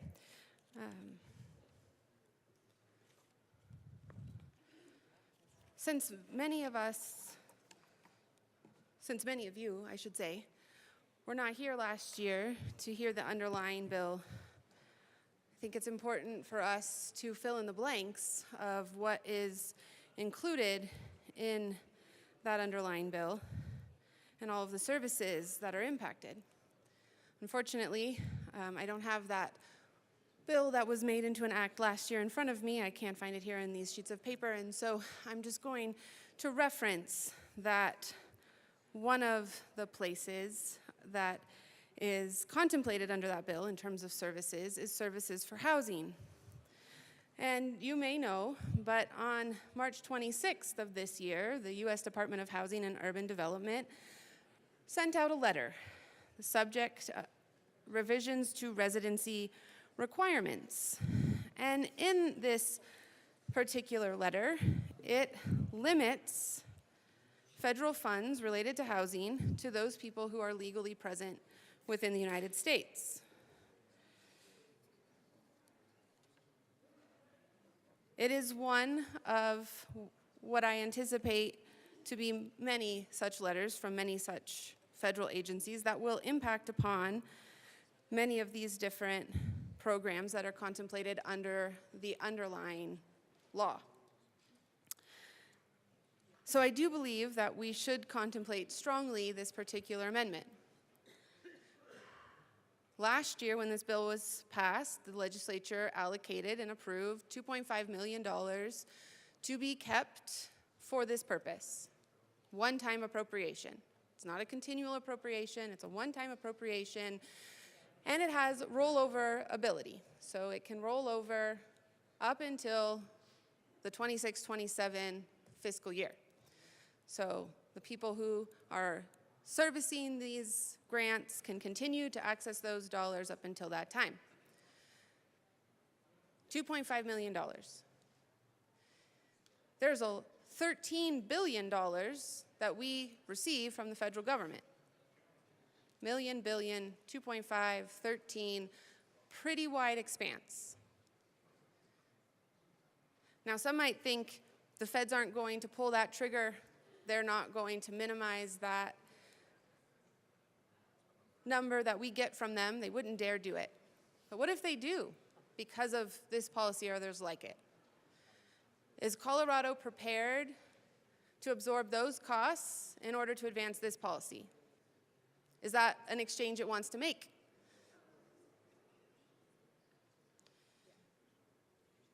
Now, perhaps best case scenario for this policy, there is no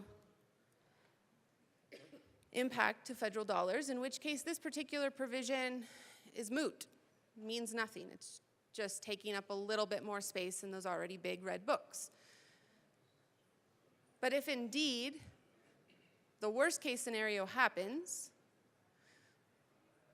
I think it bears being prepared, especially if that worst case scenario happens when we're not in a legislative session and those dollars get reduced or eliminated because of this, to have a trigger such that we are protected and all of these other areas. I ask for an aye vote.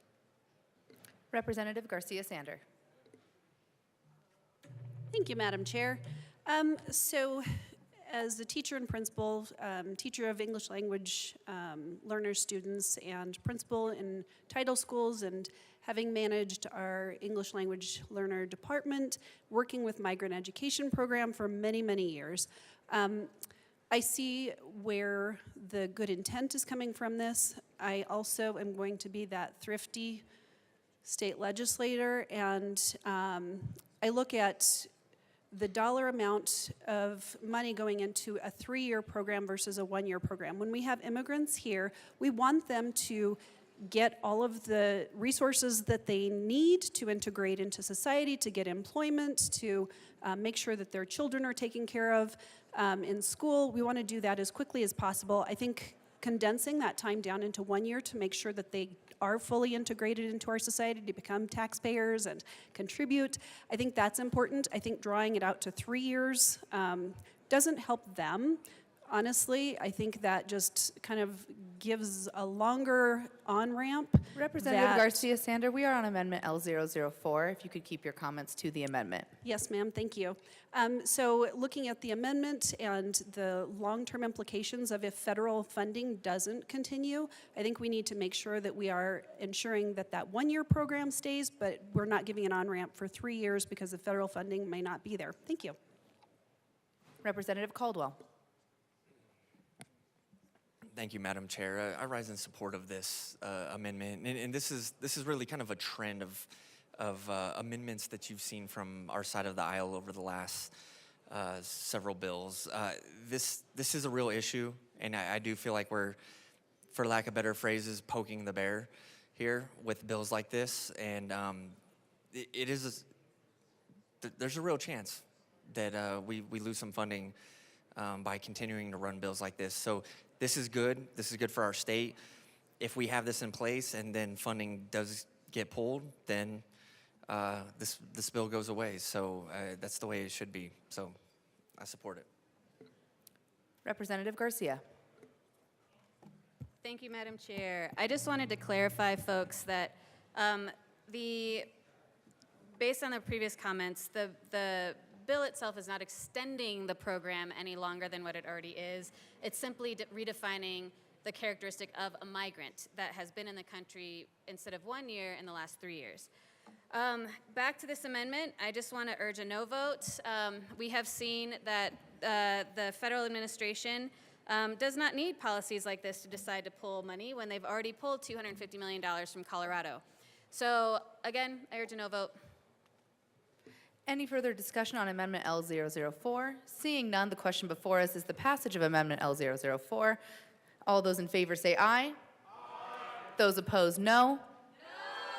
The noes have it. The amendment fails. To the bill. Any further discussion on the bill? Representative Bradfield.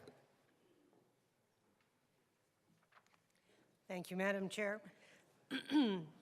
Today I rise in opposition to this bill.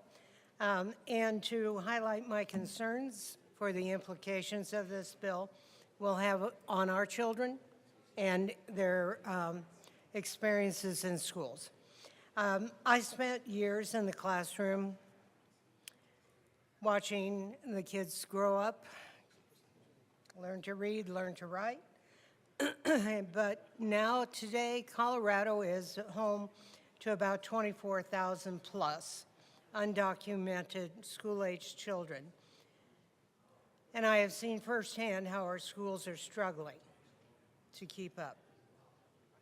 We are already underfunded, understaffed, and now stretched thin. On the average, our schools receive about $8,500 per pupil for essentials. Everything that you can think of that it takes for a child to learn and thrive.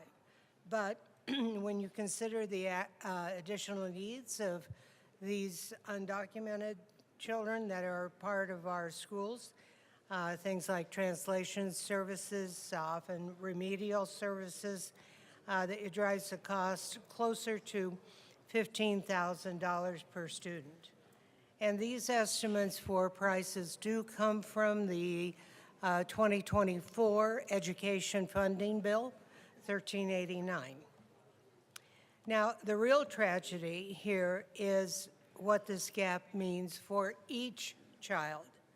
When resources are pulled thin, it's not just always about the money, it's about the quality.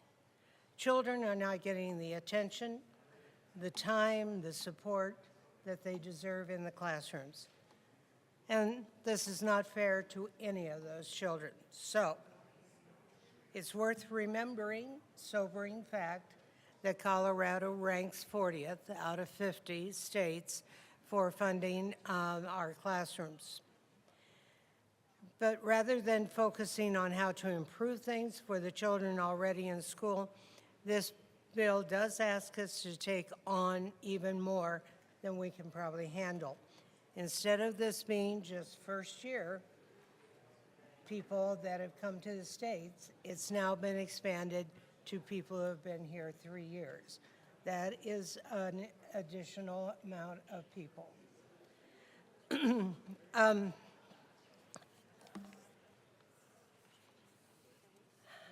As someone, again, who spent years in the classroom, it pains me to see our system so overwhelmed.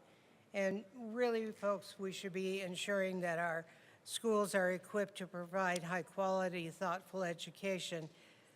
But I'm not sure that we can do that when we are overloaded with students that overloaded with students. I'll leave it at that. I wholeheartedly oppose this bill and believe that we can do better in other ways. Thank you.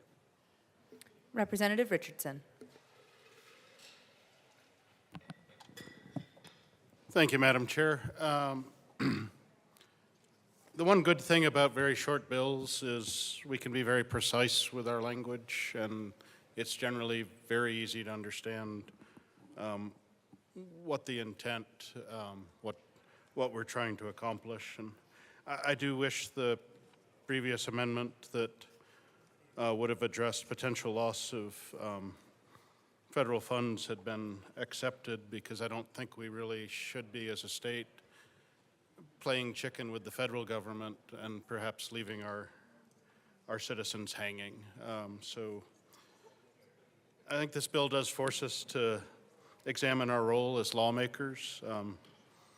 We're lawmakers. We exercise that craft here in a republic that is a nation of laws. It's not just a slogan, it's the framework we work under. And it ensures that there's justice, fairness, and order in our society for everybody that's here, no matter how wealthy, powerful, or how meager their means are. We're all supposed to be equal under the law, and the law needs to be applied equally to all, whether you're from the smallest city, the largest town, or from beyond our borders. It's something that everybody has a right to expect. So we shouldn't be picking and choosing or deciding maybe what laws we apply, which ones we don't, and to which people. So I want to make sure that what we're doing doesn't erode trust, doesn't erode our responsibility to ensure that we remain a nation of laws. So I would offer I move Amendment 005 and ask that it be properly displayed. That is a proper motion. Give us a moment to get it displayed.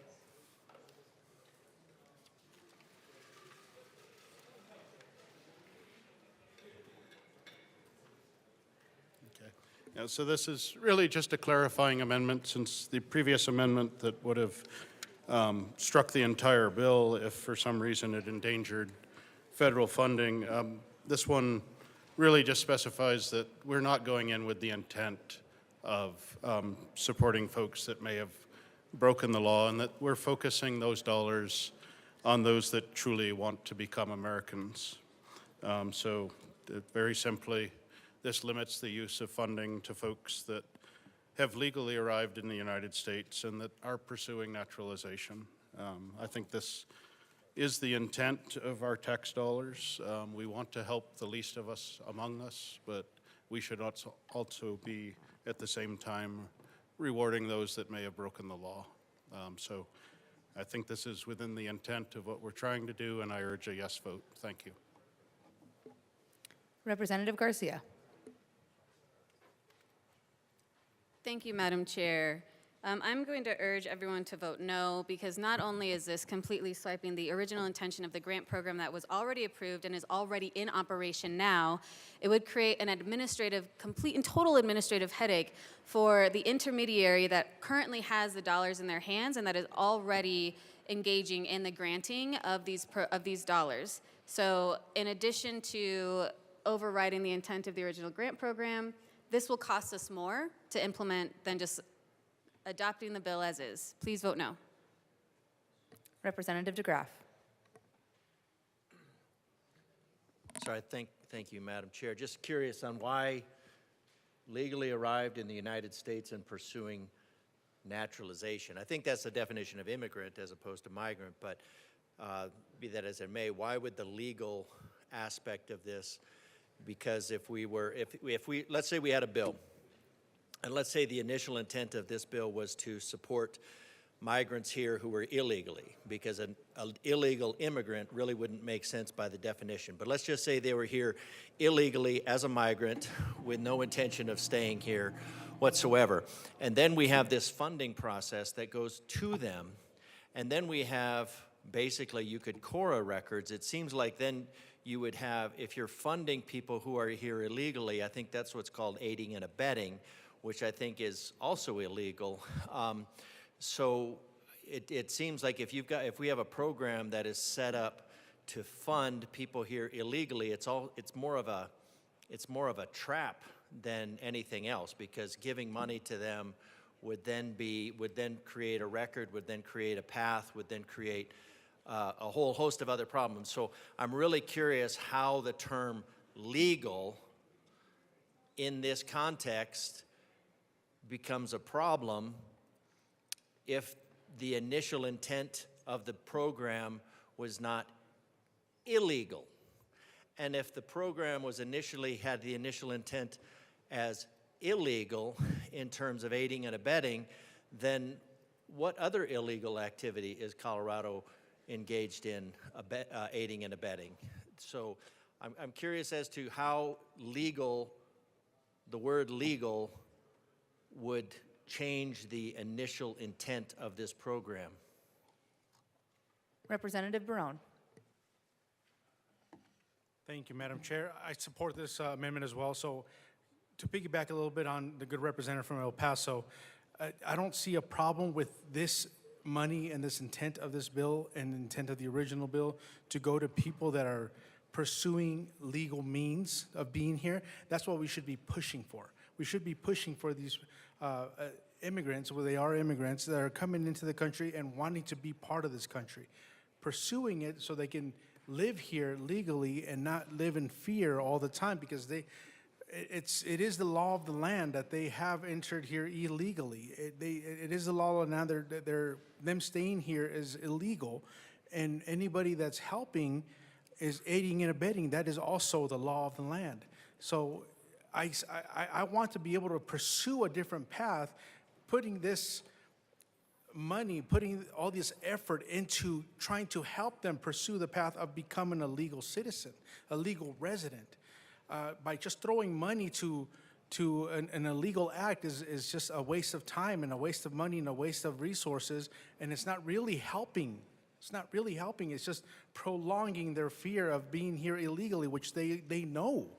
They know that.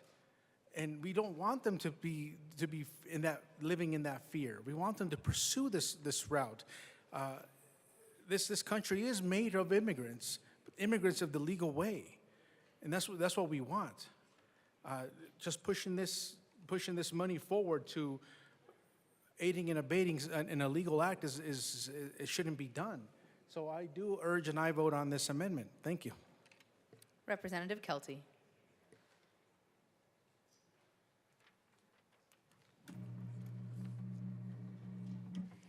Thank you, Madam Chair. and I agree. I'm in support of this amendment. My mother, who was a legal German immigrant, meine Mutti, she was very proud to be an American. And honestly, to prevent this bill from being classified and seen as a sanctuary state bill, it needs an amendment like this so that we don't lose the federal funding. Because without something in there showing that this is a bill for legal immigrants, legal migrants, it's going to be viewed and seen and treated like we are a sanctuary state, which we are not. And we're going to lose a lot of funding. So if you're willing to take that risk, but I'm not. So I would really appreciate a yes vote on this amendment. Thank you. Representative Soper. Thank you, Madam Chair, and it's an honor to serve with you. It is an honor to serve with you. Members, I also rise in support of this amendment. First of all, we should be talking about using our tax dollars from hardworking Coloradans who may have 2 or 3 jobs to make ends meet, to put food on the table, to pay medical bills, to help get their kids through school, to take care of their parents, their loved ones. That when they pay their taxes, the priority should be placed on really taking care of Coloradans first and running our state government. And then if we are going to be charitable with our tax dollars, that those go to individuals who've acted in a lawful, legal manner. And that if we're going to have a welcome center for new Americans who are coming, even just the title implies that they're going to be lawful, then those tax dollars should be for immigrants who arrived here lawfully and legally. Even someone who is an asylum seeker may not by default be presumed to be here legally, but what I will say is that's a rebuttable presumption, because even just the application alone changes the status to where they would be deemed to have been here legally. We certainly want to encourage that within Colorado. The other thing I do want to remind the entire chamber is we have a change in administrations in Washington that certainly has much more of a view that we're going to start cracking down on illegal immigration and criminal activity of illegal immigrants. And just to be very clear, something like this, if we don't adopt this amendment, puts all federal funding in Colorado at risk. As a matter of fact, we have seen the White House has announced that they are relocating the Small Business Administration, which had been headquartered for Region 8 here in Denver, to another state on account of this very issue. I think we do run issues of losing federal transportation dollars. I think we run the issue of losing other regional offices. And when anyone asks you, what city, or what state I should say, has the most federal jobs outside of the District of Columbia, what state would you say? Colorado. Colorado and the Federal Center has the most federal jobs outside of the District of Columbia. And for those who answered Virginia, a lot of those individuals work in DC because they can't afford the taxes in DC, so they live in Virginia. But if you're thinking about Colorado's economy and Colorado's workers, there is a very, very, very real risk that as we continue to push tax dollars helping illegal immigrants, we're going to see more federal dollars pulled from Colorado. And that means more loss of federal jobs. That also means a loss in state income tax revenue from these workers. That means less money within the general fund to be able to help individuals that we may choose to help. And I believe this is critically important to think about this holistically, where we're in. If you don't look at the legal argument, that's fine. If you're on the charitable side, I understand that. But at least look to the practical, pragmatic side that this is a very dangerous path to go down without adopting this amendment. This amendment is really the guardrail and the belts and suspenders, and that's why I would ask for a yes vote. Thank you. Representative Espinoza.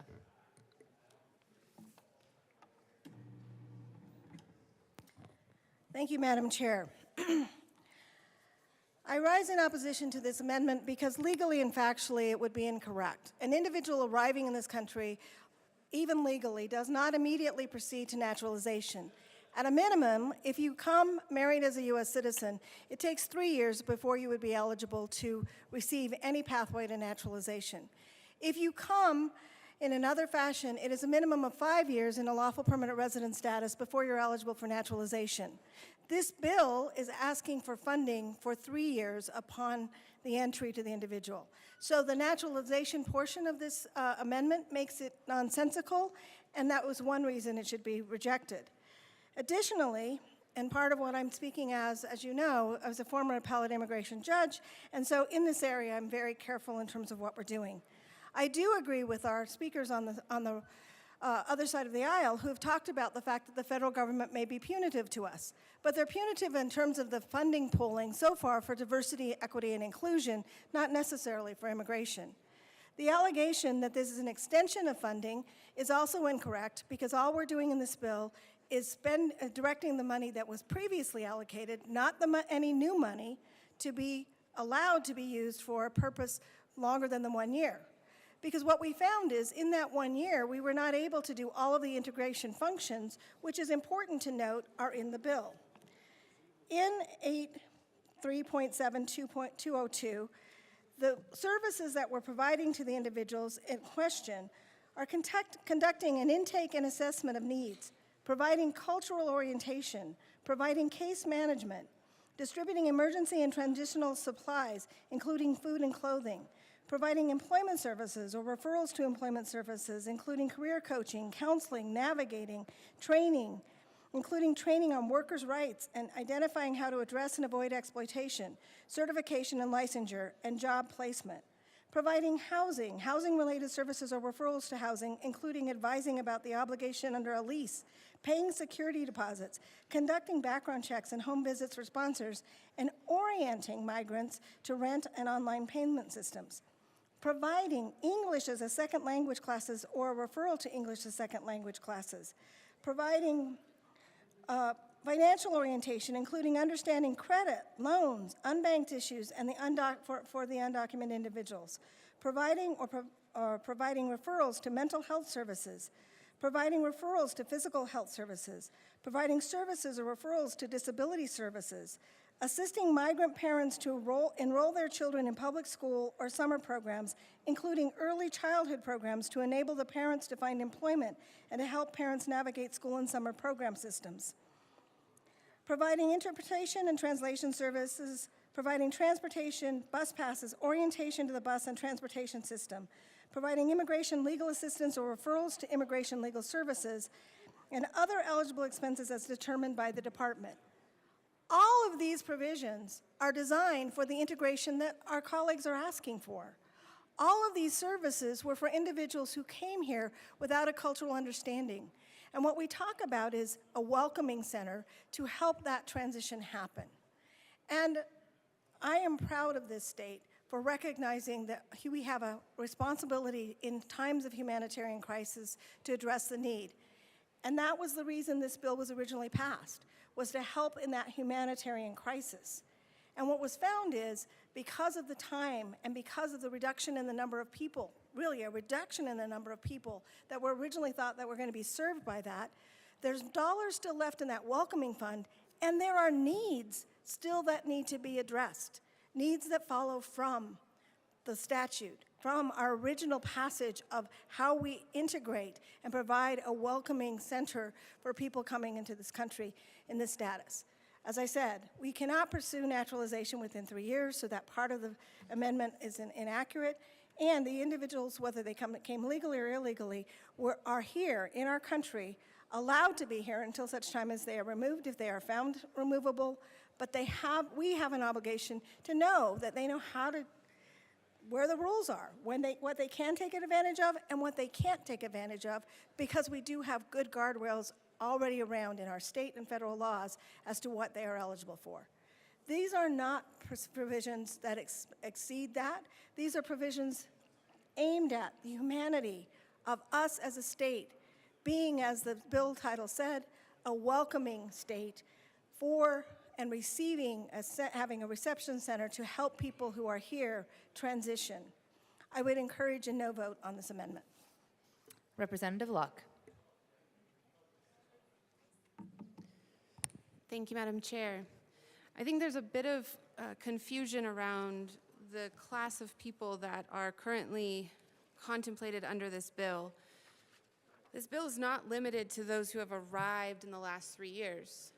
This bill prioritizes those who have arrived in the last 3 years, but it actually expands to the entire class of people who, under the current definition, do not qualify for federal support services or refugee resettlement assistance benefits, which means that someone who has been here for 10 years, 15 years, 30 years would qualify under the current definition.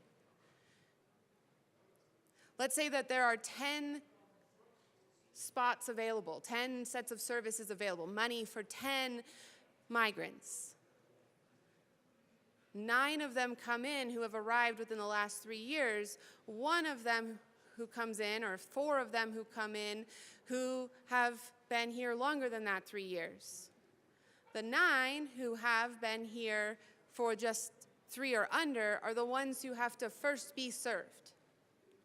But any remaining dollars, any remaining assistance can then flow to anyone who has been here longer. This amendment would say that we should provide those assimilation services to people who have entered the country legally and who have plans to stay here long term. That the investment we are making in the lives of these individuals will have a return for our state, for our citizenry, because they have demonstrated a commitment to checking the boxes to live here long-term legally. You heard from the prior speaker the host of services that are made available under this program, many of which are not even available to native-born citizens. So all this amendment does is say that we are going to give that level of care, that level of assistance to people who are here legally and have an intention of becoming a citizen of this United States and staying here permanently. Not those, as was mentioned, who very well may be likely removed from not only this state but this country in the short term. I ask for an aye vote. Representative Soper. Thank you, Madam Chair.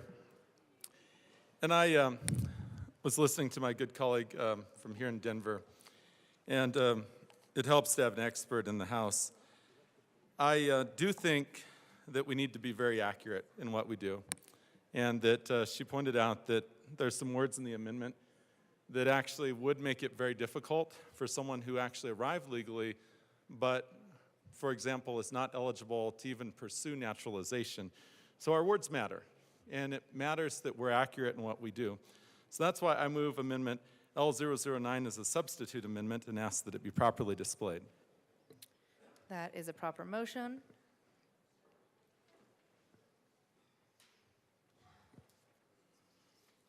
And it is properly displayed. Please proceed. Thank you, Madam Chair. So this amendment removes the naturalization part. It just talks about legally arrived in the United States. And if you think about who can legally arrive in the United States, well, that's a lot of people. That's everyone from someone coming on a tourist visa or a student visa. You could even have an asylum seeker. You could have certain work visas that are arriving here. So we certainly have lots of individuals that are able to come to the United States through a legal mechanism.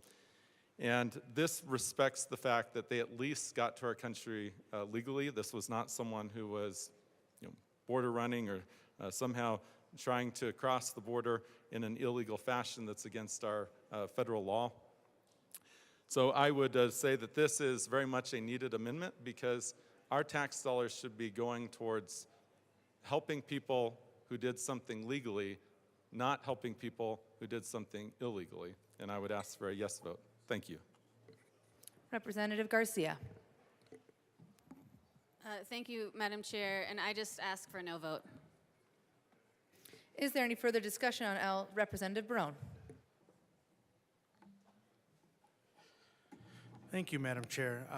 First of all, I want to go ahead and thank the good representative from Denver for bringing up that mistake that we made, and we understand we also make mistakes as well, and we try to correct it, and this is what we're doing here with this amendment to the amendment, try to correct our mistake that she representative from Denver gladly pointed out, and which is correct. So I don't understand how we cannot agree with an amendment right here to be able to help legally arriving people into the United States. That is a broad term. A lot of people arrive into the United States illegally, seeking asylum, student visas, work visas. That's how my parents and I arrived with a work visa. This would really apply to everybody that we're trying to help, besides the ones that are breaking the law. It's the law of the land. There's no apologies to that. People should know that. Just like when you murder somebody, it's the same thing. It's the law of the land. You're going to be punished. I'm just saying that this amendment is pretty good amendment to add to this bill so we can move forward and help the people that we need to help. I understand the money's been allocated already. That's perfectly fine. And let's just move forward and help this bill move forward. I urge an aye vote. AML Winter. Thank you, Madam Chair. Throughout House District 47, I have tons of friends who have come to this country and went through the immigration process. And I have conversations with them all the time about this issue. First and foremost, I believe that immigration, unfortunately, is broken on purpose at the federal level. I think it allows two political parties to go after each other. It could be solved. This could be solved. Definitely, we could have immigration reform. I'm not against that. My family were Italian immigrants into this country. They came to this country and they assimilated, became part of the American dream. But I talked to people and friends in my district that are constituents of mine as well. They just feel like sometimes that they're being skipped over, that they stood in line, and as they stood in line, there's people that are cutting the line in front of them because they have family members they're trying to bring into this country, and they're trying to do it the way that the law wants it in this country.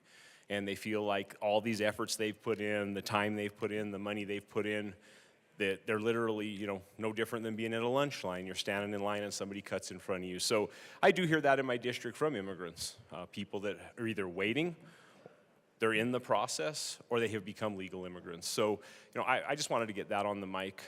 Those people that try to do this and try to do it the legal way, unfortunately, they feel like they're being slighted. Representative Sukla. Thank you, Madam Chair. Well, in Olathe, Colorado, I knew two gentlemen that have, they raise Olathe sweet corn, they raise onions, and they have barniniums, and they hire 50 workers from Mexico through the H-2A program. What's interesting about that is between the two of them, for each employee, they pay $3,000, so that's 50 employees that they hire every year. They've done it for years. That's $150,000 that they inject. And then, so they live there on their farms. They work for 5 months, and they have in Olathe, what they do in the fall is they take and they block off the whole main street, and they have a big party for them. They're here through the proper channels, through the H-2A program. This is a great amendment because they're good people and the money should go to them. Thank you. Representative Barone. Thank you, Madam Chair. I also wanted to come up here and speak a little bit more about this amendment. This amendment will also, you know, the way I see it, President Trump has already locked down the border because we had a big crisis coming in the last 2 years. And not because it was a bad thing, but because it strained our economy. It strained our taxpayers. The thing that I see here is that bills like this and the bills that have passed in the, last year is going to encourage illegal immigration from coming into this state specifically because of the laws that we're passing here. I want to prevent that because it's also a danger to those people. Since the borders have been locked down, it's more dangerous for them to try to cross over illegally. I want to be able to prevent that from implying that, you know, come to Colorado, we'll help you here. The journey is going to be rough. The journey is going to be dangerous. I'm trying to help so that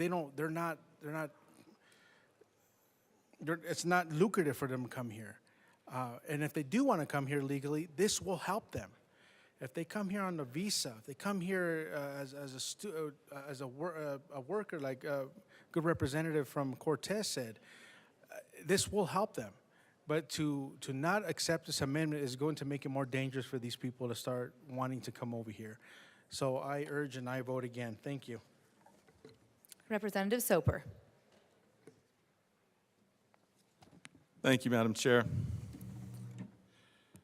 You know, in listening to the debate, because we want to be accurate and get things incredibly right, I withdraw Amendment L009 and offer as a substitute amendment L010 and ask that it be properly displayed. Give us one moment to get that displayed. I move Amendment L010 as a substitute to the underlying amendment. That is properly displayed. Please proceed. Thank you, Madam Chair. So one thing that came up throughout the debate is what about children? They may have come to the United States at no fault of their own. And we want to be brutally clear that we do not intend to treat them in a discriminatory manner, certainly from the decisions of their parents. So really looking at legally arrived in the United States or being part of DACA, we believe is very fair and that is very much in line with our values as a state, that we want to support those who are coming to the United States legally. But if someone wasn't able to legally make a decision, then we don't want to necessarily catch such a wide net that they're taken up as well. And so we would ask for a yes vote on this amendment. Thank you. Representative Garcia.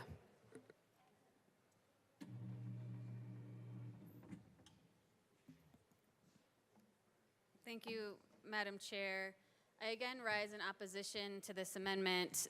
The bill that we have before you is doing something very simple that is only extending the definition of a migrant from someone who has been here for 1 year to up to 3 years, or actually taking out the time frame, and we're just clarifying that it can be a migrant that's been here up to 3 years who doesn't qualify for other programs. This amendment, just like the many others, would completely transform what the program is already focused on doing. The program is already in action. We cannot change the program because the dollars are already out in the hands of organizations that are operating. The intermediary is already working on the grant programs with the organizations that are serving this population. Please, just vote no. Any further discussion on L010? Seeing Representative Luck. Thank you, Madam Chair. But the whole purpose of this bill is to change who these organizations can and cannot work with. So I don't find that to be particularly compelling. All this is doing is narrowing it to a particular subgroup of that overarching class. I ask for an aye vote. Any further discussion on L010? Seeing none, the question before us is the passage of Amendment L010. All those in favor say aye. All those opposed say no. The noes have it. L010 is lost.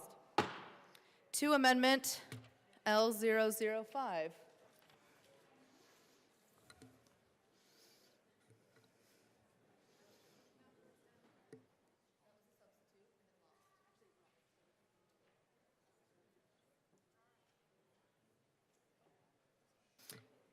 Members, the House will stand in a brief recess.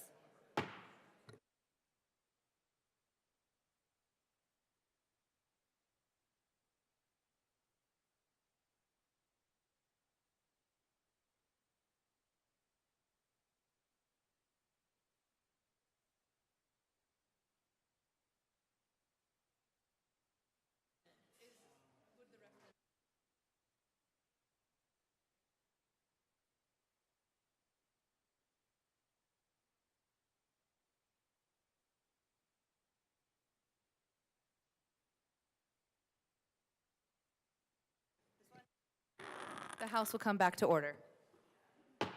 The question before us is Amendment L005. Is there any further discussion on L005? Seeing none, the question before us is the passage of L005. All those in favor say aye. All those opposed, no. The noes have it. L005 is lost. To the bill. Representative Brown. Thank you, Madam Chair. I'd like to move L007. I'd like to move L007 and ask that it be properly displayed. That is a proper motion. Give us one moment.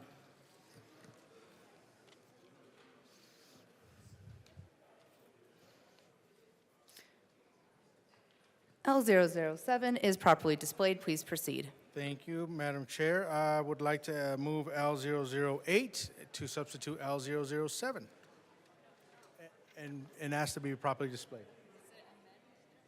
Yeah. Amend. No, I'm sorry. I withdraw my motion. We are discussing L007. Representative, please proceed.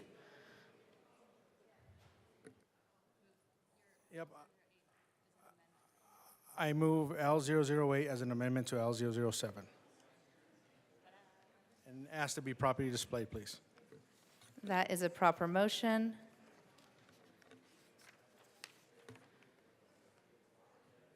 L008 is properly displayed. Representative Barone. Thank you, Madam Chair. This amendment makes a necessary correction. It replaces the word migrant with immigrant. Throughout the statute, that might seem like a small change, but it's actually an important one, especially for those of us who believe in the rule of law. Proper process, the responsible governments. The term migrant is vague. It includes anyone moving from one place to another for any reason and without any clear legal status. It can include seasonal workers, temporary visitors, student visas, or even individuals crossing borders unlawfully. In contrast, immigrant typically refers to someone who has come to this country intending to reside here and who is either already on legal path or pursuing lawful status. This is a huge difference between the two.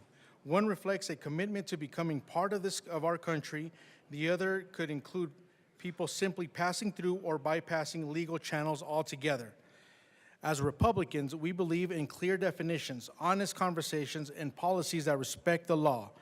If the state is going to set aside public money for this kind of program, which FYI I do not support, then we should at least be accurate and transparent about who we're claiming to help.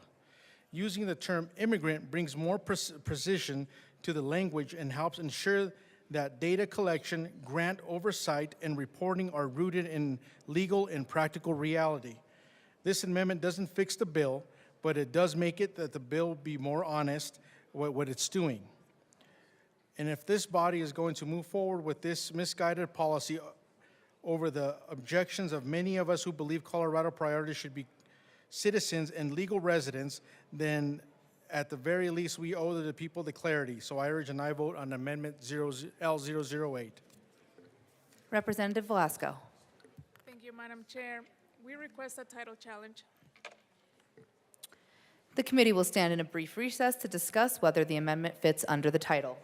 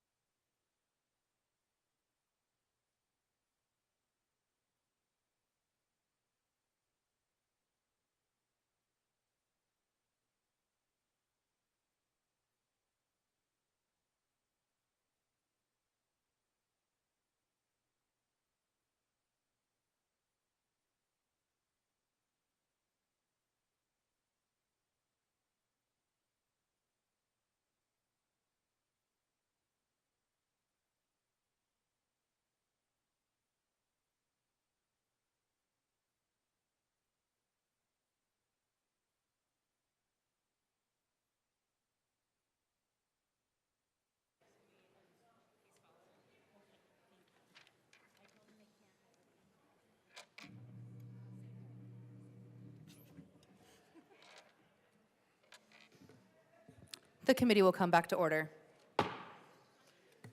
The chair rules that the amendment does not fit under the title. The question before us is L007, Representative Velasco. Thank you so much, Madam Chair. We request a title challenge on this amendment as well. The committee will stand in a recess to discuss whether the amendment fits under the title.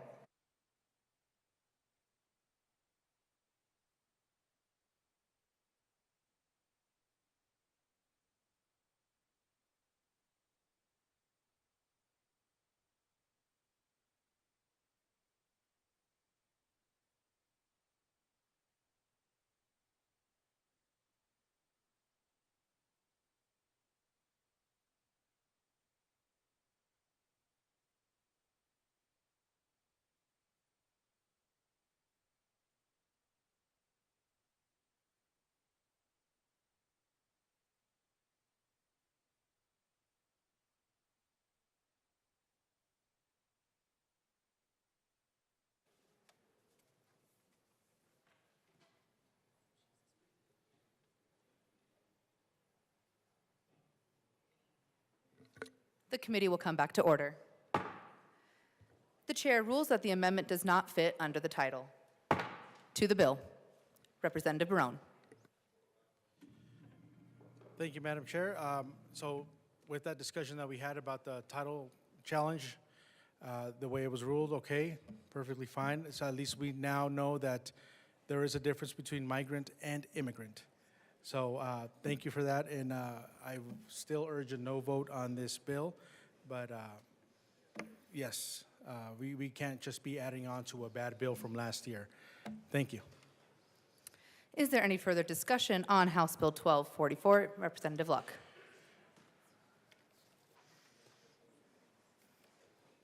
Thank you, Madam Chair. Continuing the conversation about who should qualify and have access to these services, I move Amendment L006 and ask that it be displayed. That is a proper motion. Give us a moment.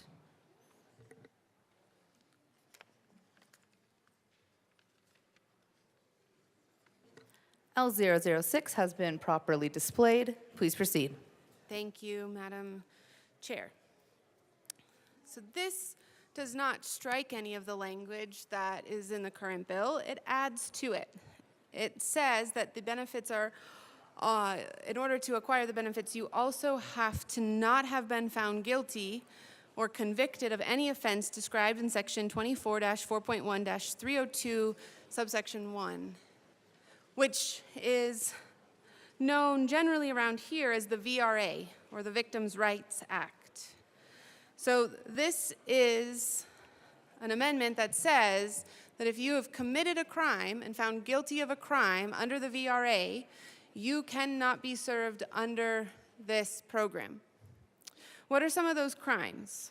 Murder in the first degree, murder in the second degree, manslaughter, criminally negligent homicide, vehicular homicide, assault in the first degree, assault in the second degree, assault in the third degree, vehicular assault, menacing, first degree kidnapping, second degree kidnapping, sexual assault in the first and second degree, unlawful sexual contact, sexual assault on a child by one in a position of trust, sexual assault on a client by a psychotherapist, invasion of privacy for sexual gratification, robbery, aggravated robbery of controlled substances, incest, aggravated incest, child abuse, sexual exploitation of children, crimes against at-risk adults or at-risk juveniles, any crime identified by law enforcement prior to the filing of charges as domestic violence, an act identified by a district attorney in a formal criminal charge as domestic violence,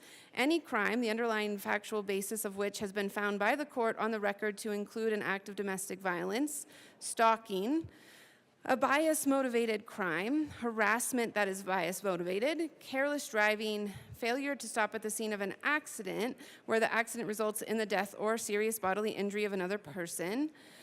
And the list goes on to include things as well as, since nobody is really listening, human trafficking, child prostitution, those types of things. So if you were to be found guilty, convicted of one of those crimes, then this program would not be available to you. I ask for an aye vote. Thank you. Representative DeGraff.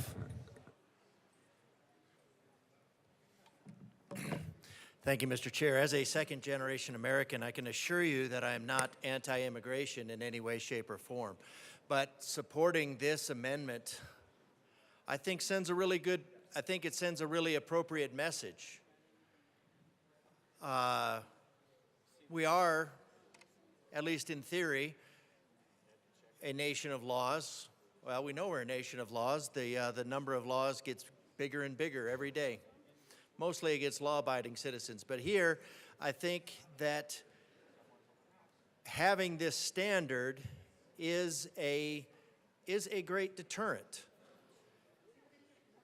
because we jump through lots of hoops in terms of crime should not pay. And this is just one way to ensure that crime does not pay. I think reading through that list, I don't think there's anybody on that list, in that list of crimes, that anybody would say, yes, we should be subsidizing that list of crimes. So I think this is an easy amendment to say, yeah, we shouldn't subsidize that list of crimes. And maybe that's the deterrent, because what was that previous bill this morning? There was something about creating a liability where you could be held financially responsible, and that would preclude you from engaging in untoward activity. Well, these, I think, would be all classified as very untoward, unbecoming of what we would want to be a citizen of the United States. So it's an easy amendment to say, here's a list of crimes. If you commit these crimes, you should not commit these crimes. But you will if you are convicted of any of these crimes. Now, it's not the allegation. The bill previously, 1225 was more about just creating the allegation and then the presumption of guilt. This at least requires a full-up. It requires not only an accusation, but it requires due process. Now, the irony is that it requires due process for people who are not even citizens of the United States, where the lack of due process is mitigated against the citizens of the United States. So, again, as a second-generation American, I am pro-immigration. We need to bring that skill set. We need to bring those people in. Those are, but we should not be subsidizing criminal behavior. And again, these are, if the bill is if you are convicted of these, not accused of, but convicted. So I think it's an easy amendment. I hope that we will make that case that individuals that want to come here and be part of our United States would do so in a manner that we can trust them to be part of the United States without becoming part of our jail system. So it's a great amendment. I think it's a great idea to really codify who we want in this country. Members, we need to bring our voices down. Representative Garcia. Thank you, Madam Chair. Members, I rise in opposition to this amendment. I want to just clarify that under the statute where this lies, the crimes of which these individuals would be charged with, there's probably one in which they would serve time 1 to 3 years. And if they were charged with that crime within the first moment that they got here, they would have served their time, and then they would have been released after serving their time. So that's what this bill is about. Or that's not what this bill is about. So in other words, what we're saying here is if you are somebody who arrives within 1 to 3 years, you are prioritized in receiving the very minimal services that even exist anymore in this program. The funding that is in this program is nearly gone. It's not going to be serving the masses. If any of the other crimes listed that we heard, the individuals would still be incarcerated.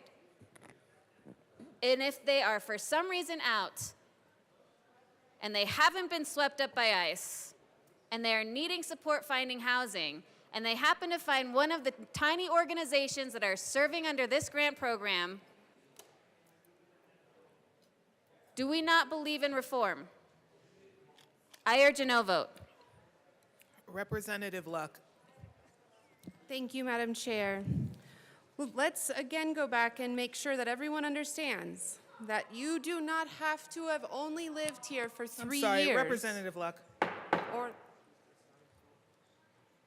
Thank you. Representative Luck. Thank you, Madam Chair. Again, this program does not apply to only those people who have lived here for 3 years or less. This program applies to anyone who does not qualify for federal support services or refugee resettlement assistant benefits, which actually probably even includes me. I don't know. A migrant means an individual who does not qualify for federal support services or refugee resettlement assistance. I guess the refugee resettlement assistance benefits I wouldn't apply for, but probably those other federal support. Okay. So basically anyone who is here illegally and who has been here illegally for any period of time. That's what this program covers. Those entities that are facilitating these grants, if this bill were to pass, have to prioritize those people who have been here for 3 years or less. Not limit their services to, which is what this current standard is. The current standard is limited to just those folks who have arrived within the past year. This expands it to everyone who is here illegally, but prioritizes those who have arrived within the last 3 years. So it does cover people who may have committed one of these crimes, served fully their term for however long that might be, and gotten out. As to the money piece, as of March 14th, $2.5 million of this year, $2.5 million had been allocated to this program. There is $2.49 million in net assets remaining. This program has acquired $26,000 worth of interest. Of that $2.49 million in net assets, $2.36 million is encumbered, which means that it has been awarded to the grant recipients in terms of the organizations that administered it, but the monies have not yet been sent or transferred. And in other words, if I'm reading this properly, no one has actually been served under this program, or very few. Because 2.36 million of the original 2.5 million is still encumbered. Grants awarded, but not yet sent or transferred monies. There is currently $132,000 of net available assets that have not been delegated or assigned to a particular cost. It seems to me that there is still quite a bit of money in this program such that we should be concerned about who it goes to. And because it goes to anyone who has been here for however long they've been here, so long as they've been here illegally, we should apply the VRA and make sure that the people receiving these services have not committed any of these crimes. I ask for an aye vote. Representative DeGraff.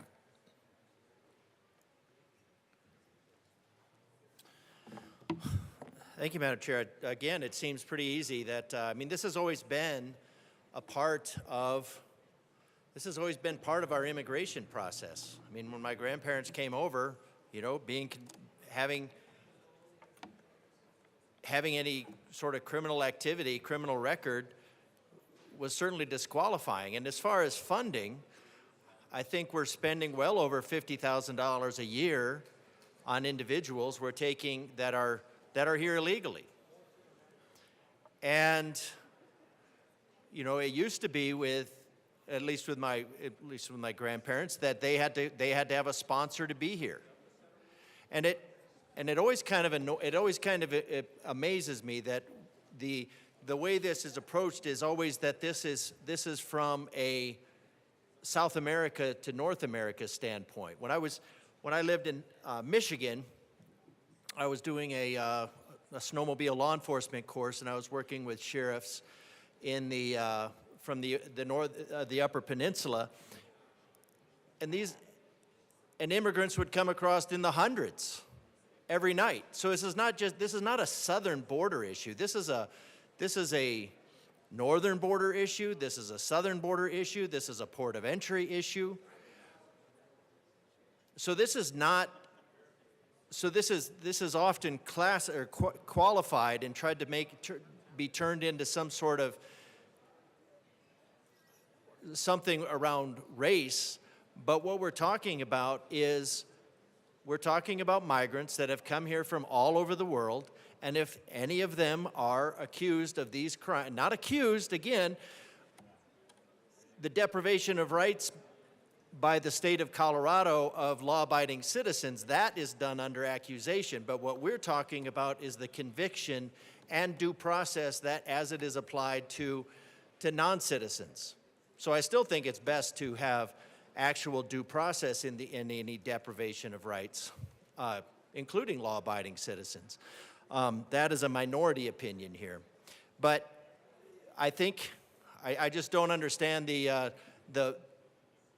why, in terms of, we're talking about people that are criminals. We're talking, earlier today, you're talking about holding people accountable to the law, to the behavior, that you're talking about financial disincentives to hold people to a set of behavior that you decide, and you all voted unanimously for it. But now when we're talking about limiting people from getting benefits if they murdered somebody, all of a sudden that's beyond the pale.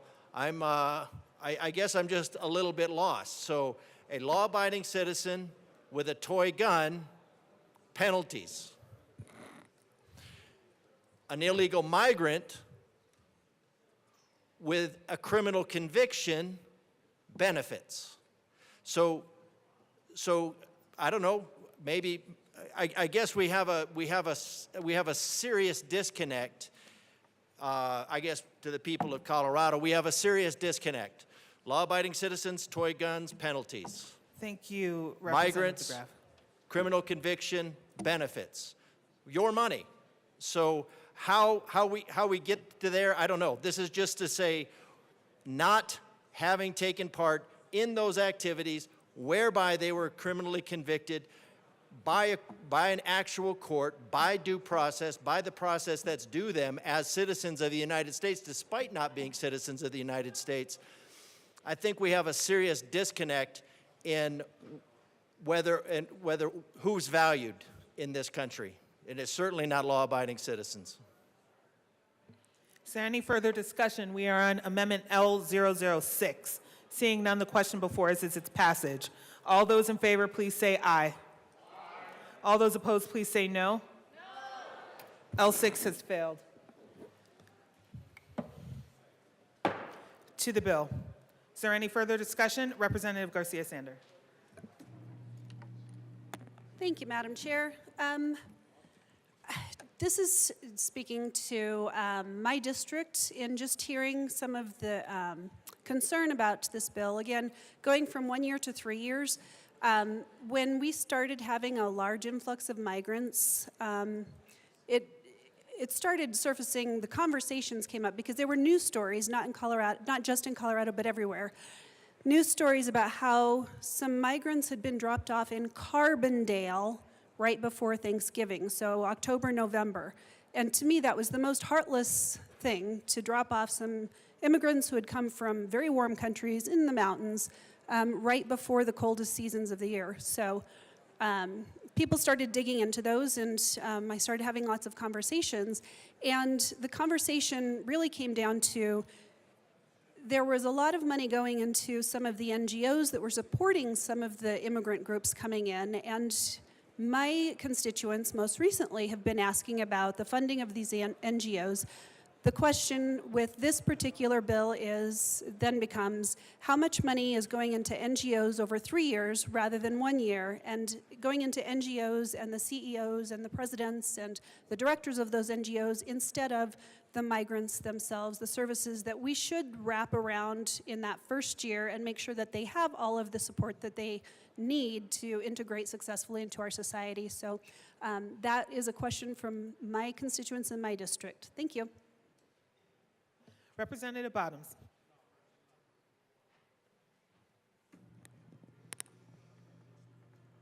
Thank you, Madam Chair. So I was in the House last year when we voted, and I voted in this bill that is now being addressed. It was a horrible bill then, and now we have some more proof of this. This is what this bill has brought us over this last year. We continue to see higher levels of illegal immigrants that are coming in and being part of crime. We now have a cartel that has been set up in Aurora that is the result of this kind of legislation. And for a long time, our governor, our attorney general acted like it didn't exist. Even the mayor of Denver acted like it didn't exist. Now, since the very head of the cartel, we had to wait for him to leave Colorado so he could be arrested in New York. That's the result of this kind of stuff. We've got people that are trying to come across the border legally, and by the way, that is, as the judge mistakenly said earlier, it is an actual statement in statute that says lawful entry into the United States, which is called a green card.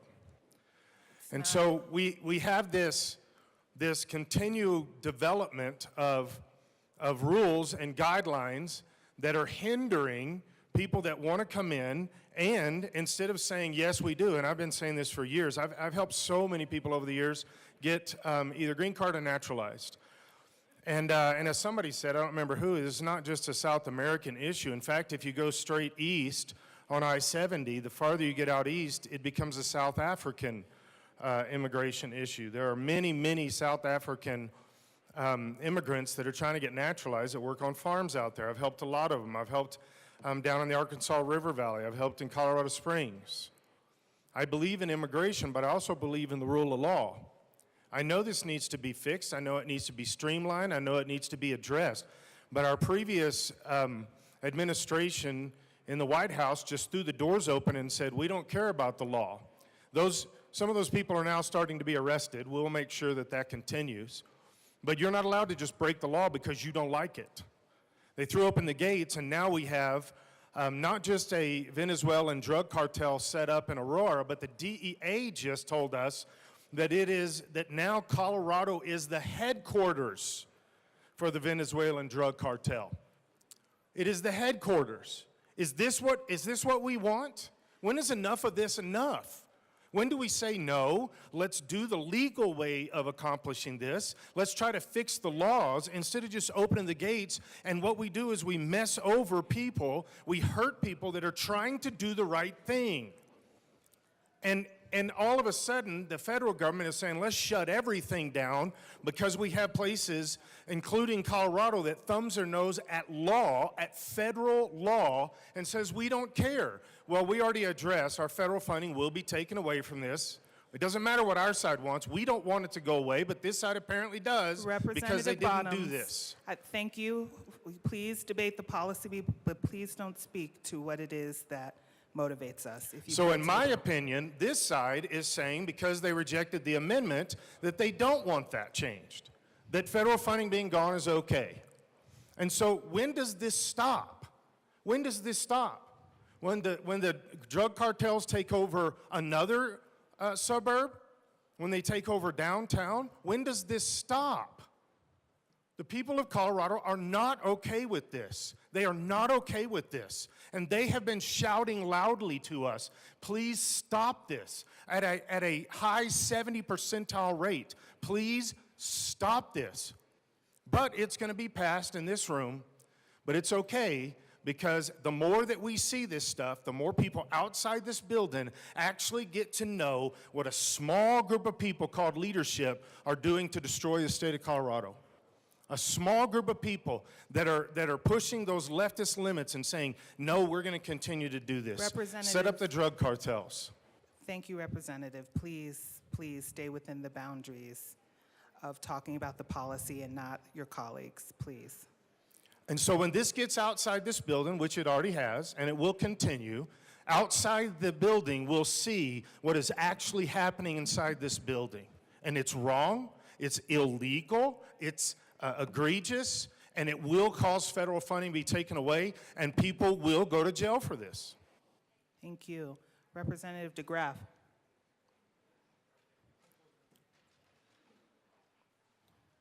Thank you, Madam Chair. Again, we really need to have some sort of accountability, not just for the law-abiding citizens of Colorado, but we need to have accountability for people who want to become part of the United States. If they want to become part of the United States, a great way to do that would be to follow the law. Following the law, I don't know, things like not murdering, not incest, not second-degree kidnapping, not even first-degree kidnapping. Maybe those things are not good. Now, contrary to the idea, again, of being anti-immigrant, I think that Colorado would have been probably okay with the migration if the majority party had not made criminality a protected class.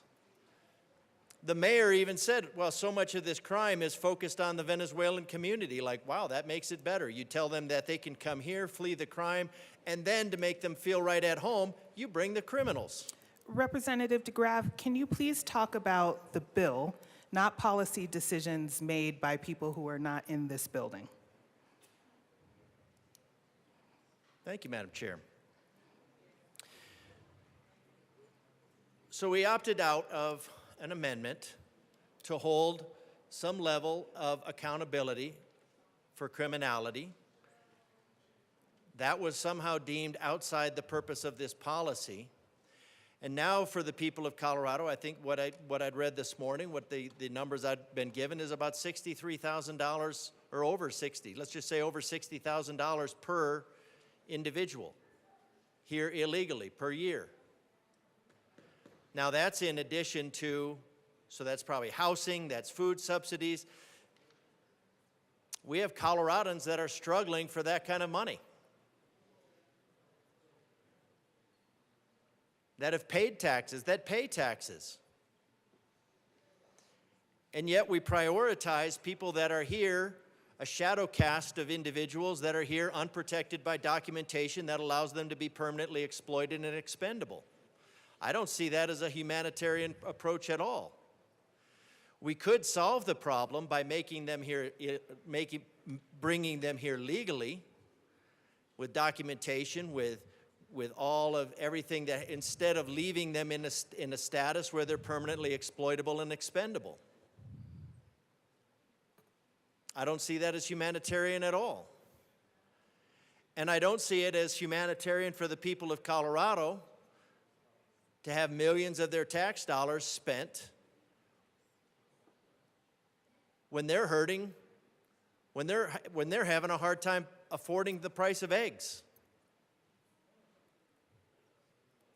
But that's another policy decision.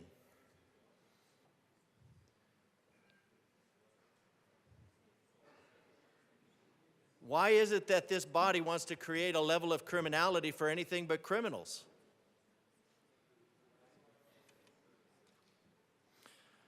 $63,000 per year, over 60, that's what I'm told. I haven't, out of the pockets of taxpayers who are having a hard time paying their bills, who are hurting. It doesn't mean we're not compassionate. It just means we need to have our priorities in order. And if you want to deal with this issue, let's deal with the issue. Instead of spending all morning trying to make criminals out of law-abiding citizens, let's solve a problem. I asked for a no vote on this bill. I don't know how you support aiding and abetting criminal behavior as part of a law-abiding. Now, if you want to do it as part of your own funding, don't take it out of the taxes that are taken out of the pockets of Coloradans. You go to the citizens of Colorado, you reach in under the force of the threat of force with a gun, take the money out of their pockets and say, we feel good about doing this with the money, so we're going to take it from you. If you want to read about charity, read Davy Crockett, Not Yours to Give. It's an excellent essay.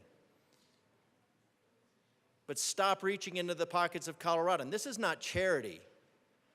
This is exploitation. This bill is exploitive of the citizens of Colorado. This is exploitive of the people who have paid taxes. And then you reach into their pockets and you say, I would feel good about taking this money and therefore I will, and I have the guns to back me up. That's exploitive. That's criminal behavior, that's criminal behavior whether it's done by a criminal common or elected. I would please watch the lines of calling anyone in this space criminal. Representative Luck. Thank you, Madam Chair. So I recognize that this is a largely partisan issue, but hopefully we can all agree that the entities that are administering these dollars should be protected, right? That we should want the best for them, and we should not want to send them mixed messages. I do think that it is more than problematic when we consider the fact that we are establishing or continuing the establishment of and actually expanding a program that at the federal level would run afoul of their legal provisions, such that these individuals may think that they are actually protected because they are administering a state program and find themselves on the other side of federal law enforcement enforcement. The DOJ on February 5th also released a memo. And in this memo, said that sanctuary jurisdictions would not receive access to federal grants administered by the DOJ. It goes on to explain things as related to federal law and different standards under it. I want this body to consider the message that is being sent. It's already been sent, to be honest, but the message that is being resent under a new administration that is enforcing federal law in a markedly different way than was being enforced a year ago when this underlying program was created. And consider those nonprofits and those grant recipients, those folks who are actually administering these services, and whether you want to communicate to them that we are doubling down on this program and that they are basically, in our eyes, safe to administer these things because we're giving them state dollars to do so, and whether or not they actually are at risk of federal action that would put them in some form of jeopardy. I urge a no vote. Representative Barron. Thank you, Madam Chair. This bill seems harmless at first glance. A small change in language, but let me be clear, this is not just a clarification. It is an expansion of a program that should have never existed in the first place. The statewide Welcome Reception and Integration Grant Program is flawed from the beginning. It took limited taxpayer dollars and redirected them to individuals who are not here legally and who do not qualify for federal assistance, bypassing the very standards and vetting that our immigration system is supposed to uphold. The program was pitched as a short-term solution for emergency needs, but even in the original form, it opened the door to long-term dependency and blurred the lines between lawful immigration and unlawful entry. Now, this bill makes a bad policy worse. It expands eligibility even further, from 1 year to 3 years, stretching limited state resources and placing even more pressure on already overburdened nonprofits, schools, hospitals, and support services. We are not talking about supporting citizens. We're not even talking about illegal immigrants. We are prioritizing individuals who the federal government has already determined are ineligible for support. And we're expecting Colorado families to foot the bill. What message does this send to the working class Coloradans, to veterans, seniors, and families struggling with housing, health services, or childcare? What does it say to the legal immigrants who have followed the law, waiting their turn, and contributed to their communities? They come second. It says their hard work doesn't matter. It says breaking the law gets you rewarded, while following the law gets you punished to the back of the line.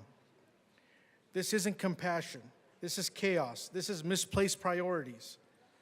Good intentions do not equal good policy, and we cannot continue to normalize the idea that taxpayer-funded programs should be used as a safety net for those who are here in defiance of the law, of federal law. It is not sustainable, it is not responsible governance, and it is not what the people of Colorado elected us to do. Like I've reiterated in the past, other days and today, we should not be tackling this immigration process here at the state level. If we really do want to make a change, I do want to make a change. I understand, and I said this before plenty of times, the immigration process is broken. We need to find a streamlined process for people that want to become permanent residents and legal citizens of this country. I welcome all of you. I have an idea that I have talked to the good representative from Loveland that we should probably work on drafting a letter to the Federal Immigration Department asking for a meeting so we can talk about what the needs of Coloradans are in the immigration process. I welcome anybody on both sides of the aisle, immigrants, non-immigrants. Please, this is the process that we should be doing. We should be focusing on this. If you really do want to get involved with that, you're more than welcome to get a hold of me. We will get this process started. We will do this. We should be focusing on other ways to do this. Bills like these is not helping. It's only making things worse, and it shouldn't put legal citizens here at the back of the line.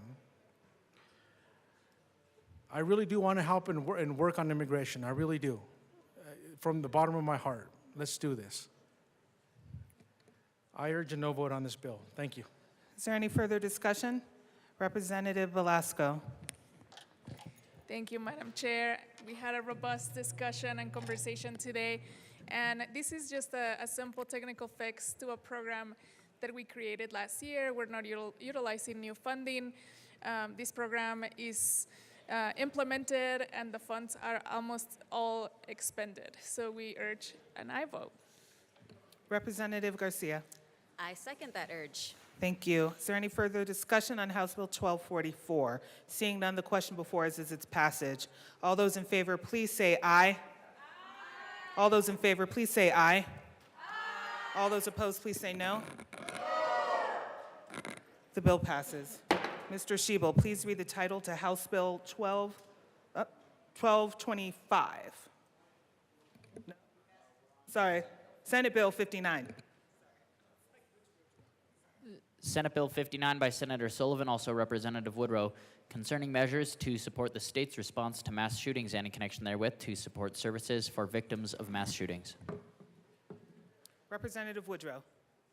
Thank you, Assistant Majority Leader. It is an honor to serve with you. It's always an honor to serve with you, sir. I move Senate Bill 59. To the bill. Representative Woodrow. Thank you. Good afternoon, colleagues. Long day.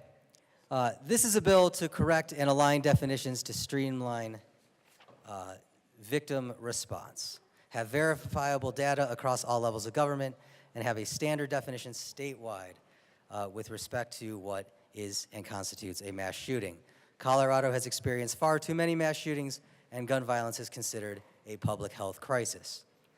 Shootings can be classified differently within different jurisdictions and can therefore limit available resources for victims. For example, the Gun Violence Archive reports that in 2023 there were 656 mass shootings, whereas the FBI only reported 41. To be clear, the FBI does not have a definition for mass shootings, but rather defines mass killings as involving 3 or more people in public places. The difference in the number being reported and the actual victims are still the differences occur and the numbers being reported, and actual victims are still negatively impacted regardless of the classification. The cost for responding to mass shootings is costly for the state, so any help we can get from the federal government through grants is needed. SB 2559 will do two things. It defines a mass shooting as 4 or more people who are killed or injured by an individual with a firearm. The number does not include the individual carrying out the shooting. The second part of this bill requires the Division of Criminal Justice and the Department of Public Safety to apply for and accept federal funding and other grants for the state's response to mass shootings. This funding can be used towards support service for victims. If in the unfortunate event Colorado once again finds itself in the midst of another mass shooting, this bill will make sure that we can apply for resources that will help our communities recover from this type of trauma. I urge a yes vote. To be clear, our definition that we're proposing accounts for individuals who are injured because they may need resources to recover. Different jurisdictions may categorize these shootings differently. For instance, where there are no fatalities that occur but multiple injuries occur. Getting on the same page across jurisdictions means that those injured can get the correct damages and sourcing of funds available. I ask for an aye vote. Representative Carter. Thank you, Mr. Chair. Gun violence is a public health crisis, and mass shootings are happening far too often. However, not all mass shootings make the headlines. Mass shootings happen often and many times random acts of just violence or domestic violence.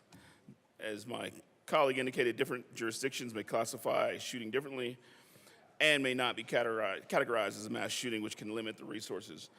To reiterate, the Gun Violence Archives counted, the FBI Gun Violence Archives counted 656 mass shootings in the state in 2023. There's a big difference in the number of reported mass shootings based on definition being considered. That's the point of this bill. The response to mass shooting is very costly for the state of Colorado, and SB 2559 defines a mass shooting of at least 4 people other than the shooter who are injured or killed by the shooter.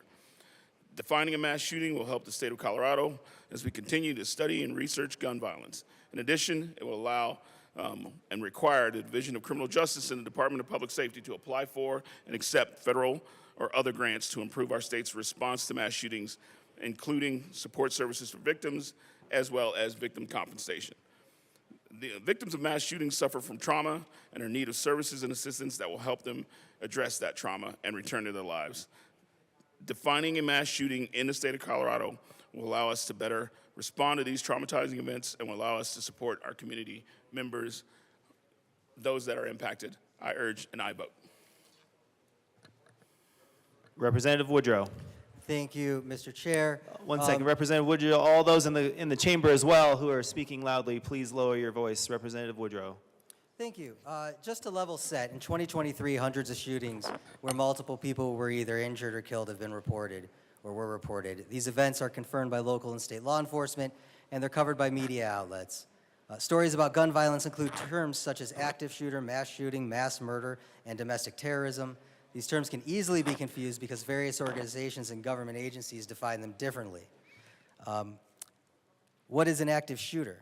The FBI defines an active shooter as an individual actively engaged in killing or attempting to kill people in a populated area. When there's a report of an active shooter, that signals that the incident is currently unfolding and the shooter is not yet apprehended by authorities. The term describes a person or people if there are multiple shooters, but it also describes the status of the situation as ongoing. The term mass shooting can refer to firearm-related events with various outcomes depending on which definition is being used. A 2020 article from the National Institute of Justice Journal notes the challenges that arise from the lack of a single definition of the term mass shooting. Its authors claim that research is hampered by a lack of agreement on the definitions of critical terms, such as mass shooting and mass murder, and by the absence of consistent sources of data. Further, they note that the federal criminal code lacks any distinct mass shooting offense, and this may help explain why researchers use different terminology or types of criminal offense in their analysis of the same phenomenon.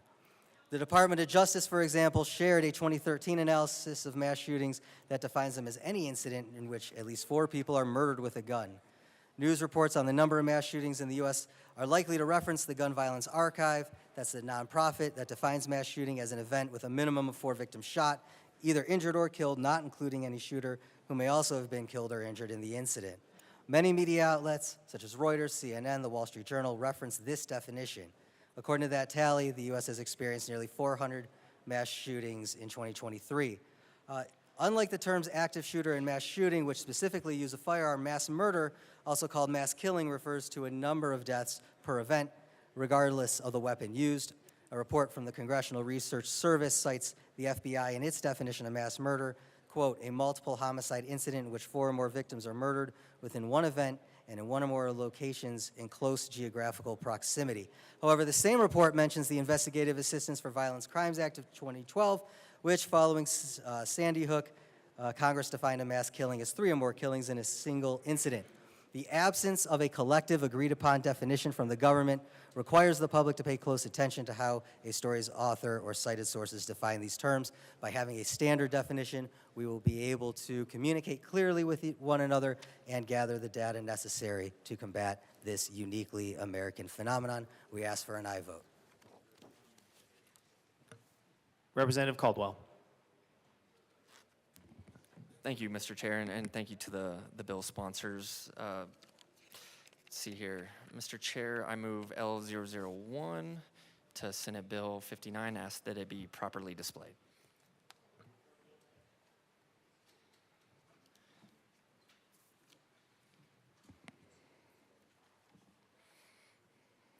That is a proper motion. Amendment 1 is properly displayed. To the amendment. Thank you, Mr. Chair. This is a very simple amendment. And, you know, obviously, I think it's important that we get support services to victims of mass shootings. But also, you know, just as a general principle, it's also good to be proactive and not just reactive. And so what this amendment does, it just updates the language here on page 2 on lines 15 through 18 and says, where it says support services for victims of mass shootings, it adds in the text support for the prevention of mass shootings and for the victims of mass shootings. So again, being proactive, if we're gonna have these funds, we're gonna put them towards addressing mass shootings, not just towards the victims, but also measures that maybe we can take to help prevent mass shootings. Again, I think it's a very sensible, reasonable amendment, and I would certainly request and urge an aye vote for this. Thank you. Representative DeGraff. Thank you, Mr. Chair. I think actually looking at the problem instead of dealing with the symptoms would be great. Of course, the best and the quickest, the easiest way to prevent mass shootings is to stop creating gun-free zones, because we know that gun-free zones are 95% of these shootings. Now, we also have cultural issues with creating a culture of death, a whole death cult, if you would. So I think we ought to look at some of these things. 90 to 95%, I think it's 95% plus, actually, of these crimes are committed in gun-free zones. And this morning, we just basically tried to create, or the effort is to create gun-free zones out of everybody's home if they have anything Representative to do with DeGraff, political. please speak to the amendment, not earlier legislation. Thank you, Mr. Chair. But yeah, we should stop creating gun-free zones, which create the target-rich environment for people that don't value life. We should create a culture that values life, and then deal with this problem, and then maybe we won't have to deal with so many mass shootings. So yes, let's deal with the problem. Let's stop creating gun-free zones. Let's stop the mass shootings before they start. Representative Woodrow.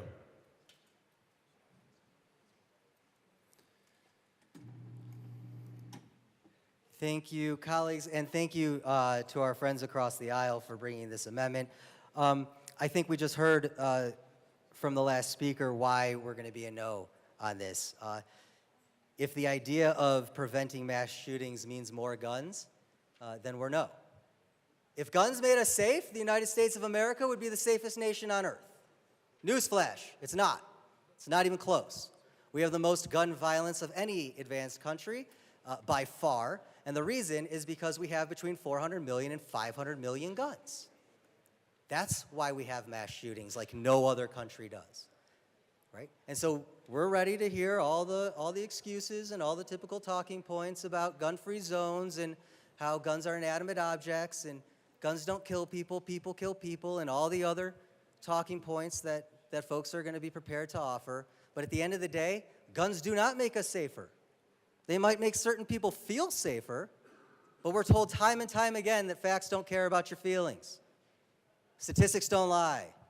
At the end of the day, we've got a gun violence problem because we have too many guns, and putting more guns in more places isn't going to solve anything.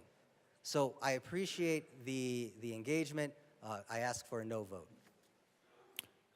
Representative Caldwell.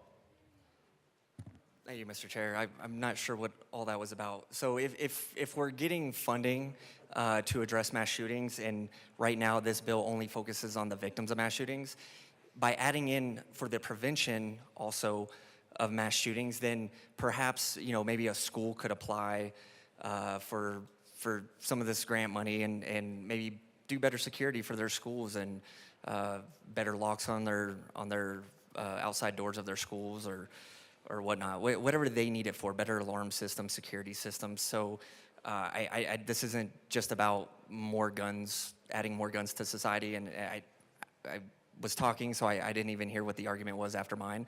But so I just want to say this is, again, about being proactive and defending people before they become victims of shootings. It seems extremely reasonable to me, and so I don't know what all the contention's over. Thank you. Representative DeGraff. Thank you, Mr. Chair. And this is just a response to the response about, my response was to, if we're going to deal with the problem, we want to have fewer gun-free zones. That doesn't mean necessarily more guns. That just means not restricting them.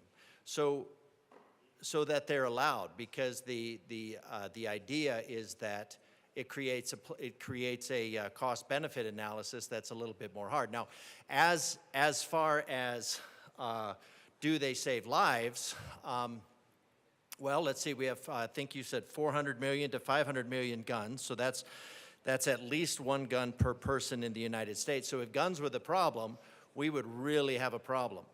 Now, when you take those guns away from citizens, and if you want to have less mass killings, then the time to talk about it is not having the monopoly of power on the behalf of the government, which has created in the last 100 years 1 to 200 million deaths. Million deaths. 1 to 200 of them.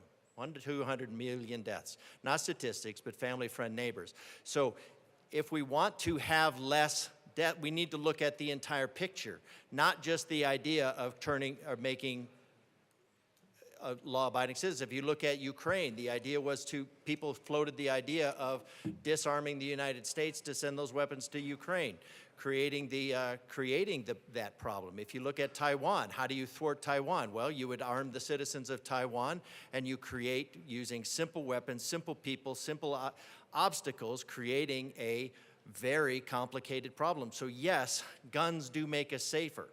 Now, if you want to look in this case at the areas where you have a problem with guns, it is in these areas that are, I am on the bill because we're talking about the amendment, and we're talking about looking at areas that make people safe. But I appreciate you bringing me back to the amendment. If we want to look at those areas are primarily Democrat. Those areas are primarily the ones that have all of the dream legislation that you bring in, and then they make the problem worse. So yes, we should be looking at statistically what makes it, not just the emotional appeal of saying disarm all law-abiding citizens. I got it, that's the dream. But if we want to actually look at preventing gun violence, one, you don't want to have a monopoly of force, certainly by the government, and two, you don't want a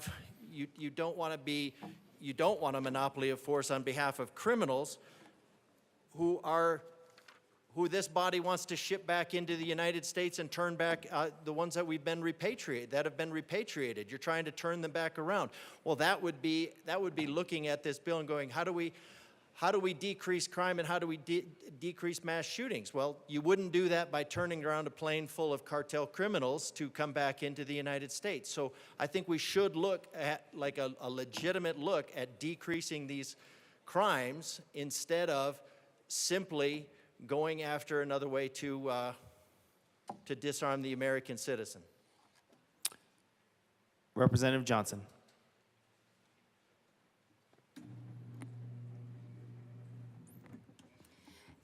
Thank you, Mr. Chair.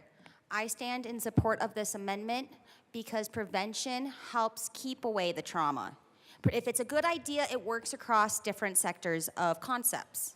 Prevention works in healthcare. It drives down cost and it helps people stay healthier. Prevention for mass shootings saves lives and mitigates the trauma that people would have to go through should that prevention not be in place. Bullets go both ways, and deterrence is a major factor in that. Where are you going to have more shootings? Someplace where nobody is armed and they're shooting ducks, or a place that they can shoot back? If you're looking for a place that you're going to get more casualties, should you want to do that, you're going to look for the easier aspect. By allowing folks to protect themselves, we add a deterrence factor. We help mitigate this. We help end the casualties. Should an incident happen, I, for one, can definitely say I would rather have someone there that could protect me if something happens and end it instead of letting the tragedy go on for longer, especially in rural Colorado. For law enforcement, if it takes us, and they're amazing out there, but we have many, many miles. So while they're en route to come get us, every second matters in a tragedy. So when we have preventive measures and we have ways to defend ourselves and deter, that is going to save lives. And if every life saved is worth it. So again, preventative measures work. If it works in healthcare, if it works in insurance, if it works in safety measures, when you do preventative and put a seatbelt on to save should an incident happen, it's the same concept here. Why are we not looking at preventative measures, allowing us to access those so we don't even have to deal with the trauma in the first place, or we have to deal with less trauma, less folks with trauma? For this, I support this amendment so we can make sure we are mitigating what can be and helping prevent future casualties. I urge a yes vote on this amendment. Is there any further discussion on Amendment L001? Seeing Representative Alak. Thank you, Mr. Chair. I just wanted to put it on the record how grateful I am that while the sponsor of this bill finds our talking points to be trite and irrational or otherwise misguided, that he listened to them. So, you know, that's a win. Thanks. Representative Woodrow. Thank you, and I appreciate the comments, Representative Luck. We do listen. We listen intently to the arguments that you make. We disagree. For example, we disagree that, you know, it's the second time we've heard today that if guns were a problem, we'd have a problem. Yeah, we've got 47,000 gun violence deaths a year. Not statistics, but neighbors and real living, breathing people. 47,000 gun deaths a year, and if you want to chalk up 60% of them or 55% of them to suicides and say it would happen anyway, even though I fundamentally disagree with you, if you want to just wipe those all off, that's your prerogative. But 47,000 gun violence deaths per year is a problem. And simply saying, oh, well, genocide occurs and that's worse, so I guess we can lop off 47,000 Americans a year, that doesn't fly with folks on my side of the aisle. Okay? At some point, we can recognize that the common denominator in every shooting is a gun, whether you like it or not. And no, the problem with this amendment, with respect to the representative that has brought it, is that what we heard was that the money will go to security guards and locks, which might not be bad, but that it's going to also go to the elimination of gun-free zones, that we need more guns in more places, people who can shoot back. Victims need psychological help from the trauma, they need social support, they need assurance and recognition from their elected representatives that they understand that the fundamental problem is that some folks have interpreted the Second Amendment to be whatever gun they want, whenever they want it, however they want it.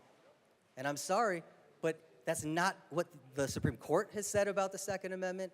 That's not what Justice Scalia has said about the Second Amendment. So we can have the debate, but at the end of the day, the hard reality is that 47,000 gun deaths occur in America every year, and it's because of the guns. And the other thing that I would say is that this idea that we prevent mass shootings with more guns, at some point, the logic breaks down. If 500 million guns isn't enough to keep us safe, how many more hundreds of millions of guns do we need before that curve actually starts to break and we have less gun violence? I would submit that we've gone so far off the rails with our gun worship that we're now in a place where we can't even have a bill where we're just trying to define what a mass shooting is. No one's taking a gun away from through this bill. No one. We're defining what a mass shooting is. And folks have to come down and say, oh, you're just going to take more guns away from law-abiding citizens. It's a bad faith argument, folks. No on the amendment. Representative Luck. Thank you, Madam, what is my problem today? Mr. Chair. Thank you, Mr. Chair. Couple things. One, this amendment isn't about any of that. This amendment is simply saying that these dollars should be made available, or that grants that allow for prevention of gun violence should be pursued. It just expands what the monies are, either used for or applied for. So if there are gun prevention grants out there, right now as the bill reads, they're not really covered. States' response to mass shootings, not the preventative measures. All this is doing is clarifying that this division can apply for those particular grants. Presumably, if the desire is to prevent mass shootings, you would want to make sure you can access all of the dollars available to prevent mass shootings. Next, if we're talking about gun violence, and that we need to do everything we can to save lives, it's curious that this body doesn't do more in the medical malpractice space. Because in 2018, there was a Johns Hopkins study that showed that 250,000 people every year die as a result of medical malpractice. Medical malpractice. Representative a Luck. scalpel. Actually, you know what is most Representative Luck. Yes, Mr. Chair. I appreciate your point, but the bill's about mass shootings. If we can keep that caged, and I gave you some leeway on the medical malpractice, but let's bring it back to the amendment. Thank you, Mr. Chair. So, to the amendment, prevention. You know what else can help prevent deaths? Not funding deliberately murder. Not funding the murder of the most vulnerable in our society by abortion. And yet this body desires to do that. So let's be honest. If we want to be honest, let's talk about the fact that there is an obsession on one side of the aisle about taking guns. It's not about preserving life. Because if it was about preserving life, we would preserve the life of the most vulnerable in our society. And yet this body continues to advance policies that deliberately take those lives. I urge a yes on this amendment. And before anyone else speaks, we are on Amendment L001, so the chair is given lots of latitude to bring in some other examples, but again, we are on the definition of prevention of mass shootings. Let's keep to that in Amendment L001. Is there any further discussion on L001? Seeing Representative Bottoms. Thank you, Mr. Chair. The sponsor keeps saying, and I've heard him say it a lot more than just today, but it is patently false on every level, that there are no mass shootings anywhere but the United States. 2.5 years ago, in just one country, there was 2,000 Jews killed by a mass shooting by civilians. Lebanon, about 3 months ago, 1,000 Christians were killed by civilians by guns. That doesn't include about 2,000 other civilians. These are called mass shootings. They eclipse anything that's ever happened in the United States of America. You could put the last 10 years together and you don't get the same amount of just those two countries. How about Syria? How about Ukraine, where they were just handing AKs out to civilians because of mass shootings from Russians? So the idea that this happens only in America, you got to stop saying that. That is as far from the truth as you can get. We also talk about how 46,000 people were killed last year because of guns. But we keep forgetting the fact that 3 million people were saved. 3 million people were saved because somebody brandished a gun. 3 million. So 46,000, that's a number that we're supposed to talk about, but we're not supposed to talk about 3 million people, and that's only the ones that were reported. 3 million people, their lives were saved because of guns. I'll take that 3 million over 46,000 any day. Because the number would have been 3,046,000.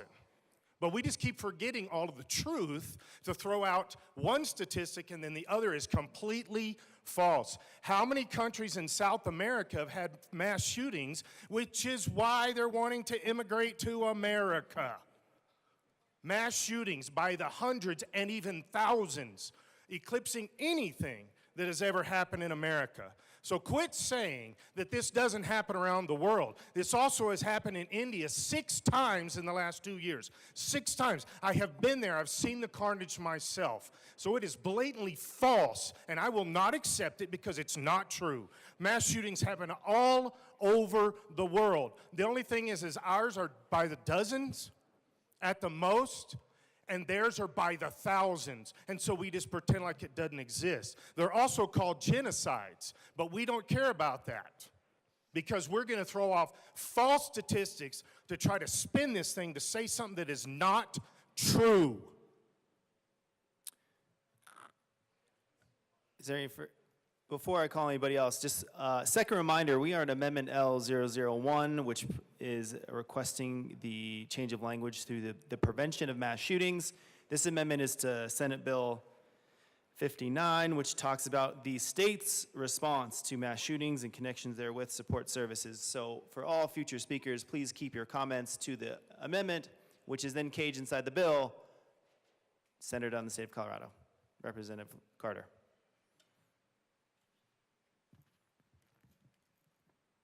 Thank you, Mr. Chair, and I appreciate the explanation because for a minute there I was confused about what bill we were arguing. This bill is about victims.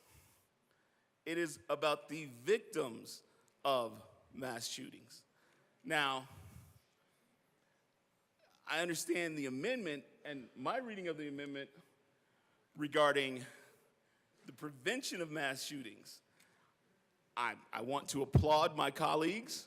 It's impressive that at this point they are attempting to prevent mass shootings. I am heartened, but this is not that bill.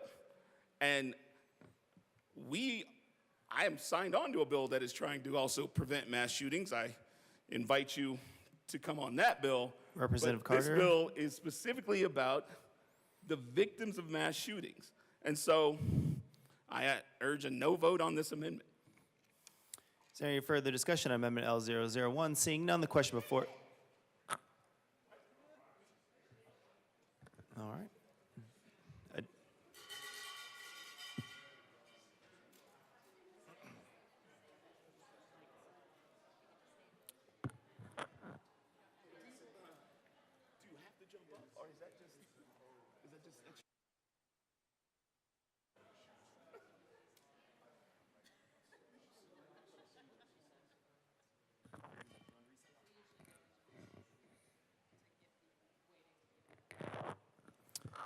The House will go into recess.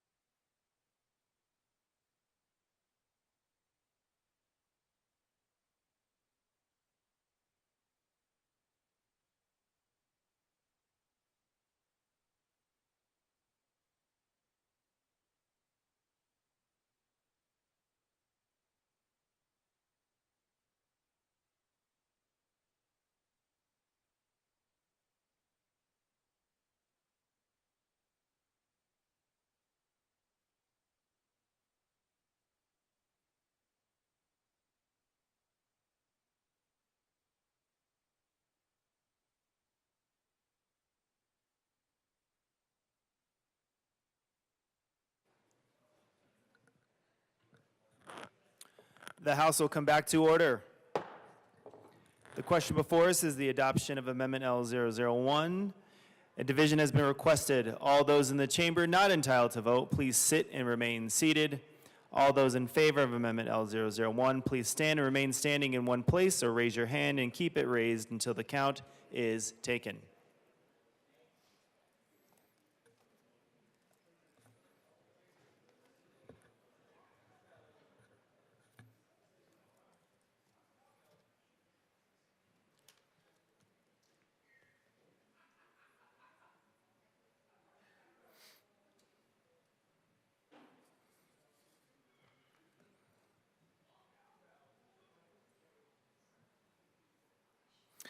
You may be seated. All those opposed, please stand and remain standing in one place or raise your hand and keep it raised until the count is taken.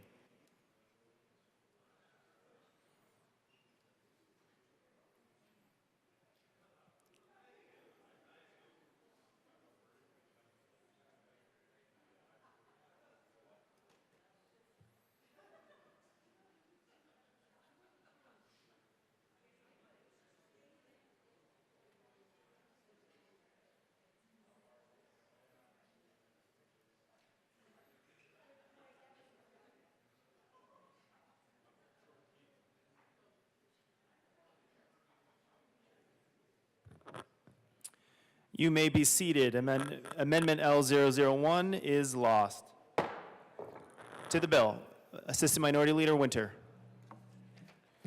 Thank you, Mr. Chair. I'd like to move Amendment L002 to House Bill 59 and ask that it be properly displayed.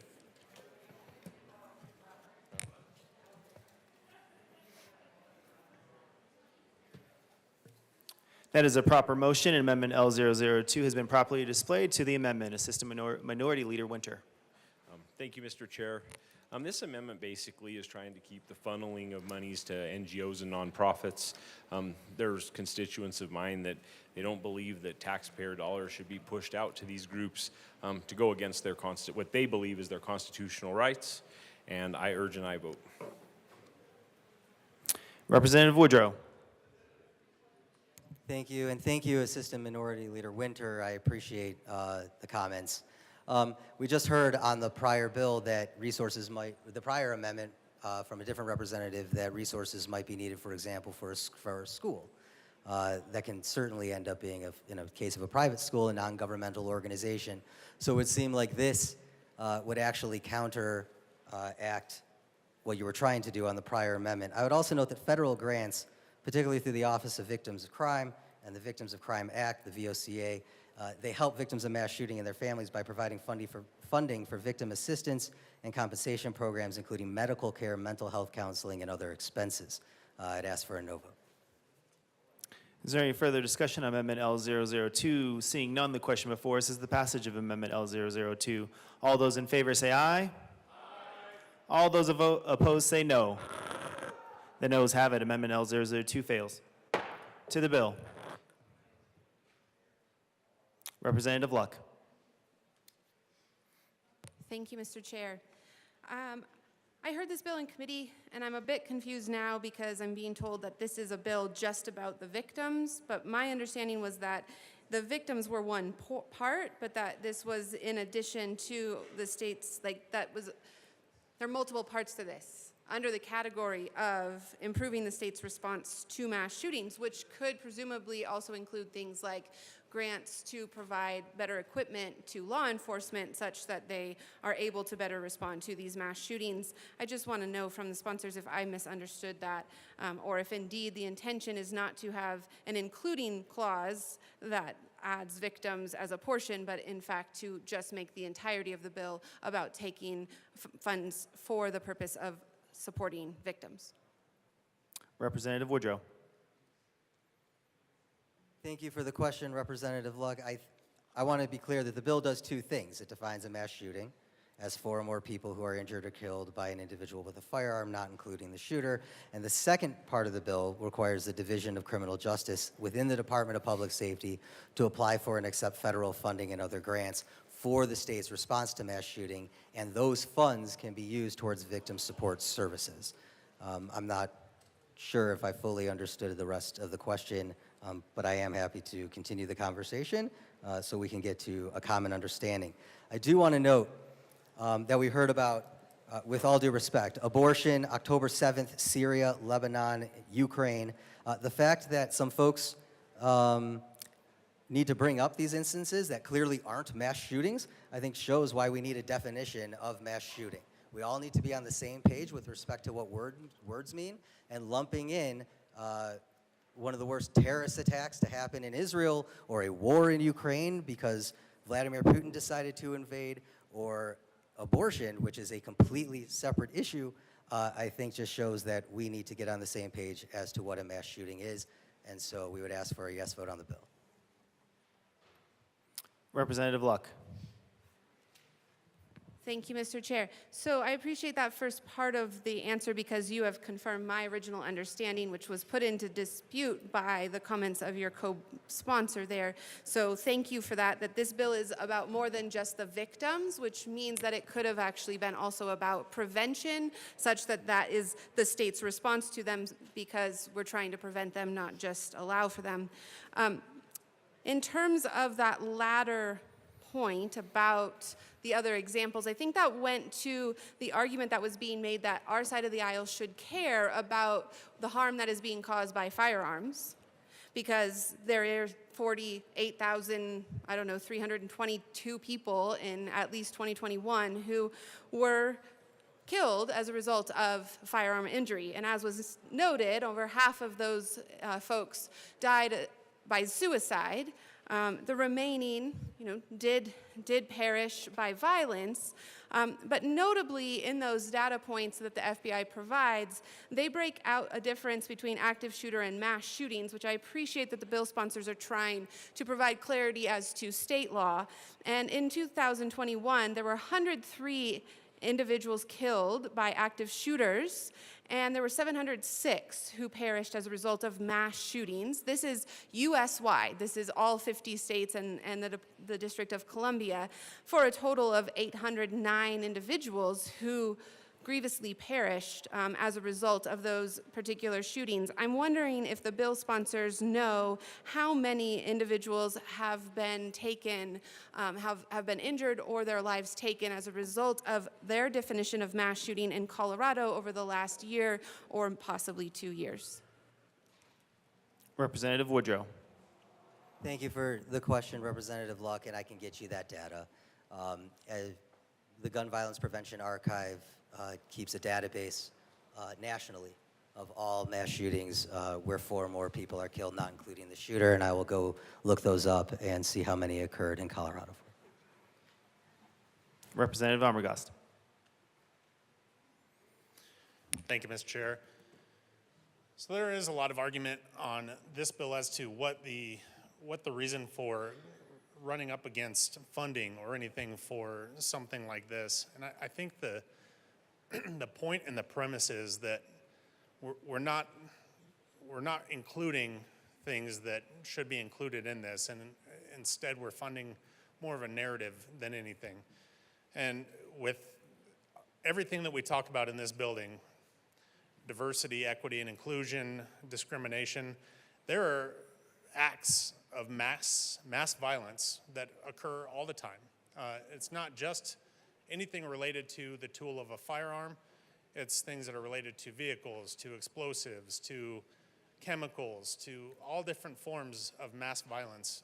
I think predominantly knives outside of the tool of a firearm, but especially vehicles, the things that we see, the ability that somebody has to commit atrocities, and those victims of those crimes, the survivors and those that have lost family members to those crimes, aren't included in this bill or bills similar to this. Instead, we're focusing on a tool. So when I hear people say it's not the focusing on a tool, it's focusing on gun violence or whatever, that's a narrative about a tool. When we're talking about violence, violence is a human nature. And if we're talking about the human factor of that, the human act of violence, it takes the human to commit that act of violence, no matter what the tool is, whether it be a truck, whether it be a knife, whether it be an explosive or chemical or whatever the case may be. There are victims of those crimes that are wondering why we're focusing on firearms when we're not just focusing on the act, the crime, the victimization, the murders, the survivors, the things that happen outside of what we're using as a narrative for gun violence and promoting a partisan office that was created in this building with out-of-state donors and things that don't really help us in preventing violence. They help us in eliminating firearms from those of us that are law-abiding citizens. And this further funds it and pushes that narrative. And that's why I'm not in support of this bill. That's why I'm not in support of any of these bills that come forward and simply do that. They push a narrative just making people feel a certain way about firearms, that don't feel a certain way about firearms, and then criminalizing those of us that do feel the proper way about firearms, that you are safer if you are armed. You are not safer by being unarmed in any situation. Look at what happens to unarmed people when they are attacked by vehicles, by knives, by chemicals, by every other act of violence. When they are unarmed, you are victimized. You are not able to defend yourself. Does everyone who has the ability to protect themselves end up okay out of a violent situation? No, that would be ludicrous. Nobody can see everything coming all at once. You never know what's going to come your way until it does. But shaming somebody for being armed or saying that being armed doesn't make you safer, it makes you feel safer, is offensive to me, and again, absurd and ludicrous. And that's what all of this messaging is, all of this narrative is, that comes across in all of these bills, these anti-gun bills. That's all this is. It is just another way to push a narrative, and in this case, fund a narrative and give it the resources to embolden itself into this fear-mongering that firearms are so bad. Violence is bad. The act is bad. The human portion of this is bad. Violent people can do violent things. The only way to stop violent people is to become violent to protect yourself in those situations. Being an unarmed and defenseless victim makes you a victim, whether you survive or not. So this is something that is dangerous, yet we keep doing it, and it just skates on through and becomes law.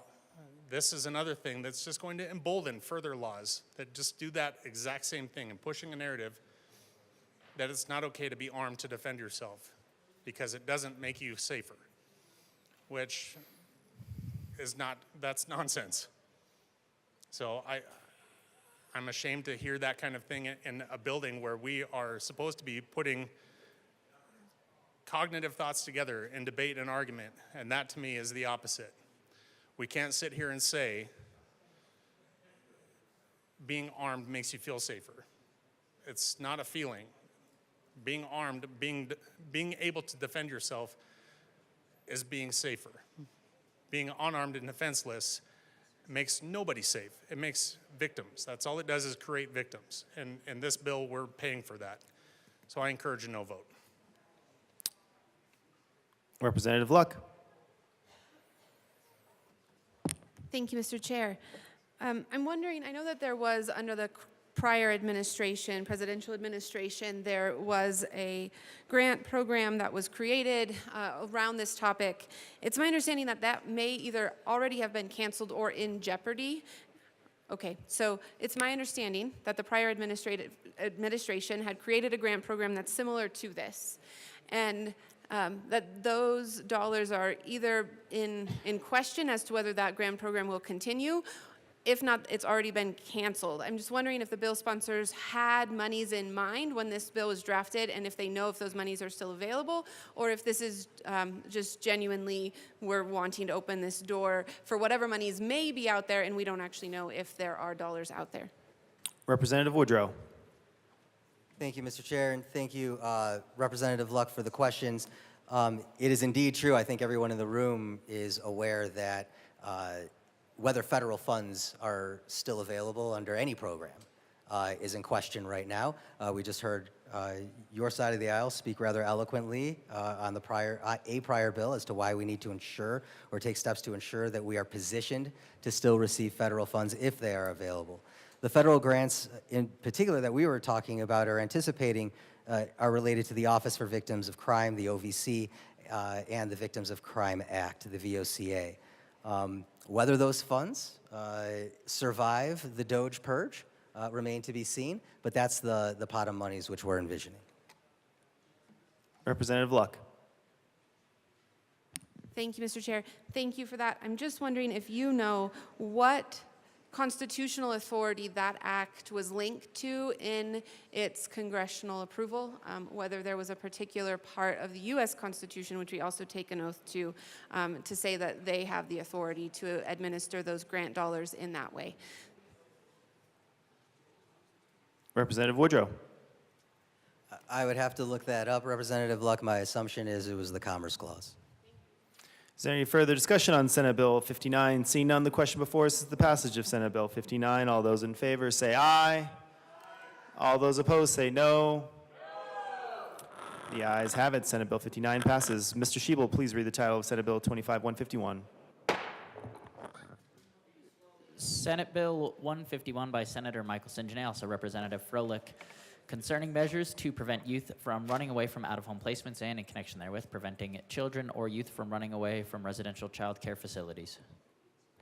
Representative Froelich. Thank you, Mr. Chair. It is a pleasure to serve with you. It is a pleasure to serve with you. I move Senate Bill 151.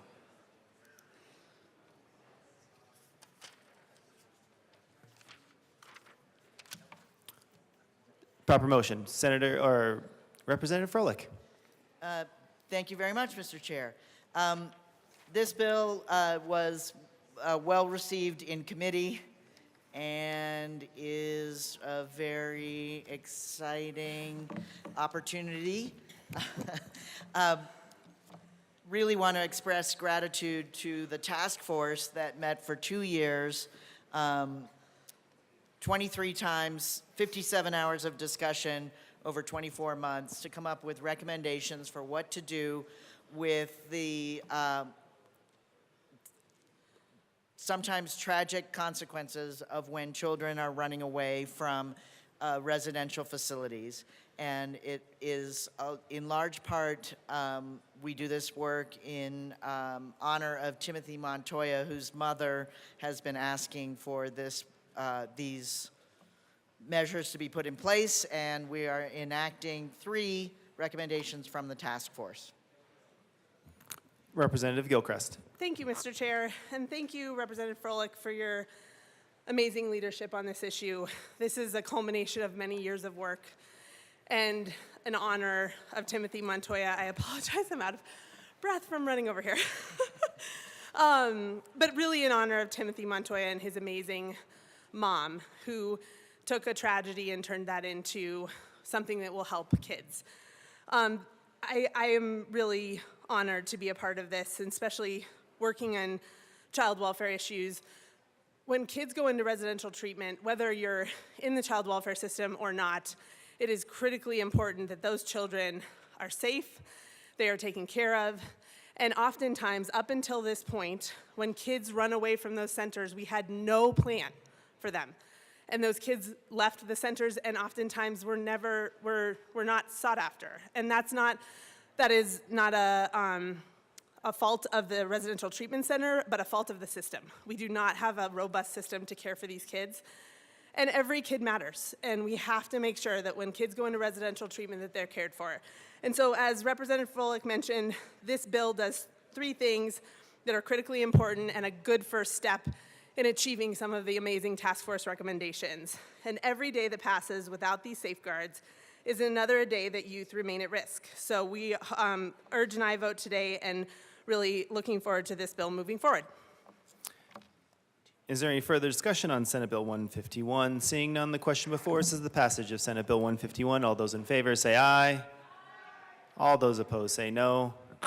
The ayes have it. Senate Bill 25-151 passes. Mr. Schiebel, please read the title, Senate Bill 25-085. Senate Bill 85 by Senators Kipp and Carson, also Representatives Rutenell and Pascal, concerning the adoption of animals that are test subjects of health-related research. Representative Rutenell. Thank you, Mr. Chair. I move Senate Bill 85 and the Health and Human Services Committee report. That is a proper motion to the committee report. Thank you, Mr. Chair. This committee report is basically a very simple amendment. It's about moving the bill to Title 35 and essentially creating a severance clause here with the Animal Welfare Act. I urge and I vote. Is there any further discussion on the Health and Human Service Committee report? Seeing none, the question before us is the passage of the Health and Human Services Committee report. All those in favor say aye. All those opposed say no. The ayes have it. To the bill. Representative Pascal. Thank you, Mr. Chair. So what the essence of this bill is it's about the fact that we use cats and dogs and other animals, of course, in test research, to research for diseases and cosmetics and all kinds of other things. And what this bill requires is that for folks and organizations that are doing that if the animal is healthy and has good behavior, that they attempt to adopt out those animals once they are done with this service. Representative Rutnell. Thank you, Mr. Chair. This bill is really straightforward, and it received unanimous support in the committee. And I was told by a representative in this chamber that I had to see a certain Stephen King film in order to earn her support. I have seen parts of it, and this is not what this bill is about. We are here to make sure that the dogs and cats that went through a research process are able to have a second chance at a really decent life with a wonderful family. So we urge your support and urge an aye vote. Thank you so much. Is there any further discussion on Senate Bill 25085? Seeing none, the question before us is the passage of Senate Bill 2585. All those in favor say aye. All those opposed say no. The ayes have it. Senate Bill 2585 passes. Mr. Schiebel, please read the title. This is Senate Bill 2587. Senate Bill 87 by Senator Marchman, also Representative Stewart R. and Brooks, concerning establishing academic adjustments for students with disabilities in institutions of higher education. Representative R. Stewart. Thank you, Mr. Chair. I move Senate Bill 87 and the committee report of the House Education Committee. So moved. That is a proper motion to the committee report. Representative R. Stewart. Thank you, Mr. Chair. In the Education Committee, we offered a couple of amendments that came about from working with the stakeholders in education on this bill. We will be offering a couple more in a little bit to make sure that the intent of the bill is clear and that all stakeholders are in support. So I would urge an aye vote on the committee report. Any further discussion on the Education Committee report? Seeing none, the question before us is the passage of the Education Committee report. All those in favor say aye. Aye. All those opposed say no. The ayes have it. The committee report passes. To the bill, Representative Brooks. Do you want to move this? Thank you, Mr. Chair, and thank you for your selective hearing. I would like to please move Amendment 007 to Senate Bill 25087, ask that it be properly displayed.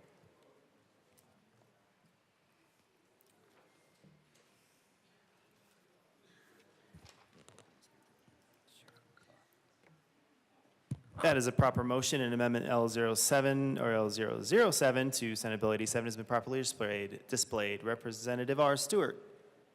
Thank you, Mr. Chair. This is a technical amendment that just clarifies a definition and the portion of law that the definition came from, and just adds a little bit of technical cleanup. So would urge an aye vote. Is there any further discussion on Amendment L7? Seeing none, the question before us is the passage of Amendment L7. All those in favor say aye. Aye. All those opposed say no. The ayes have it. Amendment L7 passes. Representative Brooks. Thank you, Mr. Chair. One more. I would like to please move Amendment 008 to Senate Bill 87 and ask that it be properly displayed.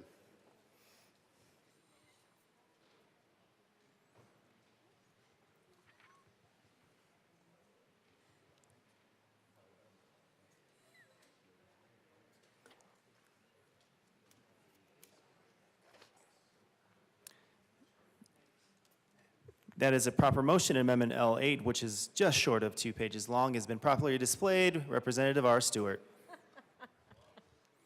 Thank you, Mr. Chair.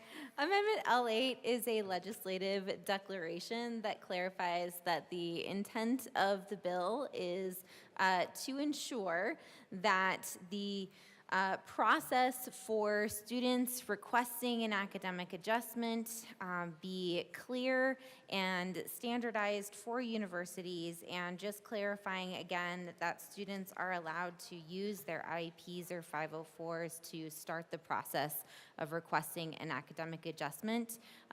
This particular legislative declaration was requested by both the advocates for the bill as well as the institutions of higher education. So I'm very delighted with this and would urge an aye vote. Representative Brooks. Thank you, Mr. Chair. I have the opportunity to talk about robust stakeholdering here, and I will not miss that opportunity to do so. Honestly, this is from discussions, very good discussions that we had in the Education Committee and continuing discussions that we've had with institutions of higher education to ensure that this is taking them honestly right from a position where they weren't sure to just a monitor and a happy place. So this is a very good amendment. Good amendment, vote yes. Is there any further discussion on Amendment L008? Seeing none, the question before us is the passage of Amendment L008. All those in favor say aye. Aye. All those opposed say no. The ayes have it yet again. Amendment L008 passes. To the bill, Representative Brooks. Thank you, Mr. Chair. So this is, there are a couple of questions that I had out of my caucus. I believe that they were legitimate questions, not just those that they felt like they had the opportunity to give me a hard time about. But these were good questions that I want to make sure that I try to bring some clarity to here. That this does not in any way, this bill does not seek to reduce the criteria by which institutions of higher education are accepting applications. It doesn't change criteria. It doesn't change programming. It doesn't change anything substantial within what they're offering, right? This is simply only to make sure that there is a streamlined process for those entering that are neurodivergent to be able to enter into the application process for colleges. There was one particular quote that was given in testimony that I found very powerful, and that was from somebody who is in the neurodivergent community that said specifically that this was very important to her because she felt like it was opening up opportunities that to be able to go to college, to apply to a college that she didn't really feel existed otherwise. This was opening up that pathway. And this is exactly what this bill is meant to do, and I found it to be very powerful that was how it was being received as well. So very good bill, very good stakeholdering through the way, and obviously a phenomenal bipartisanship kind of effort here. One other thing that I want to make sure to mention, because it did come up in committee, for military institutions, for military schools, for the military academies, again, not lowering the admission standards. That's not changing anything there. It's just streamlining a process for anybody that perhaps had served 26 years in the military and might have a question about that. Representative R. Stewart. Thank you, Mr. Chair. This bill is really an important step in ensuring that students who are accepted into a university who may need a little bit of a longer time to take a test or larger font on the things that they read, simple academic adjustments, do not face barriers like having to go get a whole new expensive psychoeducational test in order for them to apply and qualify for those adjustments. They simply can use paperwork as young adults who may be doing self-advocacy for the first time using paperwork that they already have to start this process, and I would urge an aye vote on this bill. Is there any further discussion on Senate Bill 87? Seeing none, the question of Representative Smith. Members, when this first bill came to me, I had grave concerns. There was no cost to the Department of Higher Ed, but there would be considerable costs to the universities. And I know that there was a lot of good stakeholding, and I really, really appreciate that. And so I urge an aye vote on this bill. Representative Bradfield. Thank you, Mr. Chair. As the ranking member on education, we were very glad to hear this bill, and we're very glad to know that there Representative is Bradfield, 1 second. Colleagues, we are very, very close to the end. If we could just keep the decibel level down just a little bit so we could hear the amazing comments of Representative Bradfield. Representative Bradfield. Thank you. Maybe I'll whisper. We were glad to hear this bill, and we were glad to know that that no standards or expectations from professors would be lowered, and are really pleased that the major colleges in Colorado are willing and able and enthusiastically support. So an aye vote is what I ask. Thank you. Is there any further discussion on Senate Bill 2587? Seeing none, the question before us is the passage of Senate Bill 2587. All those in favor say aye. Aye. All those opposed say no. The ayes have it by a considerably large decibel volume. Senate Bill 2587 passes. Madam Majority Leader. Thank you, Mr. Chair. I move the committee rise and report. You have heard the motion. Seeing no objection, the committee will rise and report.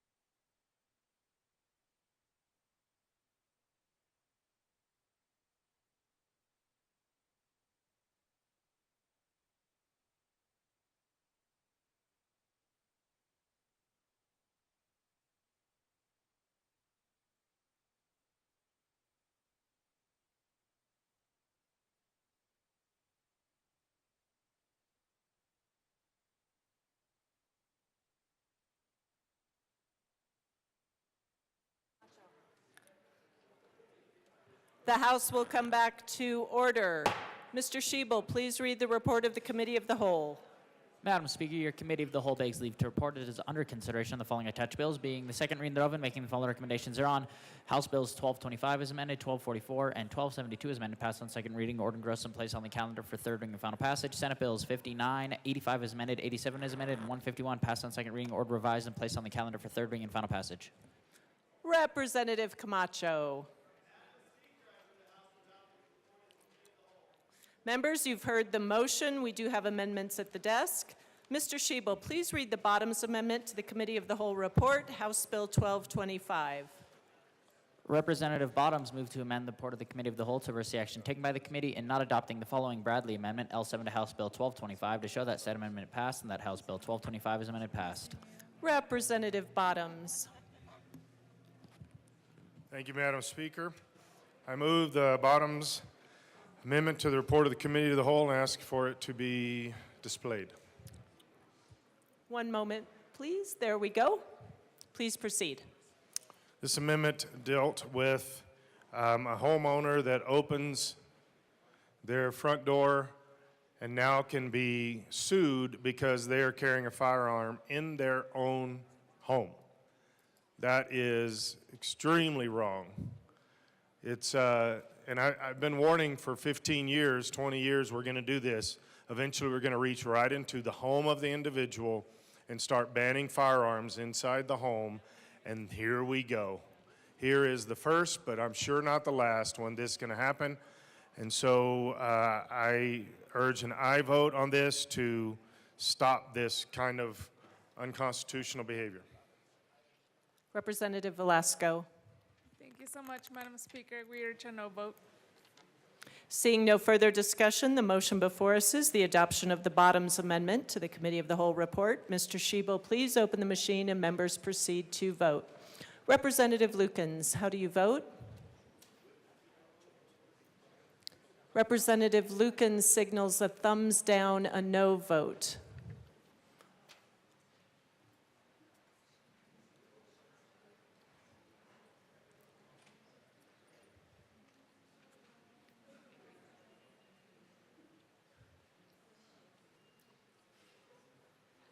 English and Johnson.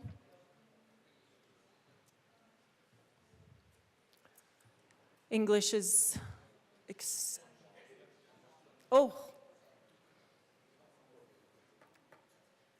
Representative English, how do you vote?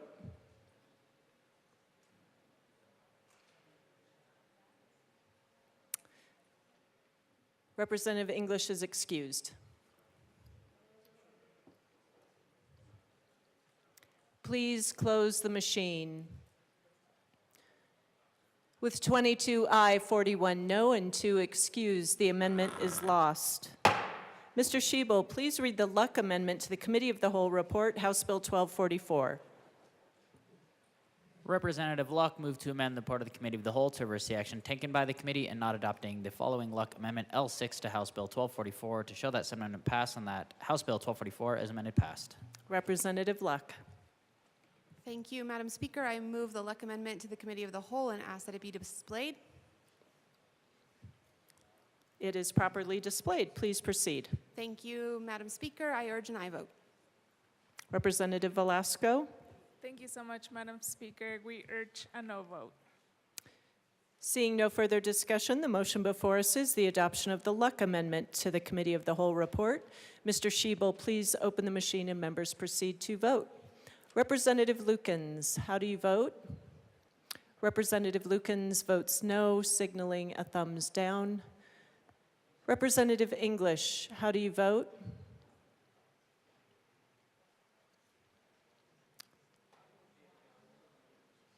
Representative English, how do you vote? You are muted, Representative English.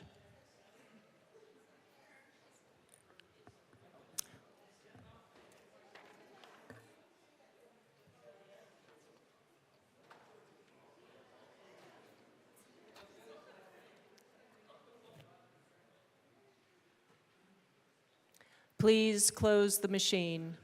With 22 aye, 42 no, 1 excused, the amendment is lost. Mr. Shebel, please read the Soper Amendment to the Committee of the Whole report, House Bill 1244. Representative Soper moved to amend the report of the Committee of the Whole to reverse the action taken by the committee in not adopting the following Soper substitute amendment L10 to the underlying Luck Amendment L5 to House Bill 1244 to show that the substitute amendment L10 passed and that House Bill 1244 is amended passed. Representative Soper. Thank you, Madam Speaker. I move the Soper Amendment to the Committee of the Whole report and ask that it be properly displayed.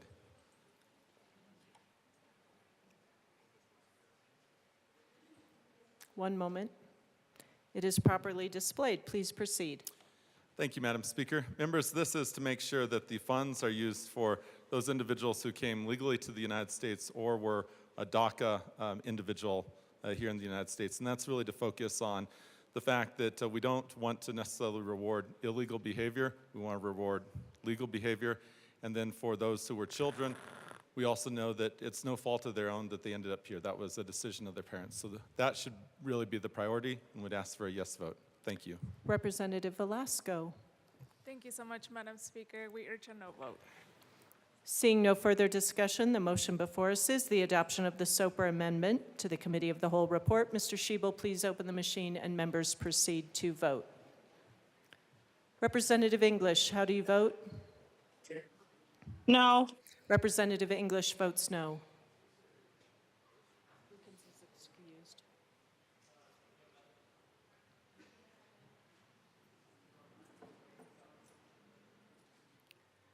Please close the machine. With 23 aye, 40 no, and 2 excused, the amendment is lost. Mr. Shebel, please read the Winter Amendment to the Committee of the Whole report, Senate Bill 59.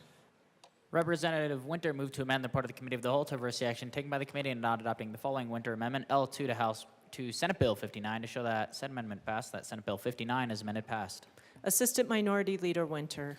Thank you, Madam Speaker. I'd like to move the Winter Amendment to the Committee of the Whole and ask that it properly be displayed. One moment.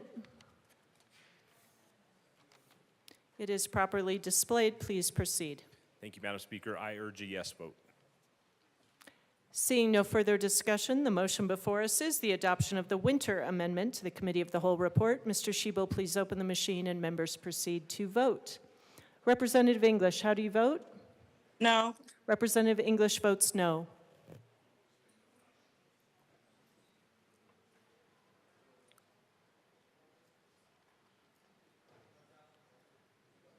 Please close the machine.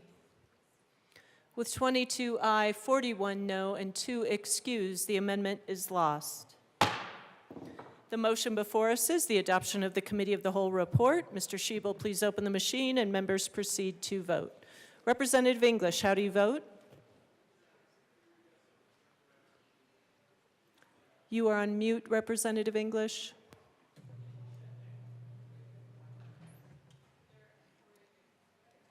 How do you vote, Representative English?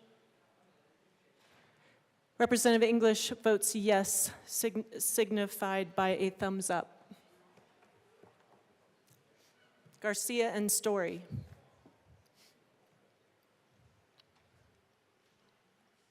Please close the machine.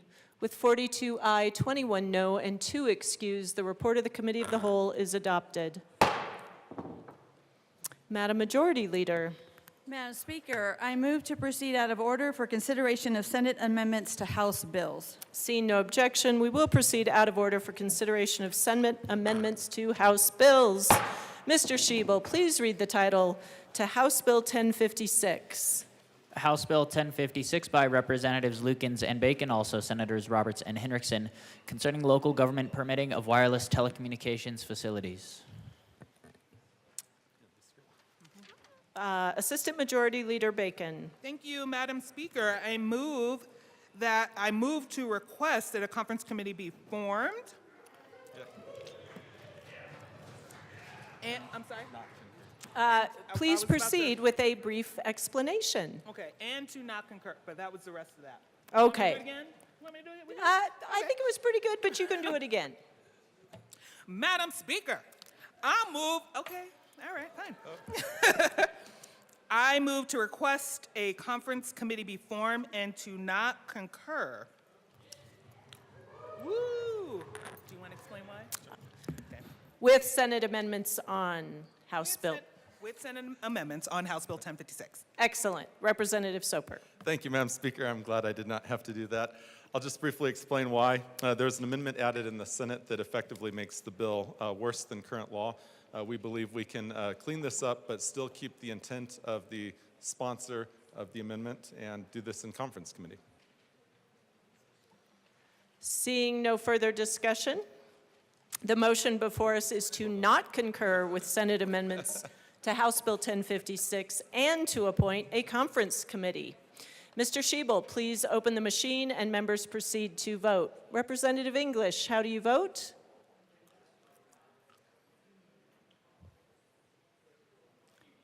You are on mute, Rep. English. Yes, I don't concur. Yes, you, Representative English votes yes.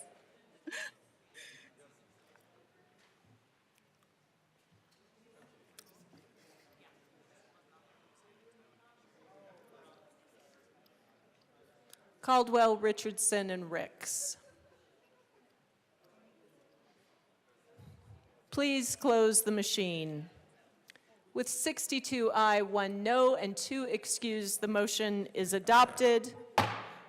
Representatives Lukens as chair, Bacon and Soper are appointed to the conference committee. Mr. Schiebel, please read the title to House Bill 1059. House Bill 1059 by Representatives Weinberg and Frey, also Senators Rich and Marchman, concerning reducing food waste in schools. Representative Foray. Thank you, Madam Speaker. I must speak out to clarify our way to ensure my colleague doesn't lead you astray. We accept the amendment with delight and hopes we can depart before midnight. Representative Weinberg. Thank you, Madam Speaker. Fellow colleagues, whilst I don't have an issue with the amendment itself, I do not believe that we should give the Senate any justification in any way, shape, or form. So while I urge you to vote yes or your conscience, I will be a definite no on this amendment. Ho, ho, ho. I do need for one of you to move. Madam Speaker, I move to concur with the Senate amendment. On House Bill 1059. On 1059. Seeing no further discussion, the motion before us is the motion to concur with Senate amendments on House Bill 1059. Mr. Schiebel, please open the machine and members proceed to vote. Representative English, how do you vote? Yes. Representative English votes yes.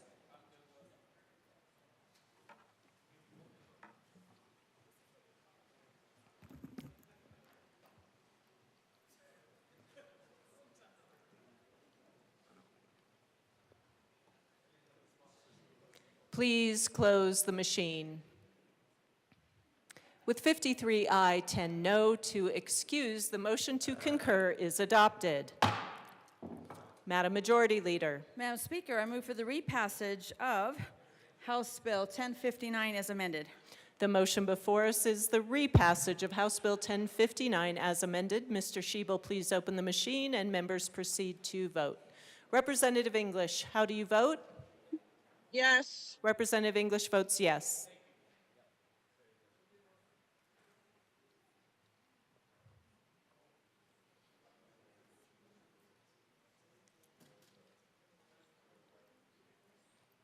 Please close the machine. With 58 aye, 5 no, 2 excused, House Bill 1059 as amended is repassed. Co-sponsors.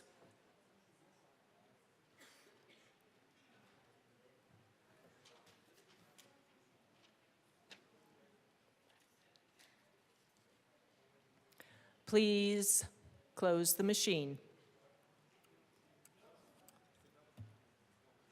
Mr. Schiebel, please read the title to House Bill 1043.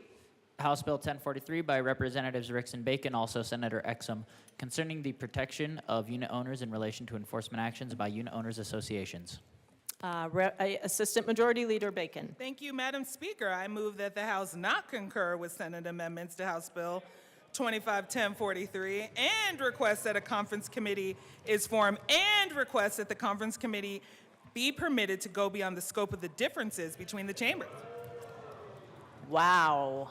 Well done. Representative Ricks, please proceed. Thank you, Madam Speaker. Members, this bill in the Senate added a meeting notice for someone who is going through foreclosure for 3 letters to be sent. One is like a certified letter and then 2 regular mails. We think that's not appropriate for someone who is going to be foreclosed. We want to make every effort that their house is saved. So we want to add a step in there for a process server to knock on the door and actually try to get the homeowner to respond.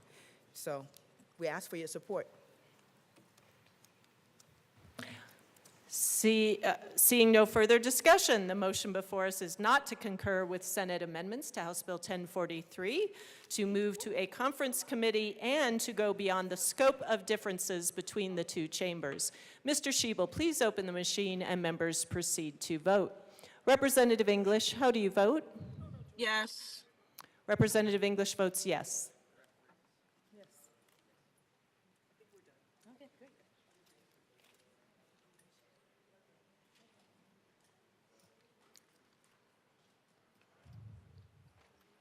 Please close the machine.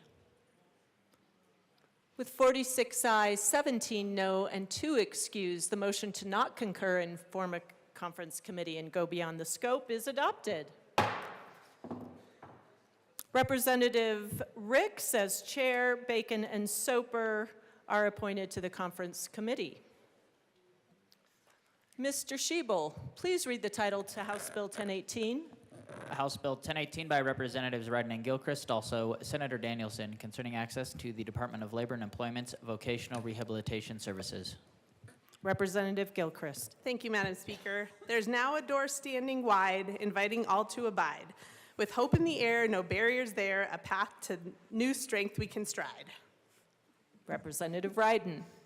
Thank you, Madam Speaker. We move to concur with the Senate amendment to House Bill 1018, and we agree with it and urge an aye vote. The motion before us is to concur with Senate amendments to House Bill 1018. Seeing no further discussion, Mr. Schiebel, please open the machine and members proceed to vote. Representative English, how do you vote? Yes. Representative English votes yes.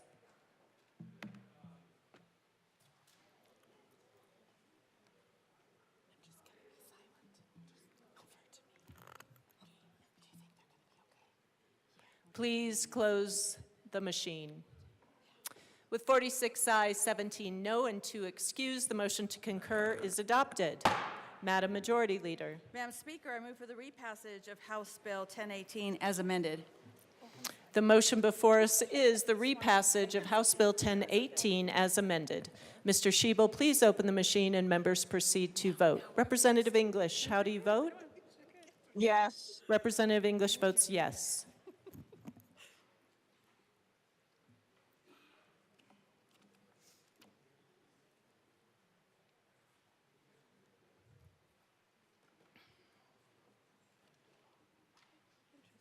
Please close the machine. With 45 aye, 18 no, 2 excused, House Bill 1018 as amended is repassed. Co-sponsors.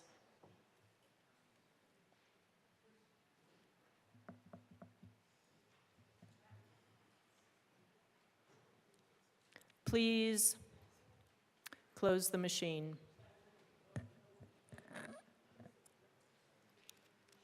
Mr. Schiebel, please read the title to House Bill 1133. House Bill 1133 by Representatives Duran and Gilchrist, also Senators Mobley and Kipp, concerning requirements for the retail sale of ammunition for firearms and in connection therewith, establishing requirements for the delivery of ammunition sold at retail. Madam Majority Leader. Thank you, Madam Speaker. I move that the House concur with Senate amendments to House Bill 1133. Please proceed. In the Senate, there were a few technical amendments to add clarity to the exemptions that were made in the House and further cleanup. Additionally, they made changes to further clarify that nothing in the bill is intended to conflict with federal shipping requirements. The Senate also added an exemption for peace officers aged 18 to 21 while the officer is on duty and serving, and changed the safety clause to a petition clause. Thank you. Seeing no further discussion, the motion before us is to concur with Senate amendments to House Bill 1133. Mr. Shebel, please open the machine and members proceed to vote. Representative English, how do you vote? Yes. Representative English votes yes.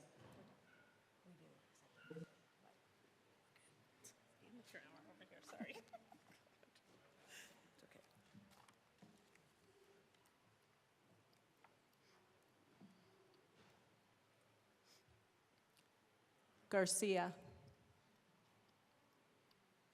Please close the machine. With 43 aye, 20 no, 2 excused, the motion to concur is adopted. Madam Majority Leader. Madam Speaker, I move for the repassage of House Bill 1133 as amended. The motion before us is for the repassage of House Bill 1133 as amended. Mr. Shebel, please open the machine and members proceed to vote. Representative English, how do you vote? Yes.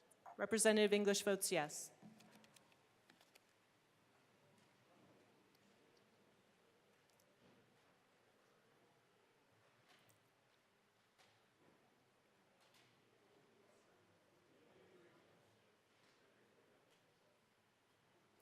Please close the machine. With 38 aye, 25 no, and 2 excuse, the motion to repass House Bill 1133 as amended is adopted. Co-sponsors.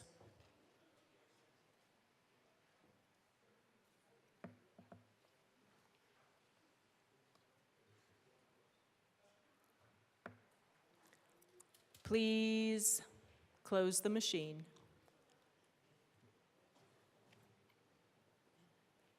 Mr. Shebel, please read the title to House Bill 1205.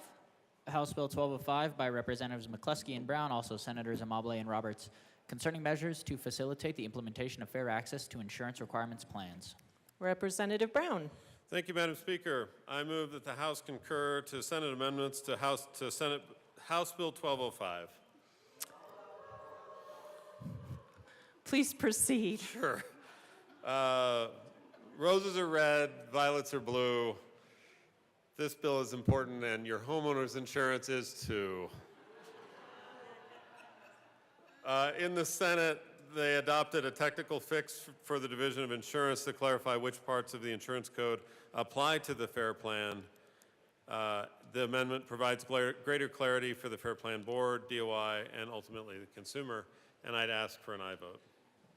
Seeing no further discussion, the motion before us is to concur with Senate amendments to House Bill 1205. Mr. Shebel, please open the machine and members proceed to vote. Representative English, how do you vote? Yes. Representative English votes yes.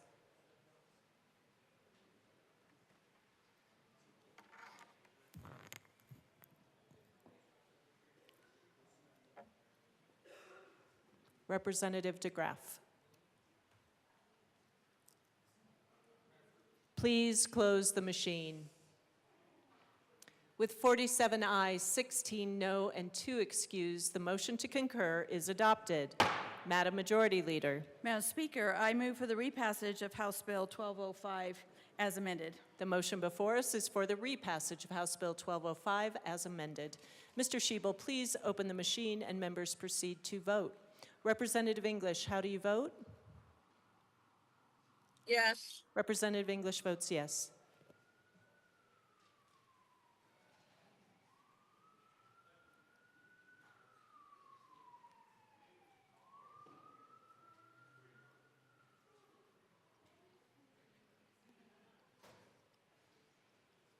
Please close the machine. With 48 aye, 15 no, and 2 excused, the motion to repass House Bill 1205 as amended is adopted. Co-sponsors.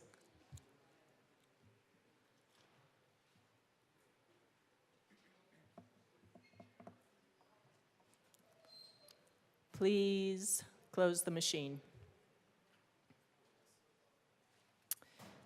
Mr. Shebel, please read the title to House Bill 1238.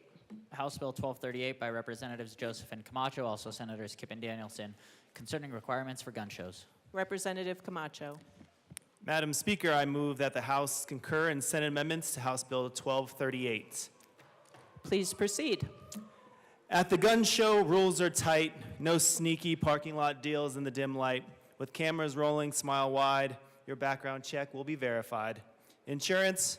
Yep, don't forget that fee, because liability insurance is not free. And if your plan for security is lame, your regulating county will call you out by name. Colleagues, now with Senate tweaks now in the mix that enhance the bill with no tricks.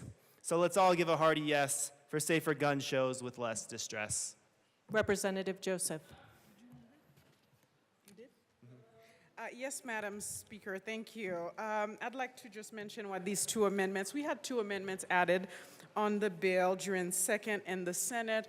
If you remember, our former Representative Weissman, who is currently the great senator back there, he noticed that one of the statutes were in the wrong place, so we end up putting it in the right place for L39. And then in L57, we just wanted to make sure that the bill moving forward conform with existing and future laws as it relates to ammunition. So we just said that the law, sorry about that, that the vendor will display and offer for sale or transfer ammunition compliant with any applicable state or federal statute. And we ask for a yes vote on the concurrence. Thank you. Seeing no further discussion, the motion to concur with Senate amendments to House Bill 1238. Mr. Shebel, please open the machine and members proceed to vote. Representative English, how do you vote? Yes. Representative English votes yes.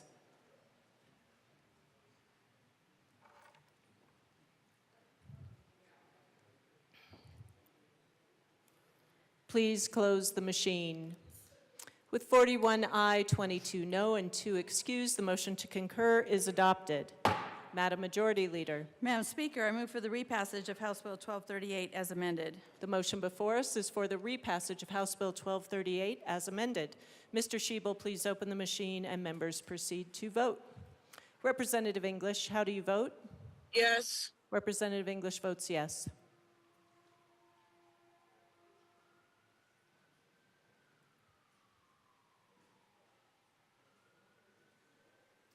Please close the machine. With 35 aye, 28 no, 2 excused, House Bill 1238 as amended is repassed. Co-sponsors.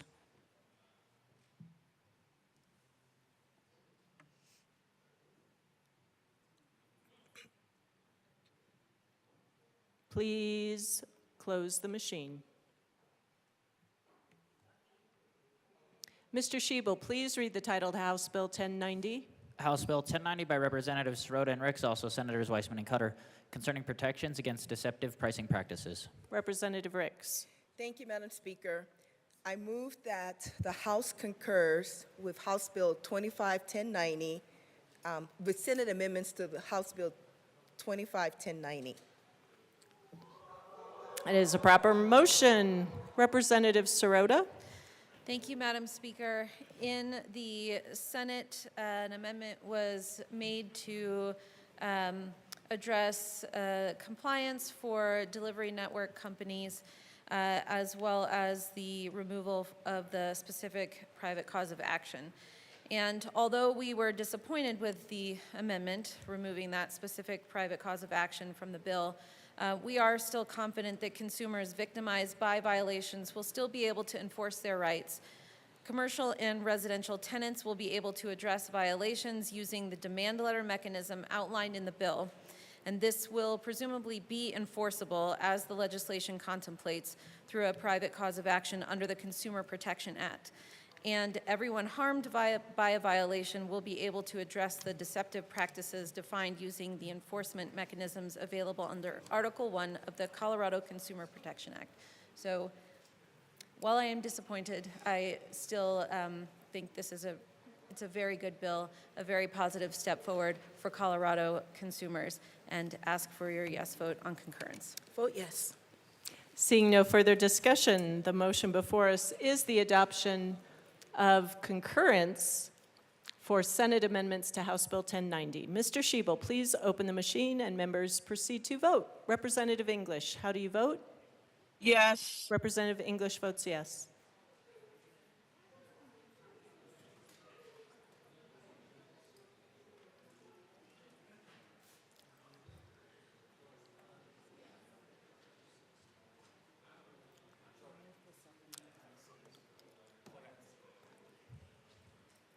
Representative Woodrow is excused. Representative Valdez. Please close the machine. With 41 aye, 21 no, and 3 excused, the motion to concur is adopted. Madam Majority Leader. Madam Speaker, I move for the repassage of House Bill 1090 as amended. The motion before us is the repassage of House Bill 1090 as amended. Representative Velasco. Thank you so much, Madam Speaker. We are speaking to the repassage of 1090, Representative Velasco. That's okay. The motion before us is the repassage of House Bill 1090 as amended. Mr. Shebel, please open the machine and members proceed to vote. Representative English. Yes. How do you vote? Representative Yes. English votes yes.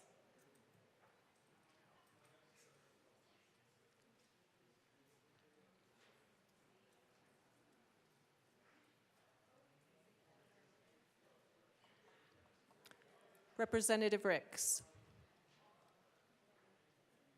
Please close the machine. With 41 aye, 21 no, and 3 excused, House Bill 1090 as amended is repassed.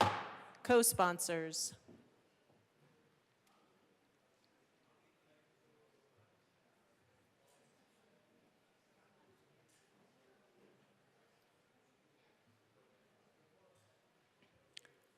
Mr. Shebel, please read the title. Oh, close that machine. Let's not get ahead of ourselves. Mr. Shebel, please read the title to House Bill 1137. House Bill 1137 by Representatives Lindsay and Velasco, also Senator Winter, concerning money from the Colorado Adopt-A-Shelter pet account used for the care of community cats. Representative Velasco. Thank you so much, Madam Speaker. We move to concur with Senate amendments for House Bill 1137. People should be meowing. Meow, meow, meow. I love it. We've got a meow. I love it. Representative Velasco. Thank you, Madam Speaker. I have a haiku for the chamber. Soft fur, quick paw sleep. Let's fund, catch and release now. Shelters do their part. Representative Lindsay. Thank you, Madam Speaker. It is an honor to serve with you. It is an honor to serve with you. Members, I'm wearing my cat skirt today. I've got my cat earrings on. I'm very proud of this bill. I've got a little poem for you as well. Here, kitty, kitty, here's some delicious wet food. You're out in the wild, and I would add you to my brood. But alas, I am maxed out, and I cannot make you mine, but I can do my best to make your life so healthy and fine. My apologies for this trap. We're gonna take good care of you. Spay, neuter, clip your ear, and you'll be returned brand new. We'll bring you back to all your friends and places that you know, and you'll be free to live a happy life, but your population will not grow. Love you so, community cats. We worked really hard for you. And please, members concur with these Senate amendments too. Seeing no further discussion, the motion before us is to concur with Senate amendments to House Bill 1137. Mr. Shebel, please open the machine and members proceed to vote. Representative English, how do you vote? Yes. Representative English votes yes.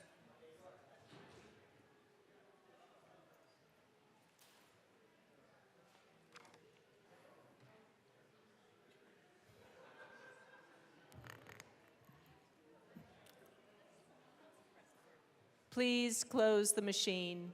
With 44 aye, 19 no, 2 excused, the motion to concur is adopted. Madam Majority Leader. Madam Speaker, I move for the repassage of House Bill 1137 as amended. The motion before us is for the repassage of House Bill 1137 as amended. Mr. Shebel, please open the machine and members proceed to vote. Representative English, how do you vote? Yes. Representative English votes yes.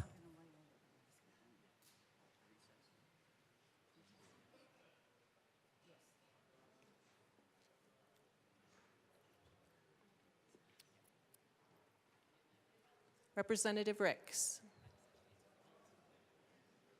please close the machine. With 41 aye, 22 no, and 2 excused, House Bill 1137 as amended is repassed. Co-sponsors.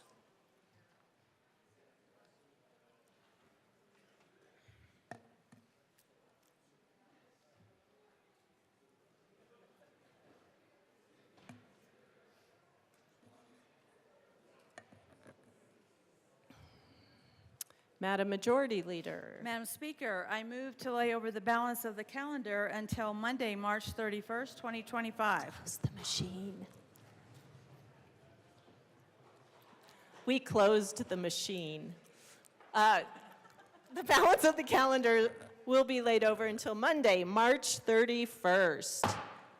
Members, any additional announcements or introductions?